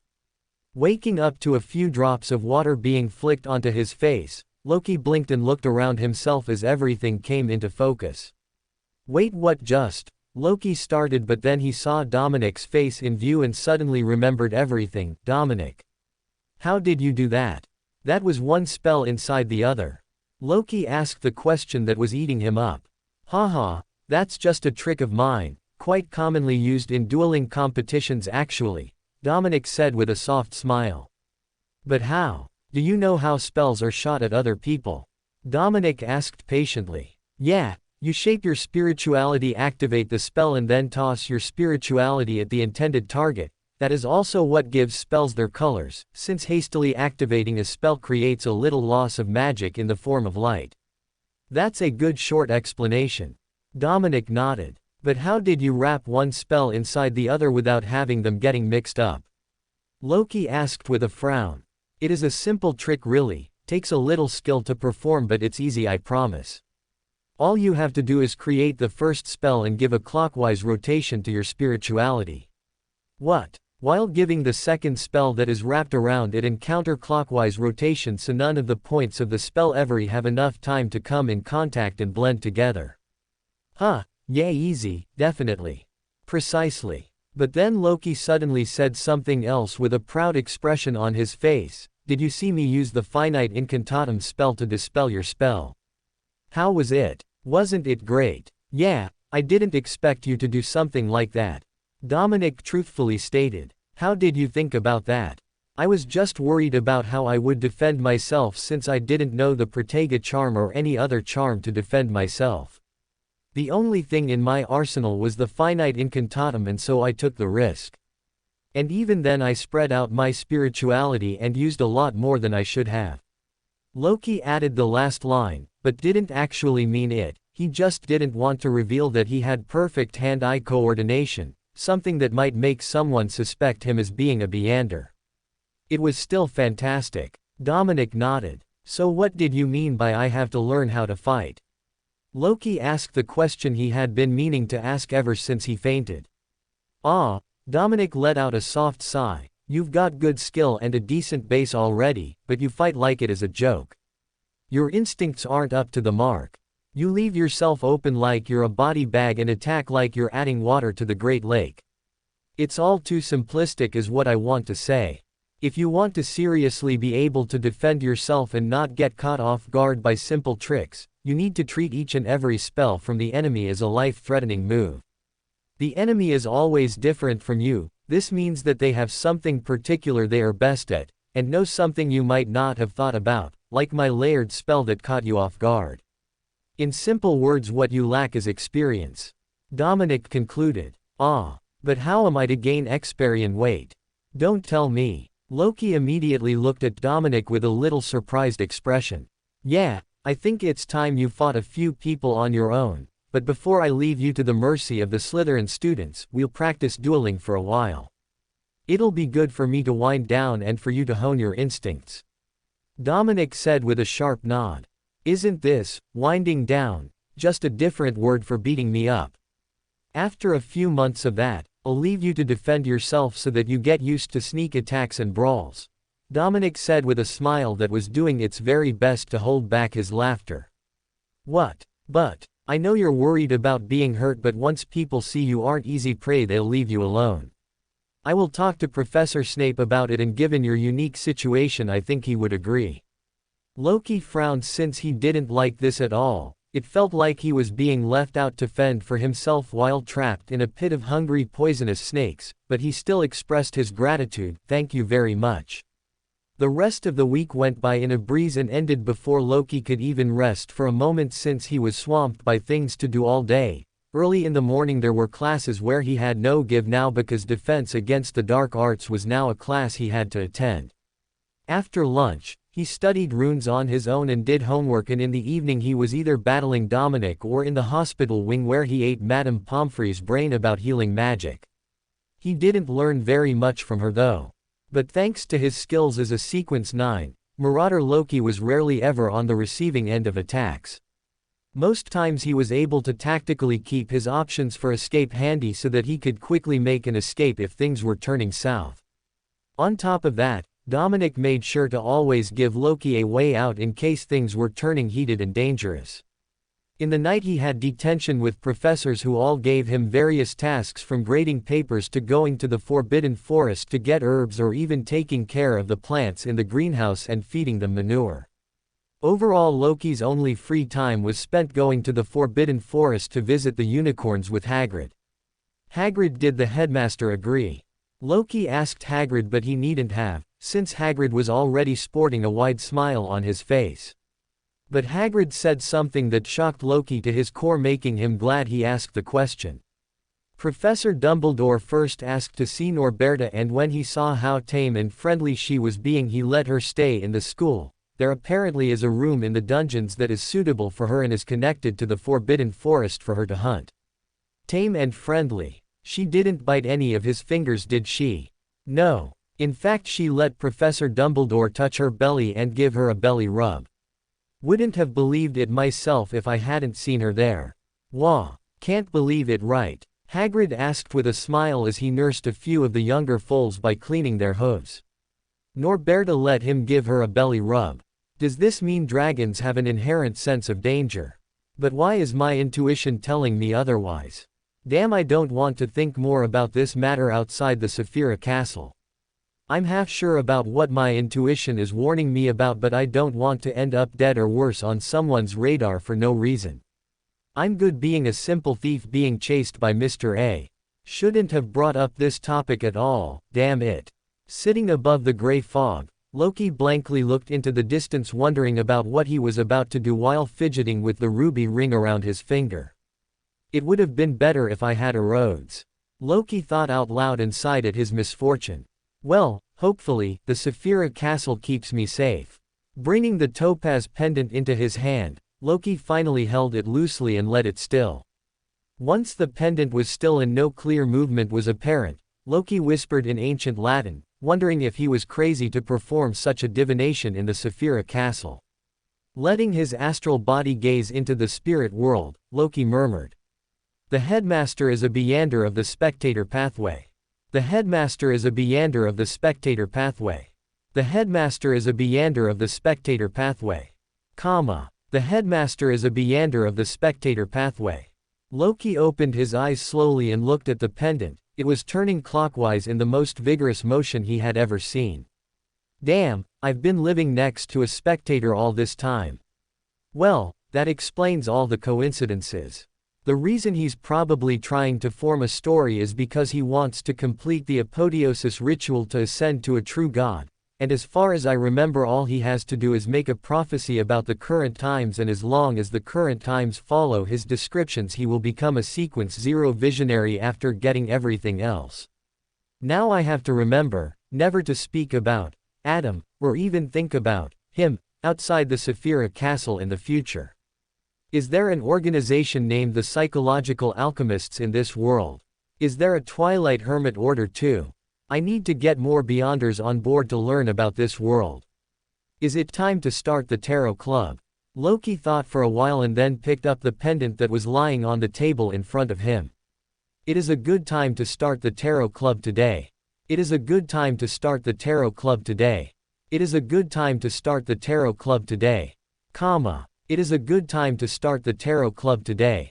The pendulum was spinning counterclockwise but slowly, which Loki took to mean that there was still something restricting him and would make it a bad time to start the club. What could be an obstacle? Is there something I don't know? Or is the obstacle just the Aurora Order chasing me down? Loki performed a divination again to check if the problem was the Aurora Order, and he found the pendulum spinning slowly anti-clockwise. So they are the problem, but there's also something else. Loki thought for a while but didn't understand what else could be the cause behind it not being a good time for him to start the club. Is it because there's a member of the future tarot club who cannot join right now? Loki quickly divined about it and found himself looking at a pendulum swinging clockwise. Looks like there are going to be troublesome members joining the club later. Wait, no, I got distracted. I have to figure out what is Adam trying to do. Loki thought for a while and then remembered a vague detail he had missed. Wasn't there a theft in the Gringotts bank? Didn't Dominic seem sure that there was something about it related to the thing that Fluffy is protecting in Hogwarts? And since this is the story of Harry Potter, it should be related to you-know-who. Loki closed his eyes and let his astral body float along in the spirit world. The item that was moved from Gringotts to Hogwarts that you-know-who attempted to steal. The item that was moved from Gringotts to Hogwarts that you-know-who attempted to steal. The item that was moved from Gringotts to Hogwarts that you-know-who attempted to steal. Comma. The item that was moved from Gringotts to Hogwarts that you-know-who attempted to steal. Keeping his eyes closed, Loki's vision suddenly shifted from the darkness of the Saphira Castle to what he assumed was a vault at Gringotts. A brown package barely 2 inches in size seemed to have been picked up by someone Loki recognized, Hagrid. Just as Loki was about to give up learning more about the package, his vision shifted once again, this time moving to the mirror Loki had seen during the winter. The mirror of Arise. He saw Albus Dumbledore standing in front of the mirror and holding what appeared to be a black crystal skull from whose eyes blood leaked and fell to the floor. Under Loki's persistent gaze, Albus slowly sent the crystal into the mirror, vanishing it without a trace as if it never existed. Dumbledore waved his wand and caused the droplets of blood that had fallen to the floor to vanish and walked away, breaking Loki's vision of the scene, and returning him to the familiar darkness of the Saphira Castle once again. Why did he not take any anti-divination steps to ensure no one would figure out where the object was? Loki immediately thought. Unless he wants a specific person to know about it and come to get it. It's a trap. A trap specifically designed for someone. So is the Aurora Order and you-know-who colluding together to get that skull. But then what is the skull with blood dripping from it? Is that skull a Beander characteristic? Which pathway is it from? It should be the pathway that you-know-who is from if it is meant to bait him right. If it is a Beander characteristic, that means you-know-who is still not a true god or even an angel. But if it is a uniqueness of his pathway, that means he's at least a king of angels. He's dangerous for me either way. Can I divine about it? No, unless I know the divination isn't harmful to me, I shouldn't push my luck. I might be becoming a stalker with how much I'm using divination to check on things. Loki thought with a sigh and teleported back to his room after leaving the Saphira Castle. With him back in the room, Loki looked at the Niffler, who was patiently writing poems in the Niffler language he had created. If I'm going to be fighting, shouldn't this brat that keeps getting fatter like a chicken also learn how to fight? Loki pulled Sunny by the nape of his neck, and the scholarly Niffler that had somehow gotten a pair of small glasses on its nose looked at him with frustration. Squeak squeak. Yes, I know you need to write poems at midnight to digest the potion, but you're going to learn how to fight with me, so that you are useful for something at the very least. All you do is sit around in my room all day and get fatter. Squeak squeak squeak. No, I don't believe a midnight poet must have a nice round and fat belly. Come on, let's practice fighting together from now on. With the lazy Niffler finally practicing with Loki, a new part was added to his already busy routine, leaving him very little time to sleep, so he developed dark circles around his eyes, giving him a cute panda look that Hermione always teased him about whenever they met. Looking at a book containing newspaper clippings, Loki flipped the pages casually as he continued to read the ones with interesting headlines. You won't believe how Harry Potter defeated the Dark Lord with just a sneeze. Find out about the most powerful magic that allowed Harry Potter to defeat the Dark Lord. The Dark Lord hates this one simple trick that gets him all the time. It was clear to Loki who the villain for Harry in Dumbledore's story was. There could only be one. He who must not be named, or you know who, or simply, the Dark Lord. Is he also a high-level existence in the level of angels and the sort? Did people figure out that using his name forms a connection of some sort with him? But how did Harry Potter even defeat him when he was just a baby? Was there someone else that helped him? Surely was Adam involved. Perhaps he birthed Harry just to make his prophecy come true. Seeing that searching anymore was not helping him, Loki put back the book with newspaper clippings into its shelf and came back to Dominic. Done stalking your classmate? Dominic asked lightheartedly, not lifting his head from the book he was reading. As if, now all I need to do is learn the invisibility spell and trail behind him all around Hogwarts. And Dominic looked up in surprise and was about to dissuade Loki, but then he saw him smirking and sighed. Hee, got you. Not funny, Loki. What are you reading, by the way? Our training guide. You wanna become an Auror? Not exactly, I want to join the unspeakable department in the ministry. Unspeakable. They're a bunch of high-class wizards that delve into the secrets of the world and magic. I see. Sounds like what a nerd would love to do. Yeah, probably also for a nerd that likes stalking his classmates. Haha, as if. Look me in the eye and tell me that the mystery surrounding them doesn't interest you. Alright, it does, but not very much. Keep telling yourself that. Yeah, see you later, Dominic. I'm gonna go and attend my detention with Professor Sprout. As Loki walked the halls, he came across a group of wizards facing off against each other. Since it was late in the night and Loki was a little curious, he stepped into the classroom and looked at what was going on. On one side were Malfoy, Crabbe, Goyle, and a girl whose name Loki didn't know. And on the other side were Harry, Hermione, Ron and Neville. Everyone turned to look at Loki, who was looking at them, and their arguments stopped. What are you doing? Loki asked with a confused expression. Something your nut-sized brain cannot comprehend, Loki. We're upholding the pride of the wizarding world. We're competing in a duel. Loki's eyes widened as he looked at everyone. Shocked yet mudblood. Malfoy cursed with a smirk. Everyone thought Loki was overreacting to the piece of information, and suddenly, he bent over and stood holding his knees, snorting air. Soon it turned into full-blown laughter. Ha ha ha ha ha ha ha. Dueling, he said. Ha ha ha ha ha ha. What are you going to do, toss fireworks at each other? Shoo. Malfoy tried to say something, but Loki stopped laughing and immediately said something. Wait, I know what you can do. Why don't you play with toy wands instead? I'm pretty sure the fake spells they shoot out are more powerful than what you can do. Hermione scowled since she didn't like Loki underestimating her, but after a few seconds she sighed deeply, because she'd been wondering about the same thing that Loki had just told them about. She didn't know any spells that could harm someone other than Flipendo, and even that was something that she could barely use against an imp. Interrupting Loki's laughter, Malfoy brandished his wand and shouted, Flipendo, sending a beam of white light right at him.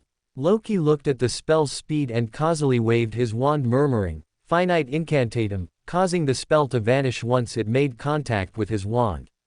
Wait, let's do this, Loki said casually, as if he had a bright idea. Why don't all of you attack me at the same time? It'll be fun then, IGU. Nobody wants you here, you scoundrel. The girl Malfoy had brought with him complained vocally to Loki, so he looked at the faces of everyone present and found them frowning, well, everyone except Hermione, who looked like she understood what Loki was saying. Do as you see fit then, I have detention anyway, good night. Hope you don't let your wands bite your behinds when you embarrass them with your silly wand waving.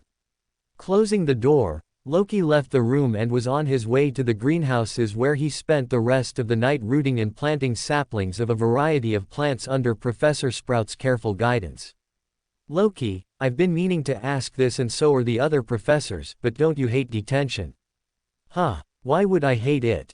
I get to spend more time with the thing I love. The thing you love. Yeah, magic. You might not know this, but I was a thief before I entered Hogwarts. Life every day was rather repetitive and bland. Loki explained, mixing his past life and this one.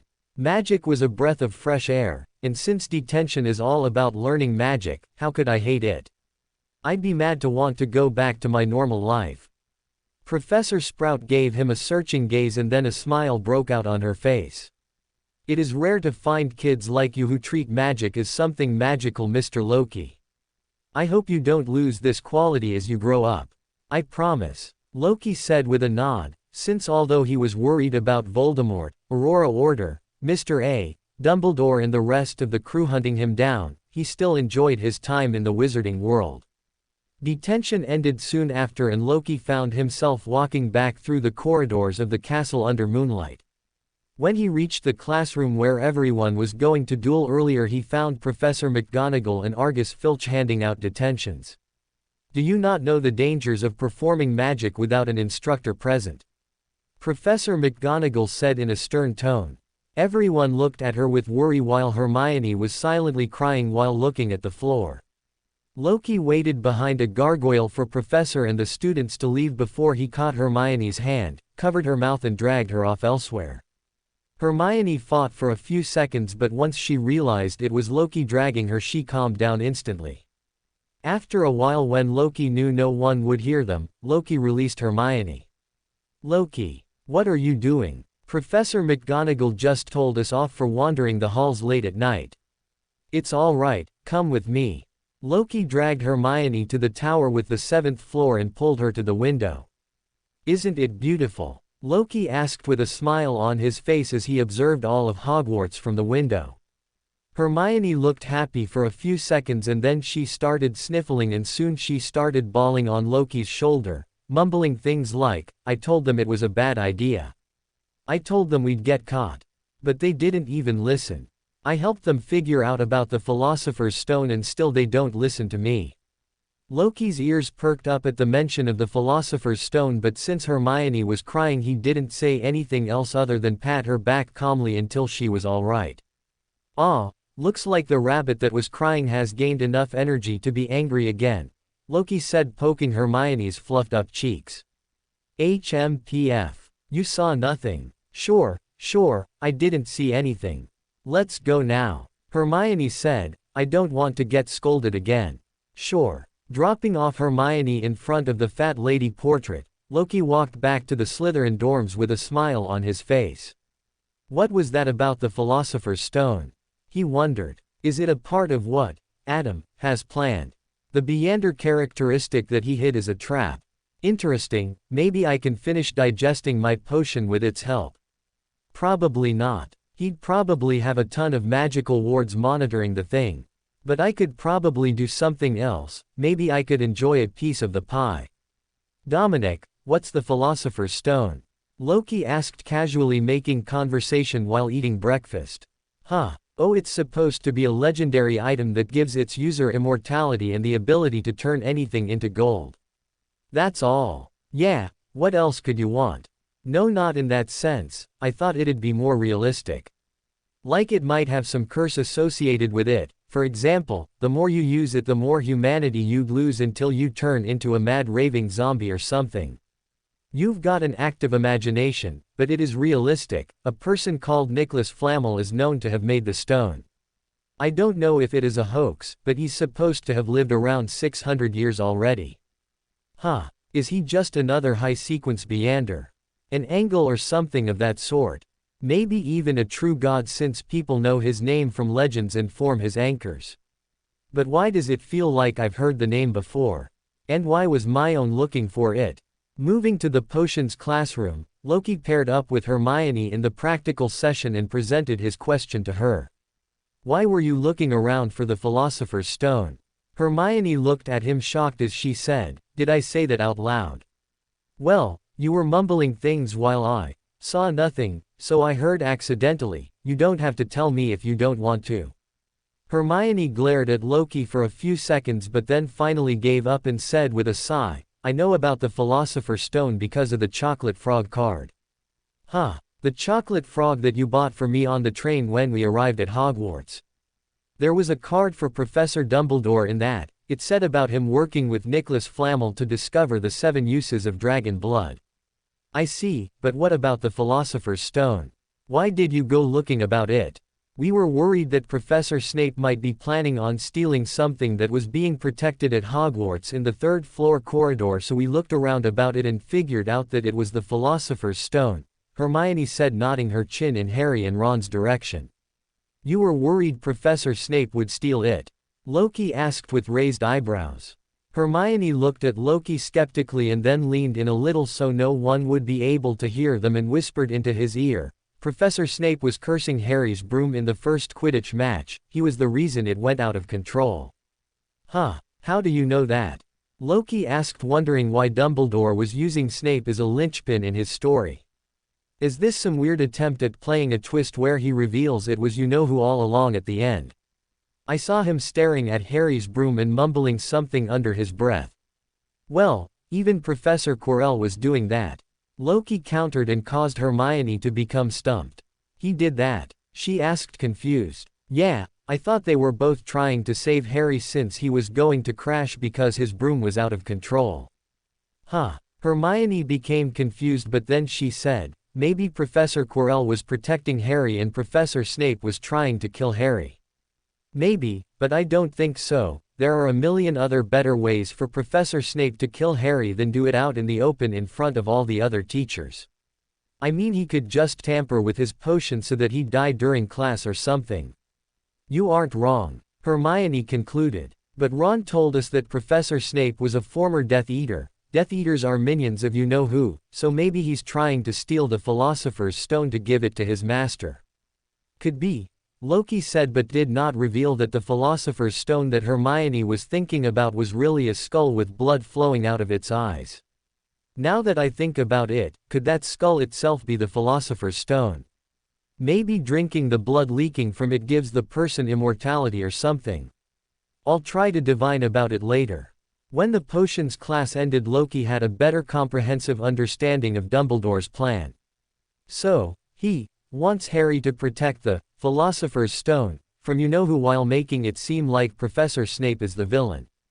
Poor Professor Snape, he probably didn't know that he was going to be assigned the role of the villain while working under the headmaster.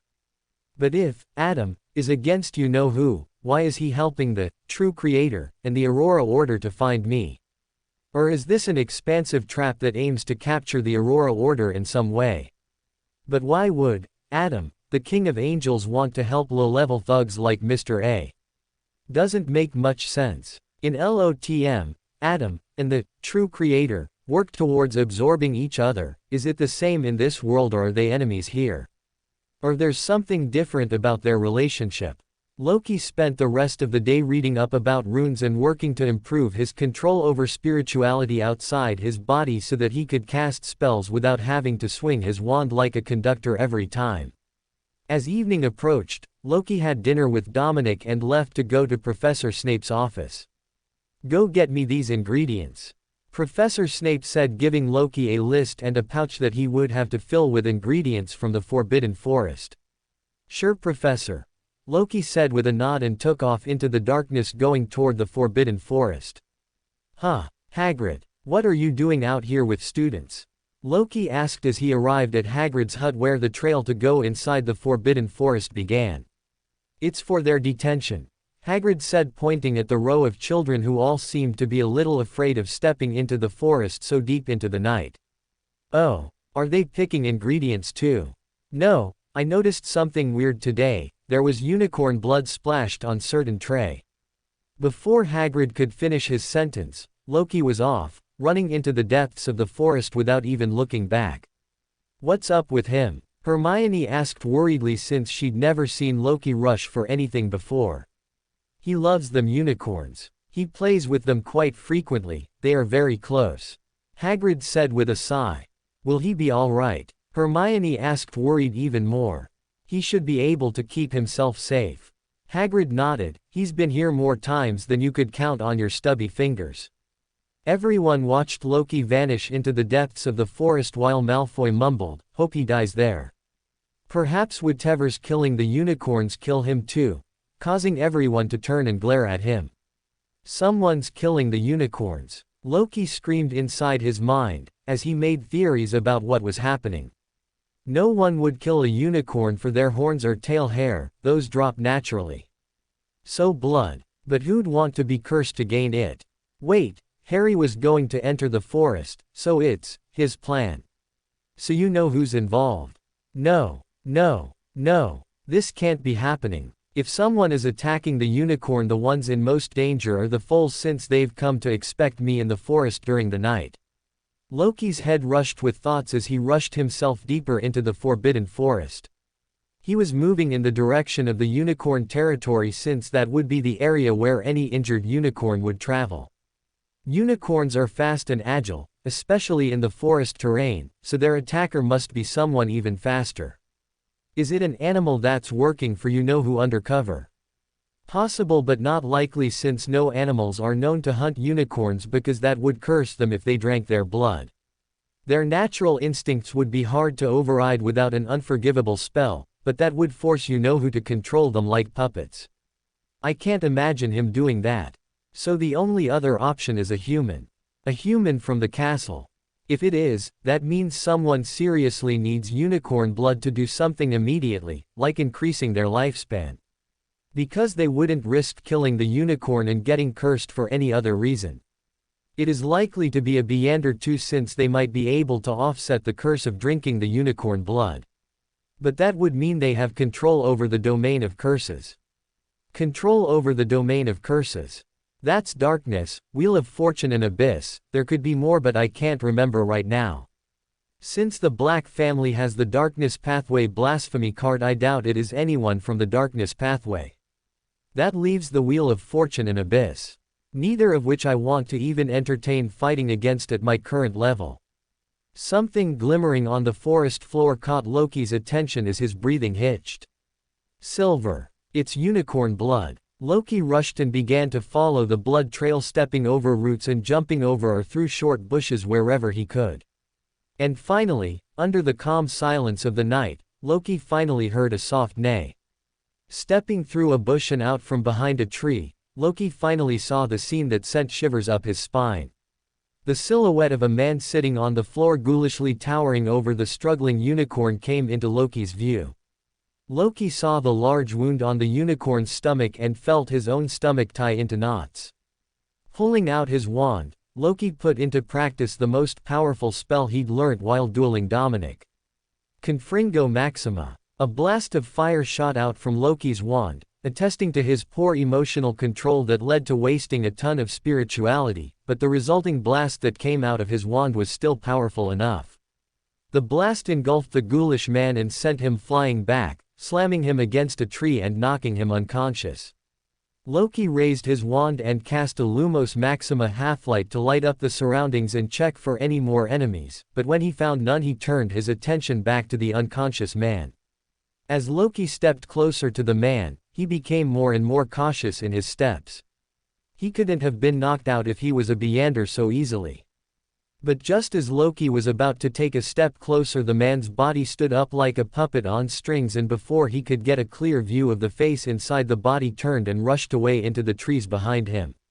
What? Loki attempted to follow, but a soft and weak neigh stopped him in his tracks, and he had a stray but important thought. If he's of the Abyss Pathway, I can't attack him.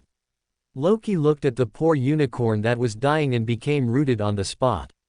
He knelt beside the unicorn and stroked it slowly, but just as Loki was about to give up, he felt something inside his dress.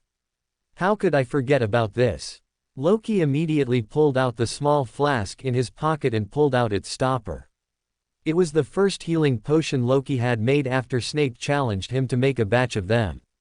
Pouring the contents of the flask over the wound, Loki then poured some of the liquid into the unicorn's mouth, and in under a minute, Loki could finally see the unicorn's wound healing at a visible speed. Nay, The unicorn also felt itself getting better and neighed happily, but just as Loki was getting happier he heard the bushes around him snap. Loki pulled out his wand and looked at the moving bush with a wary look. And before Loki could figure out what was behind a bush, a dark spell shot at him under the cover of the night, through the leaves, which he barely ducked under to avoid. Bang! The spell that had flown past him burrowed into the tree and blew its trunk into smithereens. The tree was soon falling. Another spell came Loki's way, but he barely jumped over the spell by walking on a tree. And as he stepped closer to the tree to cover his back, he felt something sharp poke his robes and lift him up. The unicorn had pulled Loki up on its horn and threw him backwards for him to land on its back. Whoa! Before another spell could make its way, the unicorn dashed through the forest, jumping over bushes and using every foothold it could find to propel itself further into the forest. Loki looked behind and saw a malevolent black mass following them through the forest, moving through thick branches and tree trunks by blowing them all apart. A chase ensued, with the unicorn using all of the forest's terrain to its advantage, trying to get ahead and lose the malevolent black mist as Loki stayed on its back, gripping the unicorn's mane, trying his best not to fall off. As the forest got thinner, the branches and trees that were protecting Loki and the unicorn from the spells started to disappear, causing the unicorn to have to constantly change directions to avoid being blown to smithereens by the black mass following them. As they exited the forest, the unicorn threw Loki off its back and shot back into the forest, leaving Loki disoriented. And when he realized what had just happened, he realized it was too late to chase after the unicorn. The unicorn had left as soon as it had arrived, and the black mass followed it deeper into the forest, not even sparing a slight glance at Loki. "No!" Loki shouted. But he maintained his cool and he instantly got to his feet and ran towards the castle. Entering the castle, Loki ran to the closest area where he could find a professor. He stepped into the hall with the giant clock and then rushed towards the hospital wing. Knock *, knock. Loki loudly thumped the door of the medical wing and soon the doors opened. "Yes?" Madame Pomfrey asked, looking at Loki, who was frantically trying to tell her something but he just couldn't because his lungs were burning from running all the way here. "The Forbidden Forest unicorn hunting." Calm down, Madame Pomfrey said with a soft smile as she pulled Loki into a warm hug. Tears rushed down Loki's eyes as he finally spoke calmly. "There is something hunting unicorns in the Forbidden Forest. Hagrid and the rest of the students went there in detention. It is dangerous."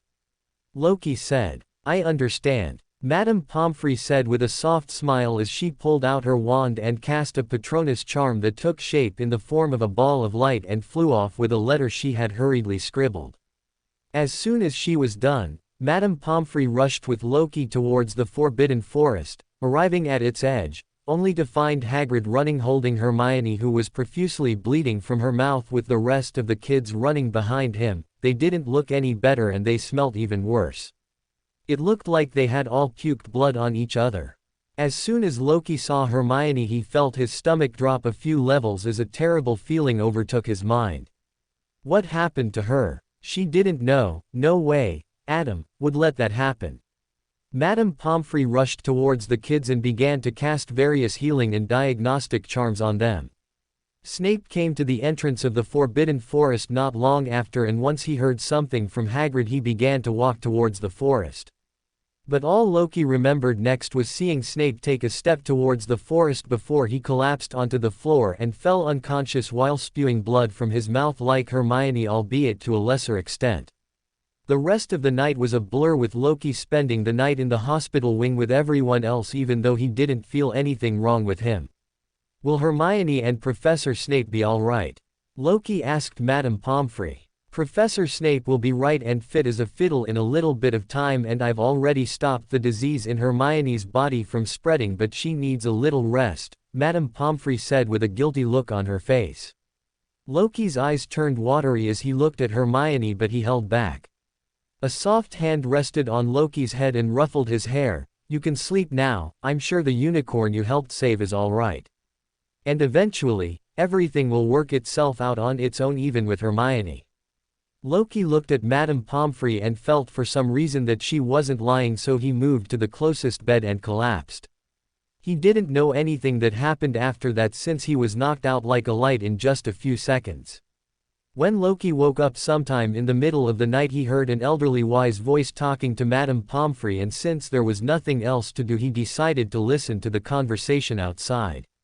It would be best if I could speak to them now, Madame Pomfrey. I've already spoken to Hagrid, he's told me his side, I need to know theirs so I can find a solution to this mess. The other students in the castle might still be in danger if I do not. The old voice said. And I said they need to rest. The students and Professor Snape are still in danger.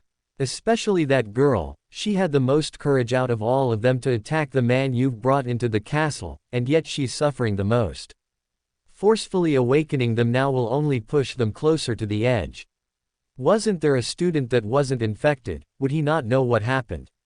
Could I please speak to him at least? The old voice reasoned. He's asleep, Madame Pomfrey said in a simple manner. I will call you when he wakes. *SSS SSS shish. The curtain around his bed was pulled open softly, startling Loki as he promptly jumped back, reached for his wand and pulled it out after priming it with spirituality out of instinct. Our student in question seems to be awake, Madame Pomfrey. The old voice, which Loki now saw belonged to Dumbledore, who had on his old wrinkly face a kind smile. Madame Pomfrey only glared at Dumbledore and left with the final words, I will only give you 20 minutes to wrap your stuff, after that you promise to leave me and the patients alone. Dumbledore nodded and with a grandfatherly smile turned to Loki. Loki's mind was going through a lot of things until now, but in a moment his entire focus was to not let his mind wander, and so before Dumbledore could ask anything, Loki immediately said, I don't know anything. If I did, I wouldn't be so confused about everything that happened. But instead of seeing Dumbledore surprised or God forbid angry, he saw Dumbledore extend a calm voice that instantly made Loki feel like he was in the embrace of Mother Nature and everything that would happen here would be beneficial for him. But knowing this was Dumbledore using his Beyander abilities, Loki only put up a facade of letting his guard down by relaxing his shoulders that had become tense.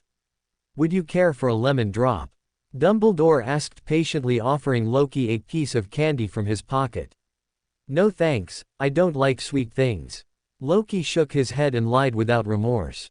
Oh, that's a shame. Dumbledore spoke unhurriedly. A short silence settled as Loki wondered why Dumbledore was wasting so much time, but since Dumbledore had made the atmosphere so comfortable, Loki was feeling sleepy again. And just as Loki was about to slip into the world of dreams for the second time during the night, he heard Dumbledore ask a question and wake him up. Could you tell me what you saw in the forest? I was searching for the blood trail after Hagrid informed me that a unicorn had been hurt. I was searching because I've grown close to them after spending time with them whenever Hagrid went to the Forbidden Forest. And then once I located the trail, I carefully ran until I met with the dying unicorn. Over the unicorn, I saw a robed man trying to drink its silver blood, and in a moment of anger, I used the Confringo charm by overcharging it with as much spirituality as I could. What happened to the robed man? He flew and hit a tree and looked like he fell unconscious, but immediately after he got up like a puppet with all his limbs in the wrong place and loose, and he ran away into the cover of the night. Was that it? No, I healed the unicorn with a potion I had made earlier during my detention with Professor Snape, and just as the unicorn was fully healed the man came back, but the unicorn pulled me up on its back and strode along with me towards the entrance of the Forbidden Forest and left me there. And what about Hagrid and the rest? Do you know what happened to them? No, just as I brought Madame Pomfrey back to the Forbidden Forest, I saw Hagrid come out with Hermione in his arms. She had blood dripping from her mouth and it made me feel very nauseous. That was also when Professor Snape arrived and got hurt. I see. Dumbledore smiled and then nodded. Thank you for telling me all of this. I don't expect it to have been easy, but thank you for protecting my students. When Dumbledore was finally about to leave, Loki asked him a question by gathering a little courage. Professor, do you know what happened to Hermione? I asked Madame Pomfrey, but she wouldn't say. Dumbledore paused and looked at Loki with his glassy blue eyes from under his half-moon glasses, waiting for a while to seemingly confirm something. After a minute or so, when Loki was feeling like his body wanted to do nothing other than sleep, Dumbledore responded. She's been cursed with sickness after she attempted to attack whatever attacked you. It does not have a direct cure yet, but I'm sure Madame Pomfrey will figure it out eventually. It was your timely help that saved them all, and for that, I am thankful to you. You have my gratitude. Professor, Hermione looked into the matter of the Philosopher's Stone you are protecting in the forbidden third-floor corridor. Is it possible to use a little bit of the stone to cure her? Unfortunately for her, it is not possible for me to currently move the stone out of the place it is being protected in, but I assure you I will not let a student die on my watch. Loki felt hateful for a moment, but he held it in place, not letting it furrow or grow or show on his face, and that was the last thing Loki remembered before he fell into his pillow, falling deep into sleep once again.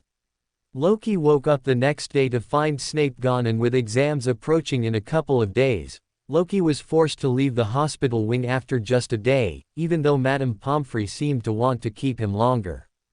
So before he left, she left a part of herself with him. Loki, take this, and keep this with you at all times. If you ever need help, just pour your spirituality and throw it at whatever is hurting you after shouting, Lux. Madame Pomfrey said with a motherly smile on her face. Loki didn't understand what he was given, but since he felt a warm feeling come off of it, he took it with a grateful expression. Once in Loki's hands, he carefully examined the shiny metallic piece that he was holding and realized what it was: the flaring sun charm. What the hell? Loki barely concealed his shock at being handed a Beyonder item out of nowhere and spoke to Madame Pomfrey to thank her. Thank you, Madame Pomfrey. The matron calmly brushed Loki's hair and said with a sweet smile, I hope you don't need to use such a thing, but I promise whatever you use this on will be gone for good once you use it. Loki nodded with his eye glimmering and left the hospital after leaving Hermione one lingering glance. He hadn't fully made up his mind, but he did have a little idea about what he would do next. Under stares from everyone, Loki entered the Great Hall to have lunch and went to sit down beside Dominic. Heard you fought off a dragon last night. Dominic started the conversation. And then what? I defeated it by stabbing its heart with a sword. No, the rumors say you rode on the dragon and used its fire-breathing ability to defeat an immortal dark wizard. That's actually surprisingly close. Loki commented under his breath, making sure that only Dominic heard his words. Dominic had raised eyebrows but did not ask further, since he could sense Loki was still guarded and needed a little time to rest. After finishing his meal, Loki moved to the dungeons and collapsed into his bed. But forcing himself to get up, Loki did the ritual for the celestial worthy of heaven and earth and landed in the Saphira castle. Phew, that was difficult, Loki said out loud, heaving a refreshing sigh of relief after he stepped into his seat. Let's analyze everything, Loki muttered as he remembered the events of the particular night, even though he didn't particularly like them. Someone wanted to drink the blood of a unicorn to gain a longer lifespan, even if it comes at the cost of a cursed life, which probably means that someone is close to dying and is forced to resort to extreme measures. Or they have some way to counteract the curse. In the forest, after I knocked out the man who was drinking unicorn blood, he moved as if he was being possessed and still came after me, and the unicorn probably desperately wanting to drink its blood or to kill me. When Hagrid and the rest of the students came back, they were all sick in one form or another that required Madame Pomfrey's immediate assistance to help them. Hermione was the only child that harbored thoughts of attacking the robed man, and she was the one that was hit back the hardest. At this point, Loki remembered what Dumbledore said. They've been cursed with sickness after they attempted to attack whatever attacked you. If Adam was not lying, then this means that the opponent is off the abyss pathway and can detect who is trying to attack him, and he used this premonition to form a connection and curse them instead. But this is only possible if the enemy is a sequence 3, blatherer in the abyss pathway. Loki noted and shivered a little. A high sequence saint already. But if it is a sequence 3, why didn't it do such a thing to me and make me fall sick and then capture the unicorn anyway by making it weak? Loki thought for a while and came up with certain peculiarities in the scenario. I attacked the man drinking the unicorn blood and caused him to fall unconscious. And when the man woke up again, he was behaving strangely like a puppet. What if the man who I attacked was just a vessel that was being possessed by an angel of the abyss pathway? Meaning, I never truly had the intention to attack the angel. So, he couldn't do anything to me. And the unicorn would explain how I was not affected by his powers that would have killed me or led to the loss of control immediately. Since the unicorn's blood has the effect of counteracting curses, it protected me when I was so close to it. But who is this Sequence 3 angel? You know who. It being you know who would also make sense, since then, Adam could have set up a scenario where he fights Harry Potter and loses, or to make Harry want to become stronger by seeing just how powerful you know who really was. The Beander being Voldemort would make a few more things make sense, such as why he might need the bloody skull that Dumbledore hid inside the mirror. That bloody skull is possibly the Beander characteristic of Sequence 2, Bloody Archduke. Loki rested his back on the chair, letting himself relax a little as he had just thought hard about multiple things. This is getting very dangerous. How did I get involved with a Sequence 3 of all things? And I still have to be wary of Mr. A who's searching for me in the castle. The worst part is I don't know how Mr. A knows that I am here at Hogwarts. If I knew how, I could use some loophole to fool him by preparing a counter plan or a distraction. It all started with that damn ring. Loki thought and smiled a little out of pity for himself.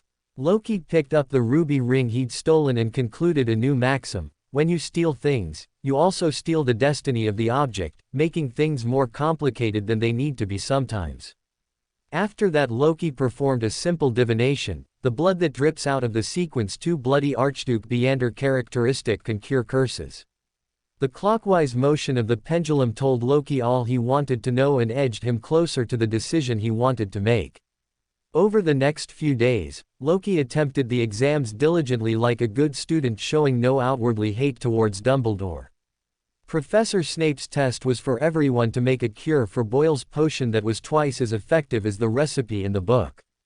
Loki did exceptionally well in the test and made a potion that was thrice as effective, courtesy of the Half-Blood Prince's book. The charm's potion was to cast a modified version of the levitation charm on pineapples to make them dance around on the table. Herbology was an easy test, with the students just having to repot and plant various harmless magical plants without harming them, and Loki scored well in the test since he'd received many tips and tricks from Professor Sprout herself, since he used to help her doing this during detention. History of Magic was a written exam where Loki did decently since he loved hearing stories, while the Defense Against Dark Arts exam was easy since Loki often fought Dominic and developed good combat reflexes which he used to fight the imp that was prepared for the exam. The Transfiguration exam was another easy exam where all Loki needed to do was turn a common mouse into a snuff box, which he perfectly did, and even gave the box a few fancy cat designs that Professor McGonagall liked. Poor Hermione, I'm sure she'd have prepared and read through the books and notes for the exams multiple times. It is sad that she won't get to attend the exams. Loki wondered out loud as he was walking toward the hospital wing. Entering the hospital wing and giving Madame Pomfrey the last batch of potions that Professor Snape had just brewed, he then looked toward Hermione's bed. Everyone else had already left the hospital wing, including Harry. Now it was only Hermione on her bed alone. She was still unconscious and Loki was a little worried, but Madame Pomfrey put her hand on Loki's shoulder and said, "Don't worry, I will not let anything happen to her. Hogwarts has its ways to help everyone in need." Loki gave a firm nod and made up his mind about what he was going to do next. All I need to do is hijack Adam's story. Before I do anything, I need to make a few preparations. Loki walked into the Forbidden Forest with a little more fear than he usually held, still traumatized from the last incident, but his aim kept him focused on the job he was currently doing. Walking up to the unicorn territory, Loki waited for a while before an adult unicorn came out and met him. Loki could recognize the unicorn; it was the one he'd saved in the Forbidden Forest a week earlier. "Hello," Loki said with a calm smile. "Nay. Yes, I know, I should have come earlier, but my friend got hurt and then I got busy, sorry." "Nay, thank you for forgiving me. But I need a little help." "Nay, hee hee, I know I don't need to ask since I'm welcomed. but I might be getting a little ahead of myself this time. Could I have a little bit of your blood? Loki asked with a worried tone.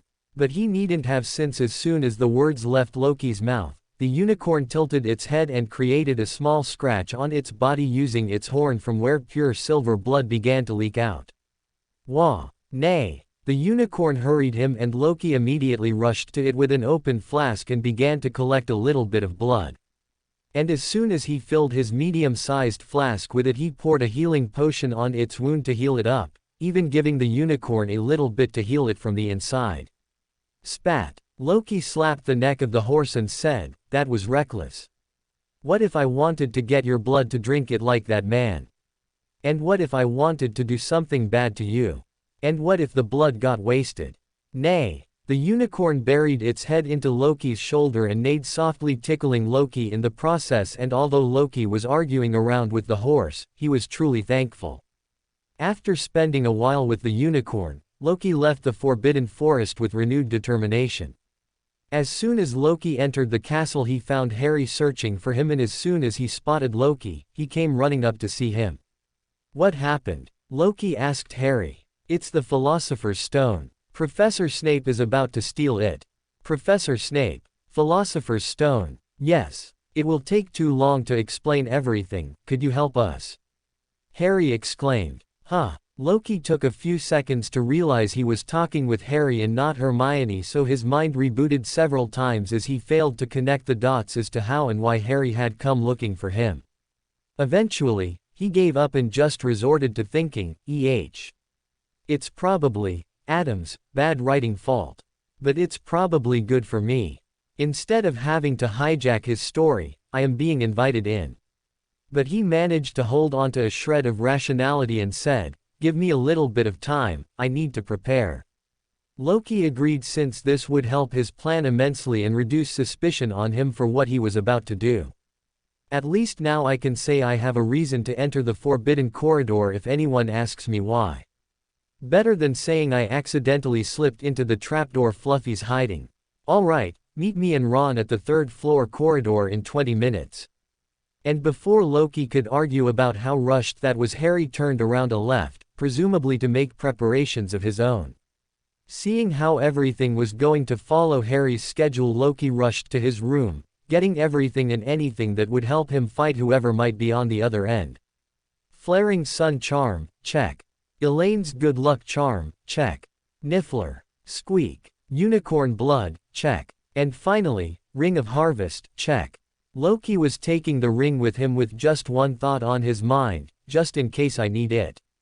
He wore it with the ruby palmed in his hand so that it didn't show on the outside and no one would question him about it if they happened to see it.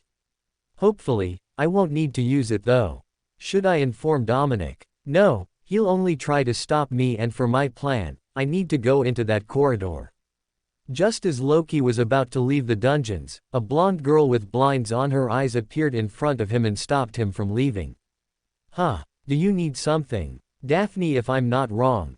The girl stayed silent, muttering about something under her breath before she looked at Loki and spoke in a calm and relaxed tone. "You will need luck." "What? Does she know what I'm about to do?"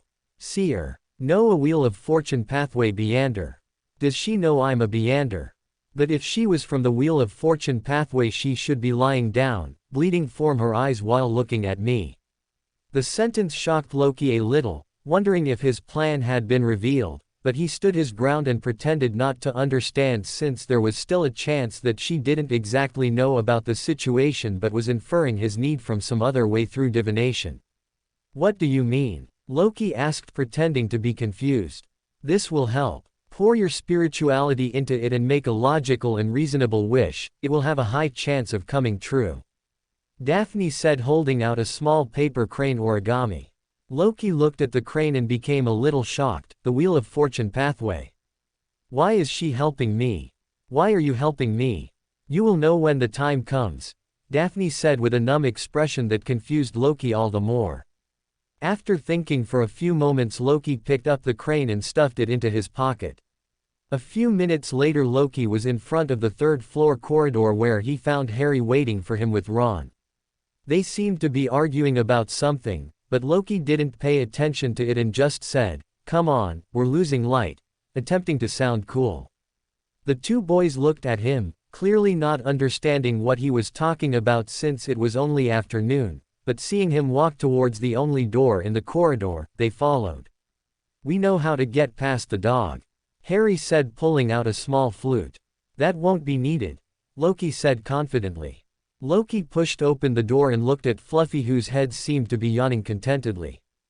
But along with the dog, there seemed to also be a harp in the room, indicating someone had already tried to get in earlier and had been successful in crossing the three-headed dog.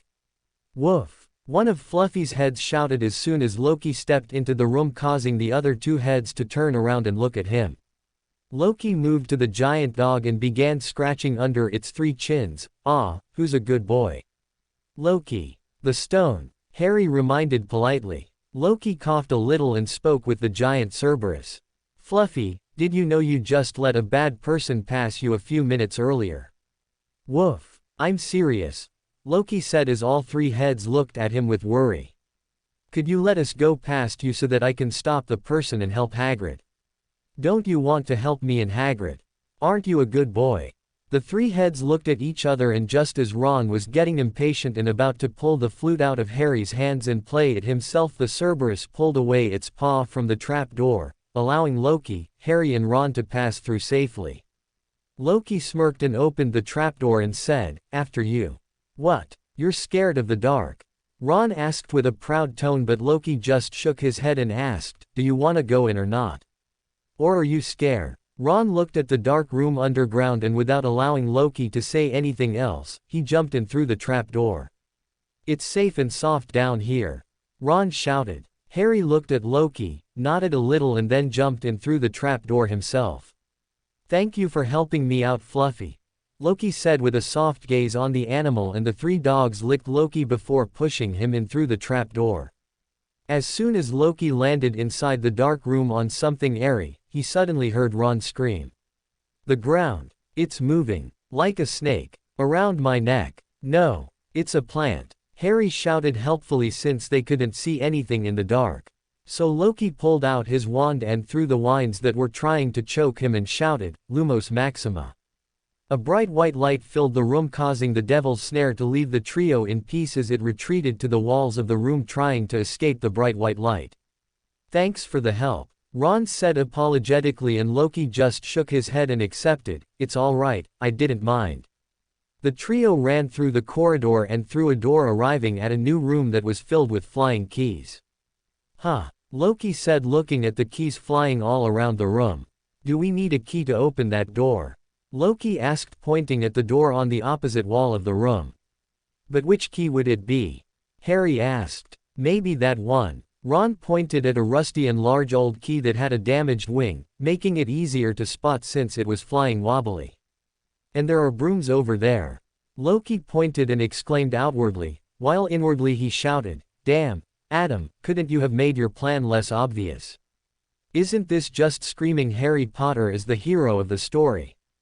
"I can do this," Harry said with confidence. "Yeah, you've got this," Ron added with excitement. Harry climbed a broom and deftly flew through the air until he used his skills as a seeker to fly to the key and grab it out of the air.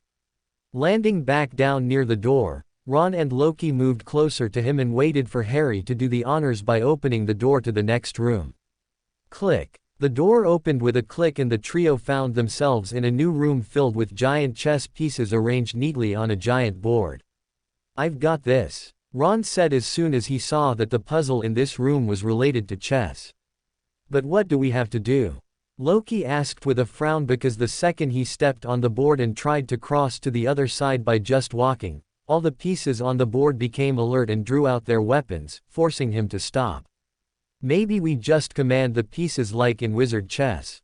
Harry helpfully asked. "No. Look. We've got to climb the pieces," Ron said helpfully, pointing out the carefully crafted seats on the chess pieces where each person could sit. "All right." Loki nodded since he didn't have anything better to offer. So with each other's help, the trio climbed their respective pieces, and the game began after each side's king knocked the floor with their heavy stone sword. The game began in an equal manner with pieces from both sides setting up their opening, with Ron taking a more defensive approach by castling his king as fast as possible, while the other side took a more aggressive approach by developing their queen first. The game continued on to reflect that, with the other side aggressively sacrificing pieces to gain a better position for its own pieces, while Ron played more conservatively, taking his time so that all his pieces remained in the perfect spot for him to mount an attack.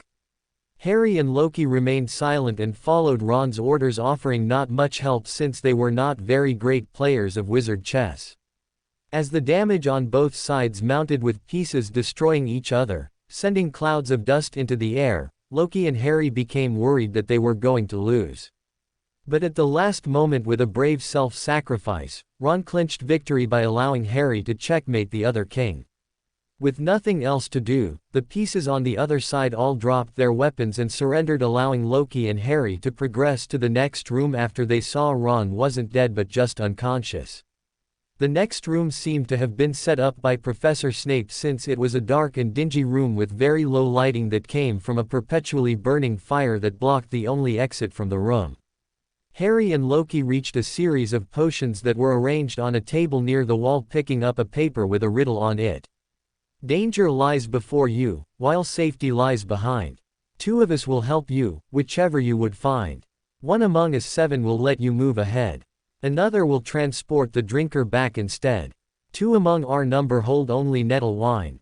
3 of us are killers, waiting hidden in line.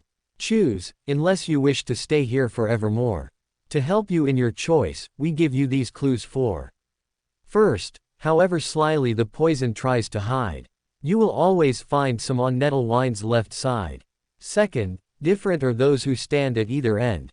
But if you would move onwards, neither is your friend. Third, as you see clearly, all are different size. Neither dwarf nor giant holds death in their insides. Fourth, the second left and the second on the right are twins once you taste them, though different at first sight. Loki read the puzzle a few times and began to match the potions around, ending up with a yellow potion bottle that only had enough potion in it for 1 person to drink. There's just enough for 1 swig. Should I drink this? But how do I make it seem like a reasonable choice? In fact, how do I know Adam isn't watching all of this play out while hiding under psychological invisibility right in this room? But since the potion was refilled after Professor Snape went into the next chamber, it probably means that the potion will refill on its own once again. Harry, there's just enough for 1 person, but I suspect that the potion will refill itself in a little while, since it has already refilled itself once after Professor Snape had gone in. I leave it to Adam to protect his protagonist in the fight. I just need a moment of distraction to steal what I've come here to steal for Hermione. I don't want to get involved in the fight between the Wonder Boy and the evil deity. Why don't you go to the next chamber and hold back Professor Snape until I'm there? Since I've been in detention with him for a long time, I know how to calm him down and make him see reason. Harry stood there wordlessly, so Loki just continued. Can you hold on for 5 minutes? I'll drink the potion after it is refilled. What if it doesn't refill? Harry urgently asked. Then I'll go and tell a teacher. But we already tried.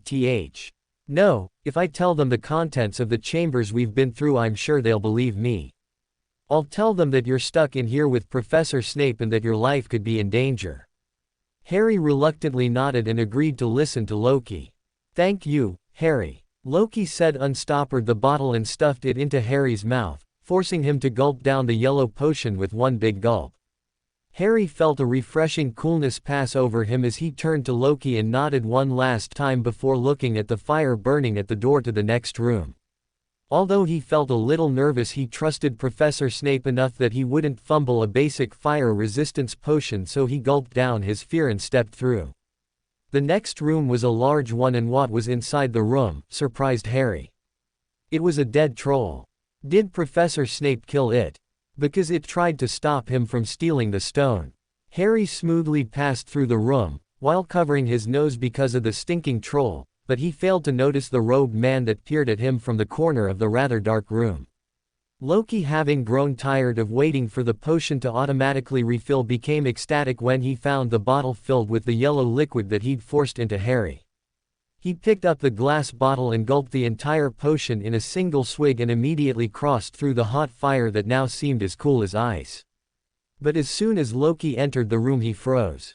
"Professor John?" Loki asked nervously. "Hello, Mr. Loki. Why are you here?" Mr. A said with a sickly smile that nearly creeped Loki out to death. "I forgot about him." Almost instantly Mr. A's eyes snapped to Loki's hands, but having thought that Mr. A would like to see if he was wearing the Ring of Harvest or not, he had already smoothly hid it behind his back, acting as if it was nothing special. His other hand remained on his wand as he primed it with spirituality to attack Mr. A as soon as possible so that he could get past him into the next room. This had to happen now. Why did Adam set this up for me? Does he not want me to interfere with what's going on in the other room? Or does he have something else planned? How silly of me to have thought I could hijack his story when I'm just a Sequence 9 Beander right now. Hello, Professor John. Have you seen Professor Snape? He should have just passed through. I need to talk to him. Loki said, keeping up the act. Oh, Professor Snape hasn't come here. I wonder why you're looking for him. Anything special? No, I was just confused by Potter that he was here. Must have seen something wrong. He even has glasses, so he probably confused him with someone else. Sorry for taking up your time, Professor. But before he could turn around and leave, Mr. A spoke in a chillingly calm tone with a polite smile that made him look unhinged. Do you know when human flesh tastes the best, Loki? Loki froze in his tracks and gulped as his eyes met with Mr. A's crimson-red eyes that were as still as the Black Lake. It is when it is marinated in fear and pain. Haha, that was a funny joke, Professor. I'm sorry I have to disappoint you, but I need to leave. Are you sure we've never met before, Mr. Loki? I mean, I've seen you in classes if that's what you're asking. Before that, never met you, never even seen you before. The smile on Mr. A's face dropped as his cold-blooded eyes scanned Loki from head to toe, and then he said, I would have believed that lie had you not had that ring on your finger. Then he licked his lips and spoke with a smile, and if not for the stench of fear that was emanating from you. Loki's blood felt cold, but he knew that this was going to happen when he took the ring. The law of Beander characteristics convergence would eventually bring someone from the Aurora Order into his life. Mr. A vanished from his spot and arrived in front of Loki, swinging his effeminate hand at Loki's head, but Loki ducked low to dodge it, using the soul of Sequence 6 Dawn Paladin currently in the ring to enhance his combat abilities temporarily. Not having anticipated Loki's dodge, Mr. A was left open without cover as Loki did his best to kick him away from himself using the strength of the Dawn Paladin as he made a mad dash towards the entrance that was covered in flames. As he escaped, Loki pulled the whistle on his wrist and blew into it to call Sunny. Mr. A moved his fingers, causing the shadows in the room to become alive and attack Loki. It suddenly felt like the entire room had shifted and tilted in Loki's perception. The shadows grew long and wonky, making it seem like he was suddenly in an endless corridor where he would remain trapped for an eternity. The only hope he could find was the bright flames at the door on the other end, which glowed with confidence in spite of the darkness. Loki rushed, using all the strength he could muster from the soul of the Dawn Paladin, his abilities as a thief keeping him aware of all the shadows around him as he dodged them narrowly each time as they tried to capture him. But very soon Loki realized that the shadows were faster and he'd be caught in no time. So he devised a clever plan. Pretending as if he tripped because of misplacing his feet in the wonky corridor, Loki tumbled along the rough floor, allowing the shadows to capture him. Almost instantly, the shadows wrapped around his limbs and hung him in the air, pulling on all his limbs as if he were going to be torn apart. A maddening smile appeared on Mr. A's dainty face as he walked closer to Loki, using his finger to inspect Loki's body as he turned him around and felt him up. But this was exactly what Loki was waiting for. He used the soul of Sequence 6 Dawn Paladin once again and activated the ability, Light of Dawn. A ring of light descended into the room, enveloping both Loki and Mr. A, causing all the shadows Mr. A had summoned and controlled to vanish in the blink of an eye. No, it didn't work, Loki shouted in his mind, in spite of becoming free from the shadows that had bound him. Mr. A did not even flinch as his body came in contact with the ring of light. Even though his skin was burning, it seemed like having his flesh burnt away earlier from the weaker flaring sun charm had caused him to get used to the feeling of having his body burnt. Instead, Mr. A tossed a few pieces of flesh from a bag around his waist towards Loki. The pellets of flesh came in contact with Loki and blew up into a shower of red blood that corroded Loki's skin wherever it touched him. Loki faltered for a second through the sudden intense pain, but managed to compose himself since the ability, the Light of Dawn, was nullifying the corrosive effects of the explosives while also hurting Mr. A. But for Mr. A, this momentary pause in Loki's actions that resulted from the explosions seemed enough as he rushed towards Loki and swung his arm at full speed towards his chest. Before Loki could respond meaningfully, a heavy impact sent him flying backwards and he collapsed after hitting the wall. It became difficult to breathe and Loki felt like all the food he'd eaten throughout the day was about to leave his mouth. His lungs burnt trying to breathe in air, but he just couldn't breathe. Mr. A slowly walked to him once again, bending low to match Loki's face. He pulled on Loki's hair and spoke in a seething voice. "I've finally caught you. I don't know how you blocked my attempts at divination, but I finally found you." "Oh, how?" Loki asked with pain, spitting out a little blood from his mouth. Mr. A smiled coldly and said in a happy tone, "Because of your height. You're small enough to be a kid, and if you had any relation to Beyonders it meant you were a wizard, even if just a squib. I followed you to Hogwarts hoping luck would bring you to me, and it finally paid off. Were you here cough cough just for me?" Loki asked in between coughing out blood. Mr. A smiled, but since his prey was in his grasp, spoke with passion, "No. Not just for you. The Lord has blessed me to carry out a mission that would help him immensely. I am here for." As he was speaking, a soft melodious squeak interrupted him. Mr. A's eyelids suddenly drooped shut while Loki whispered, "Took you long enough." Squeak squeak squeak squeak. Before Mr. A could react or even wake up by breaking Sunny's ability to put him into sleep by reciting a poem, Loki jabbed his wand up Mr. A's jaw until it pierced all the way into his head and reached his brain. Mr. A woke up with a start, the immense pain forcing him to snap awake. Held by his hand, Loki smiled widely, revealing his bloodied teeth as he looked right into Mr. A's eyes. "Fa cough cough, fate's a fickle friend, Mr. A, I hope you learned this firsthand," Loki said in. Mr. A's eyes widened and Loki's smile widened as he spoke the fight's final words. "Confringo, you curly-haired baboon."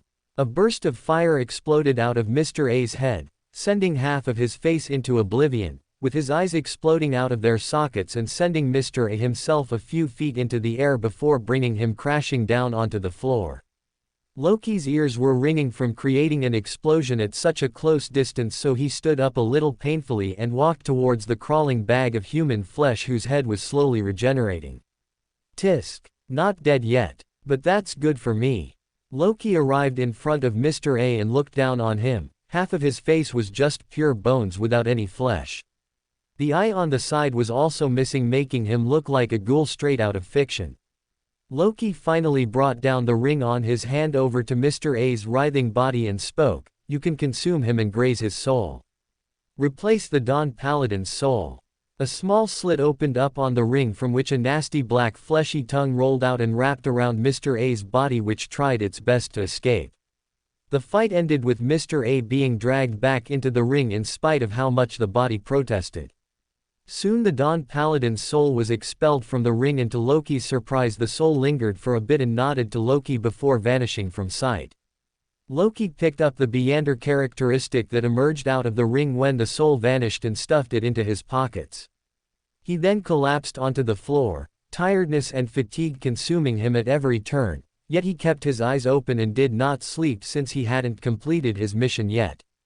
Since Loki was using the soul of the doctor to heal his wounds slowly, he was slowly gaining back his sanity, but that didn't stop his appearance from looking scary since half of his face was covered in blood, with his robes torn and the skin underneath slightly burnt and corroded. "Squeak squeak. Come hide in my clothes, the fight's only going to get tougher," Loki said, pulling Sunny into his robes and relaxing a little to calm his tense nerves. Loki's eyes were closing due to the amount of blood he had lost, but he kept reminding himself of the mission he had to accomplish to keep himself awake. I need to do this for Hermione. I need to do this for Hermione. I need to. Loki stood up while chanting the same phrase over and over again, working himself up to ignore the pain from all the damage his body had been subjected to. And with one final push, he walked himself into the next room after making sure he still had all the trump cards that he would use in case he had to fight you-know-who. For more thrilling fanfiction stories like this, check out my channel Fanfic Audiobook. Dive into epic adventures, mysterious realms, and legendary journeys brought to life through immersive storytelling. Don't forget to like, share, and subscribe for more amazing audiobooks.